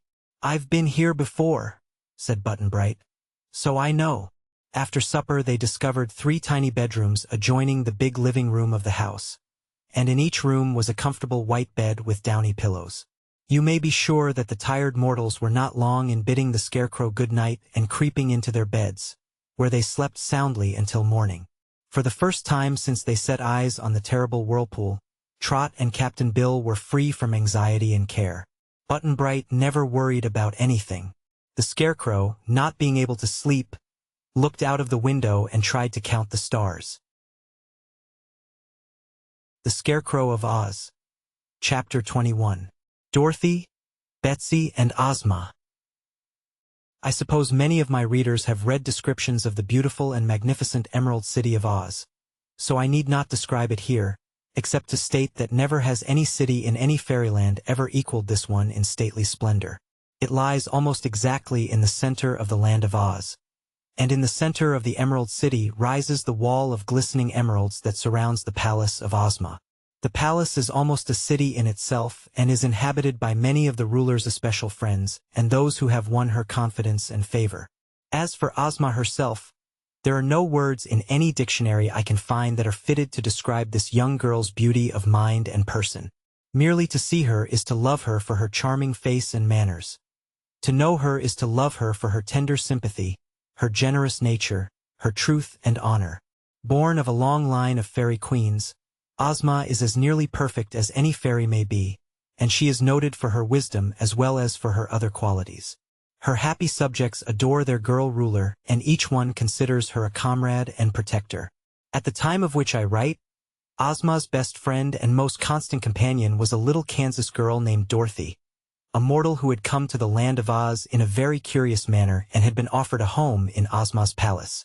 Furthermore, Dorothy had been made a princess of Oz, and was as much at home in the royal palace as was the gentle ruler. She knew almost every part of the great country and almost all of its numerous inhabitants. Next to Ozma she was loved better than anyone in all Oz, for Dorothy was simple and sweet, seldom became angry and had such a friendly, chummy way that she made friends wherever she wandered. It was she who first brought the Scarecrow and the Tin Woodman and the Cowardly Lion to the Emerald City. Dorothy had also introduced to Ozma the Shaggy Man and the Hungry Tiger, as well as Billina the Yellow Hen, Eureka the Pink Kitten, and many other delightful characters and creatures. Coming as she did from our world, Dorothy was much like many other girls we know. So there were times when she was not so wise as she might have been, and other times when she was obstinate and got herself into trouble. But life in a fairyland had taught the little girl to accept all sorts of surprising things as matters of course.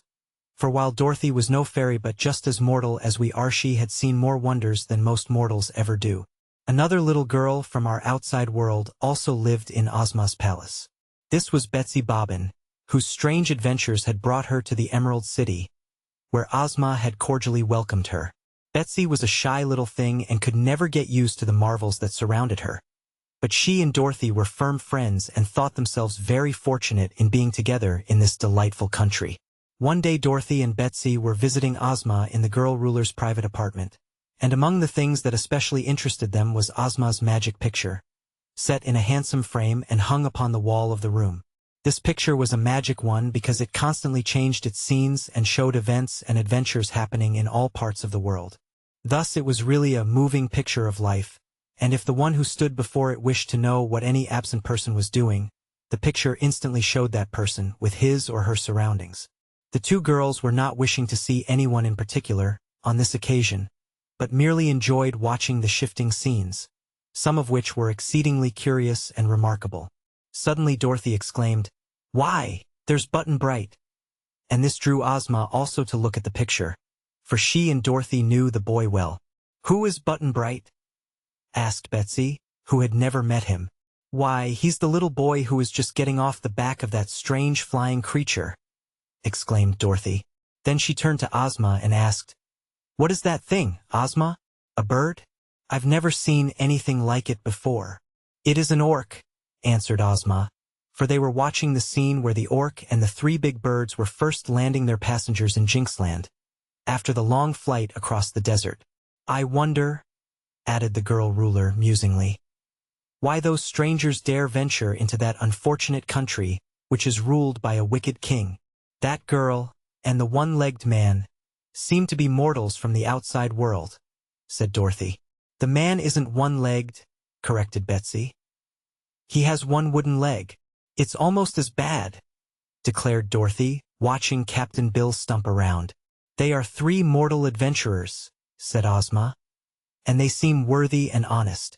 But I fear they will be treated badly in Jinxland, and if they meet with any misfortune there it will reflect upon me, for Jinxland is a part of my dominions."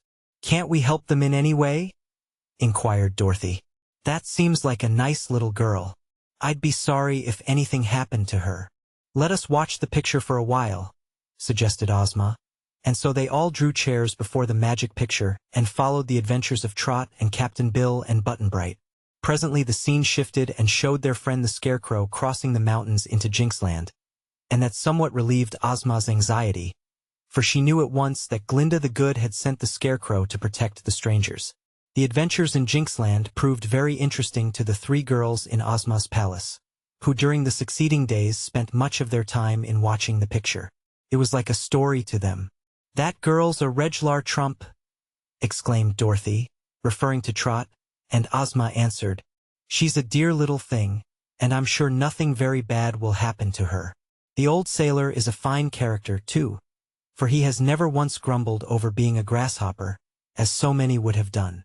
When the Scarecrow was so nearly burned up, the girls all shivered a little, and they clapped their hands in joy when the flock of orcs came and saved him. So it was that when all the exciting adventures in Jinxland were over and the four orcs had begun their flight across the mountains to carry the mortals into the land of Oz, Ozma called the wizard to her and asked him to prepare a place for the strangers to sleep. The famous Wizard of Oz was a quaint little man who inhabited the royal palace and attended to all the magical things that Ozma wanted done. He was not as powerful as Glinda, to be sure, but he could do a great many wonderful things. He proved this by placing a house in the uninhabited part of the Quadling country where the orcs landed Captain Bill and Trot and Button Bright, and fitting it with all the comforts I have described in the last chapter. Next morning Dorothy said to Ozma, Oughtn't we to go meet the strangers so we can show them the way to the Emerald City? I'm sure that little girl will feel shy in this beautiful land. And I know if 'twas me I'd like somebody to give me a welcome. Ozma smiled at her little friend and answered, You and Betsy may go to meet them if you wish, but I cannot leave my palace just now, as I am to have a conference with Jack Pumpkinhead and Professor Wogglebug on important matters. You may take the Sawhorse and the Red Wagon, and if you start soon you will be able to meet the Scarecrow and the strangers at Glinda's palace. Oh, thank you, cried Dorothy, and went away to tell Betsy and to make preparations for the journey. The Scarecrow of Oz. Chapter 22. The Waterfall. Glinda's castle was a long way from the mountains, but the Scarecrow began the journey cheerfully, since time was of no great importance in the land of Oz, and he had recently made the trip and knew the way. It never mattered much to Button-Bright where he was or what he was doing. The boy was content in being alive and having good companions to share his wanderings. As for Trot and Captain Bill, they now found themselves so comfortable and free from danger in this fine fairyland, and they were so awed and amazed by the adventures they were encountering, that the journey to Glinda's castle was more like a pleasure trip than a hardship. So many wonderful things were there to see.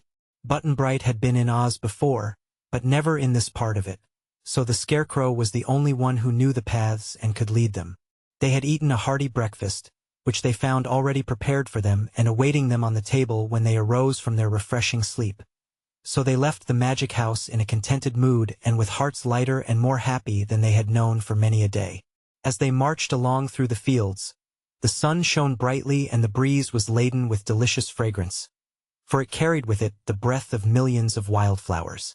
At noon, when they stopped to rest by the banks of a pretty river, Trot said with a long-drawn breath that was much like a sigh, I wish we'd brought with us some of the food that was left from our breakfast, for I'm getting hungry again. Scarcely had she spoken when a table rose up before them, as if from the ground itself, and it was loaded with fruits and nuts and cakes and many other good things to eat. The little girl's eyes opened wide at this display of magic, and Captain Bill was not sure that the things were actually there and fit to eat until he had taken them in his hand and tasted them. But the Scarecrow said with a laugh, Someone is looking after your welfare, that is certain, and from the looks of this table I suspect my friend the wizard has taken us in his charge. I've known him to do things like this before, and if we are in the wizard's care you need not worry about your future. Who's worrying? Inquired Button-Bright, already at the table and busily eating. The Scarecrow looked around the place while the others were feasting, and finding many things unfamiliar to him, he shook his head and remarked, I must have taken the wrong path, back in that last valley, for on my way to Jinxland I remember that I passed around the foot of this river, where there was a great waterfall. Did the river make a bend after the waterfall? Asked Captain Bill. No, the river disappeared. Only a pool of whirling water showed what had become of the river, but I suppose it is underground somewhere, and will come to the surface again in another part of the country. Well, suggested Trot as she finished her luncheon, as there is no way to cross this river, I suppose we'll have to find that waterfall and go around it. Exactly, replied the Scarecrow. So they soon renewed their journey, following the river for a long time until the roar of the waterfall sounded in their ears. By and by they came to the waterfall itself, a sheet of silver dropping far, far down into a tiny lake which seemed to have no outlet. From the top of the fall, where they stood, the banks gradually sloped away, so that the descent by land was quite easy, while the river could do nothing but glide over an edge of rock and tumble straight down to the depths below. You see, said the Scarecrow, leaning over the brink, this is called by our Oz people the Great Waterfall, because it is certainly the highest one in all the land. But I think help. He had lost his balance and pitched headforemost into the river. They saw a flash of straw and blue clothes, and the painted face looking upward in surprise. The next moment the Scarecrow was swept over the waterfall and plunged into the basin below. The accident had happened so suddenly that for a moment they were all too horrified to speak or move. Quick! We must go to help him or he will be drowned, Trot exclaimed. Even while speaking she began to descend the bank to the pool below, and Captain Bill followed as swiftly as his wooden leg would let him. Button-Bright came more slowly, calling to the girl. He can't drown, Trot. He's a Scarecrow. But she wasn't sure a scarecrow couldn't drown and never relaxed her speed until she stood on the edge of the pool, with the spray dashing in her face. Captain Bill, puffing and panting, had just voice enough to ask, as he reached her side. "See him, Trot?" "Not a speck of him." "Oh, Captain, what do you suppose has become of him?" "I suppose," replied the sailor, "that he's in that water more or less far down, and I'm 'fraid it'll make his straw pretty soggy. But as fair his bein' drowned, I agree with Button-Bright that it can't be done." There was small comfort in this assurance, and Trot stood for some time searching with her eyes the bubbling water, in the hope that the Scarecrow would finally come to the surface. Presently she heard Button-Bright calling, "Come here, Trot!" And looking around she saw that the boy had crept over the wet rocks to the edge of the waterfall and seemed to be peering behind it. Making her way toward him, she asked, "What do you see?" "A cave," he answered. "Let's go in. Perhaps we'll find the Scarecrow there." She was a little doubtful of that, but the cave interested her, and so did it Captain Bill. There was just space enough at the edge of the sheet of water for them to crowd in behind it, but after that dangerous entrance they found room enough to walk upright, and after a time they came to an opening in the wall of rock. Approaching this opening, they gazed within it and found a series of steps, cut so that they might easily descend into the cavern. Trot turned to look inquiringly at her companions. The falling water made such din and roaring that her voice could not be heard. Captain Bill nodded his head, but before he could enter the cave, Button-Bright was before him, clambering down the steps without a particle of fear. So the others followed the boy. The first steps were wet with spray and slippery, but the remainder were quite dry. A rosy light seemed to come from the interior of the cave, and this lighted their way. After the steps there was a short tunnel, high enough for them to walk erect in, and then they reached the cave itself and paused in wonder and admiration. They stood on the edge of a vast cavern, the walls and domed roof of which were lined with countless rubies, exquisitely cut and flashing sparkling rays from one to another. This caused a radiant light that permitted the entire cavern to be distinctly seen, and the effect was so marvelous that Trot drew in her breath with a sort of a gasp, and stood quite still in wonder. But the walls and roof of the cavern were merely a setting for a more wonderful scene. In the center was a bubbling cauldron of water, for here the river rose again, splashing and dashing till its spray rose high in the air, where it took the ruby color of the jewels and seemed like a seething mass of flame. And while they gazed into the tumbling, tossing water, the body of the Scarecrow suddenly rose in the center, struggling and kicking, and the next instant wholly disappeared from view. "My, but he's wet!" exclaimed Button-Bright, but none of the others heard him. Trot and Captain Bill discovered that a broad ledge covered, like the walls, with glittering rubies, ran all around the cavern. So they followed this gorgeous path to the rear and found where the water made its final dive underground, before it disappeared entirely. Where it plunged into this dim abyss the river was black and dreary looking, and they stood gazing in awe until just beside them the body of the Scarecrow again popped up from the water. The Scarecrow of Oz. Chapter 23. The Land of Oz. The straw man's appearance on the water was so sudden that it startled Trot. But Captain Bill had the presence of mind to stick his wooden leg out over the water, and the Scarecrow made a desperate clutch and grabbed the leg with both hands. He managed to hold on until Trot and Button-Bright knelt down and seized his clothing, but the children would have been powerless to drag the soaked Scarecrow ashore had not Captain Bill now assisted them. When they laid him on the ledge of rubies, he was the most useless-looking Scarecrow you can imagine. His straw sodden and dripping with water, his clothing wet and crumpled, while even the sack upon which his face was painted had become so wrinkled that the old jolly expression of their stuffed friend's features was entirely gone. But he could still speak, and when Trot bent down her ear she heard him say, "Get me out of here as soon as you can." That seemed a wise thing to do, so Captain Bill lifted his head and shoulders, and Trot and Button-Bright each took a leg. Among them they partly carried and partly dragged the damp Scarecrow out of the ruby cavern, along the tunnel and up the flight of rock steps. It was somewhat difficult to get him past the edge of the waterfall, but they succeeded after much effort, and a few minutes later laid their poor comrade on a grassy bank where the sun shone upon him freely and he was beyond the reach of the spray. Captain Bill now knelt down and examined the straw that the Scarecrow was stuffed with. "I don't believe it'll be of much use to him any more," said he. for it's full of pollywogs and fish eggs, and the water has took all the crinkle out of the straw and ruined it. I guess, Trot, that the best thing for us to do is to empty out all his body and carry his head and clothes along the road till we come to a field or a house where we can get some fresh straw." "Yes, Captain," she agreed. "There's nothing else to be done. But how shall we ever find the road to Glinda's palace, without the Scarecrow to guide us?" "That's easy," said the Scarecrow, speaking in a rather feeble but distinct voice. "If Captain Bill will carry my head on his shoulders, eyes front, I can tell him which way to go." So they followed that plan and emptied all the old, wet straw out of the Scarecrow's body. Then the sailor-man wrung out the clothes and laid them in the sun till they were quite dry.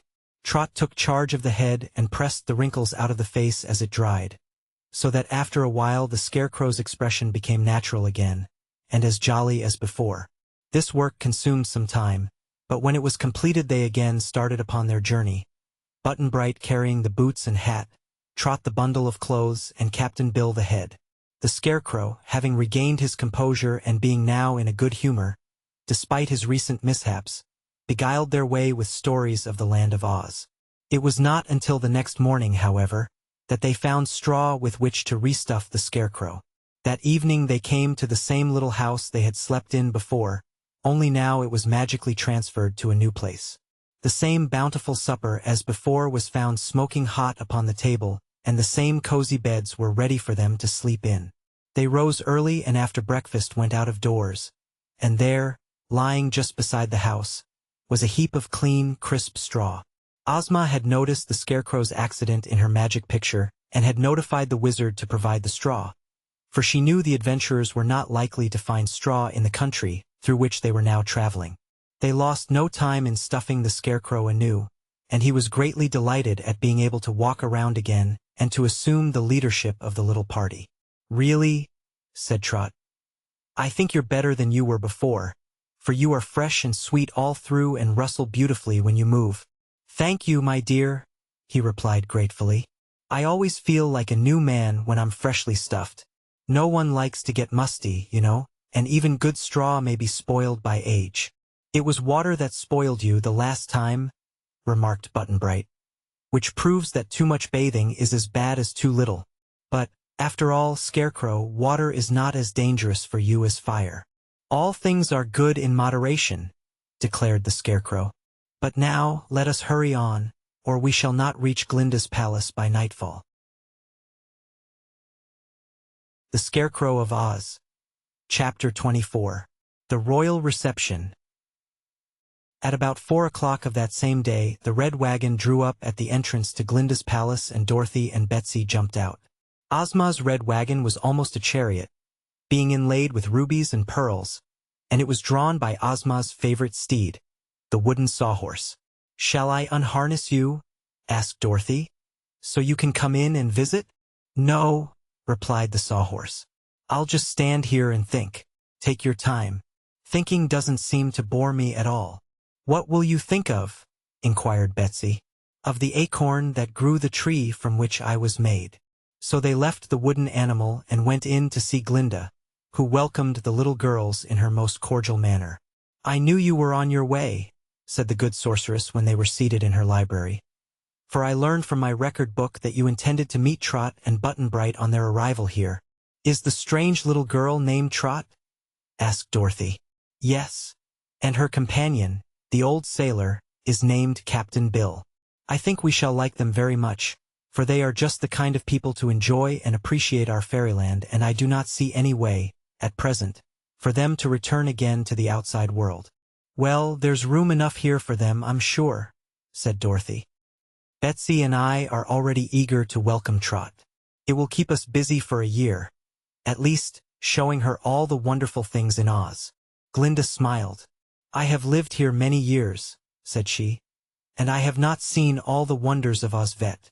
Meantime the travelers were drawing near to the palace, and when they first caught sight of its towers Trot realized that it was far more grand and imposing than was the king's castle in Jinxland.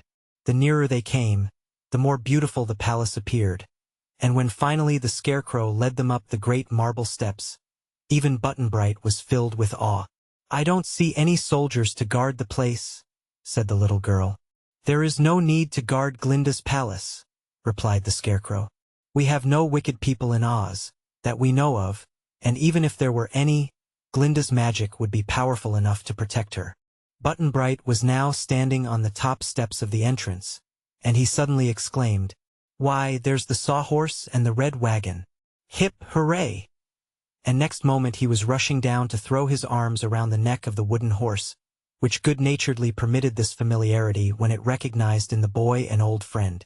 Button-Bright's shout had been heard inside the palace, so now Dorothy and Betsy came running out to embrace their beloved friend, the Scarecrow, and to welcome Trot and Captain Bill to the land of Oz. "We've been watching you for a long time in Ozma's magic picture," said Dorothy, "and Ozma has sent us to invite you to her own palace in the Emerald City. I don't know if you realize how lucky you are to get that invitation, but you'll understand it better after you've seen the Royal Palace and the Emerald City." Glinda now appeared in person to lead all the party into her azure reception room. Trot was a little afraid of the stately sorceress, but gained courage by holding fast to the hands of Betsy and Dorothy. Captain Bill had no one to help him feel at ease, so the old sailor sat stiffly on the edge of his chair and said, "Yes, ma'am," or "No, ma'am," when he was spoken to, and was greatly embarrassed by so much splendor. The Scarecrow had lived so much in palaces that he felt quite at home, and he chatted to Glinda and the Oz girls in a merry, light-hearted way. He told all about his adventures in Jinxland, and at the Great Waterfall, and on the journey hithermost of which his hearers knew already, and then he asked Dorothy and Betsy what had happened in the Emerald City since he had left there. They all passed the evening and the night at Glinda's palace, and the sorceress was so gracious to Captain Bill that the old man by degrees regained his self-possession and began to enjoy himself. Trot had already come to the conclusion that in Dorothy and Betsy she had found two delightful comrades, and Button-Bright was just as much at home here as he had been in the fields of Jinxland or when he was buried in the popcorn snow of the land of Mo. The next morning they arose bright and early and after breakfast bade goodbye to the kind sorceress, whom Trot and Captain Bill thanked earnestly for sending the Scarecrow to Jinxland to rescue them. Then they all climbed into the Red Wagon. There was room for all on the broad seats, and when all had taken their places, Dorothy, Trot and Betsy on the rear seat and Captain Bill, Button-Bright and the Scarecrow in front, they called "Gid-dap" to the Sawhorse, and the wooden steed moved briskly away, pulling the red wagon with ease. It was now that the strangers began to perceive the real beauties of the land of Oz, for they were passing through a more thickly settled part of the country, and the population grew more dense as they drew nearer to the Emerald City. Everyone they met had a cheery word or a smile for the Scarecrow, Dorothy and Betsy Bobbin, and some of them remembered Button-Bright and welcomed him back to their country. It was a happy party, indeed, that journeyed in the Red Wagon to the Emerald City, and Trot already began to hope that Ozma would permit her and Captain Bill to live always in the land of Oz. When they reached the great city they were more amazed than ever, both by the concourse of people in their quaint and picturesque costumes, and by the splendor of the city itself. But the magnificence of the royal palace quite took their breath away, until Ozma received them in her own pretty apartment and by her charming manners and assuring smiles made them feel they were no longer strangers. Trot was given a lovely little room next to that of Dorothy, while Captain Bill had the coziest sort of a room next to Trot's and overlooking the gardens. And that evening Ozma gave a grand banquet and reception in honor of the new arrivals.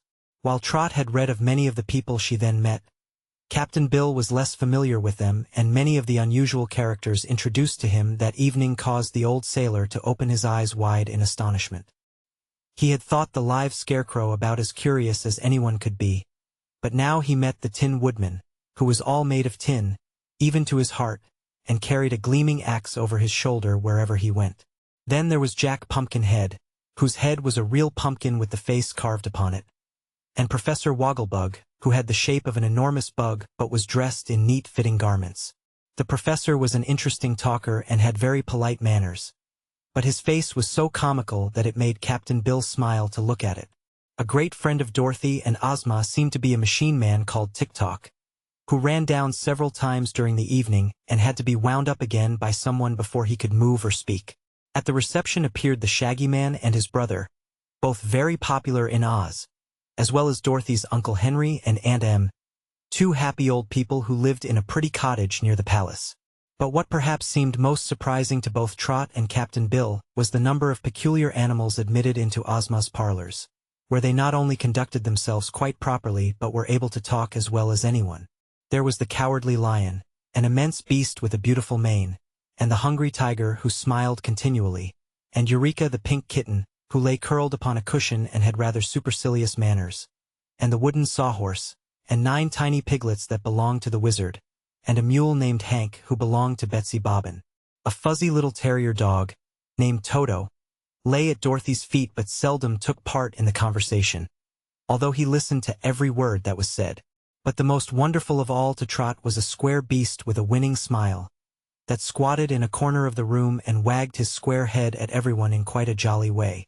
Betsy told Trot that this unique beast was called the Woozy, and there was no other like him in all the world. Captain Bill and Trot had both looked around expectantly for the Wizard of Oz, but the evening was far advanced before the famous little man entered the room. But he went up to the strangers at once and said, "I know you, but you don't know me. So let's get acquainted." And they did get acquainted in a very short time, and before the evening was over Trot felt that she knew every person and animal present at the reception, and that they were all her good friends. Suddenly they looked around for Button-Bright, but he was nowhere to be found. "Dear me!" cried Trot. "He's lost again." "Never mind, my dear," said Ozma, with her charming smile. "No one can go far astray in the land of Oz, and if Button-Bright isn't lost occasionally, he isn't happy."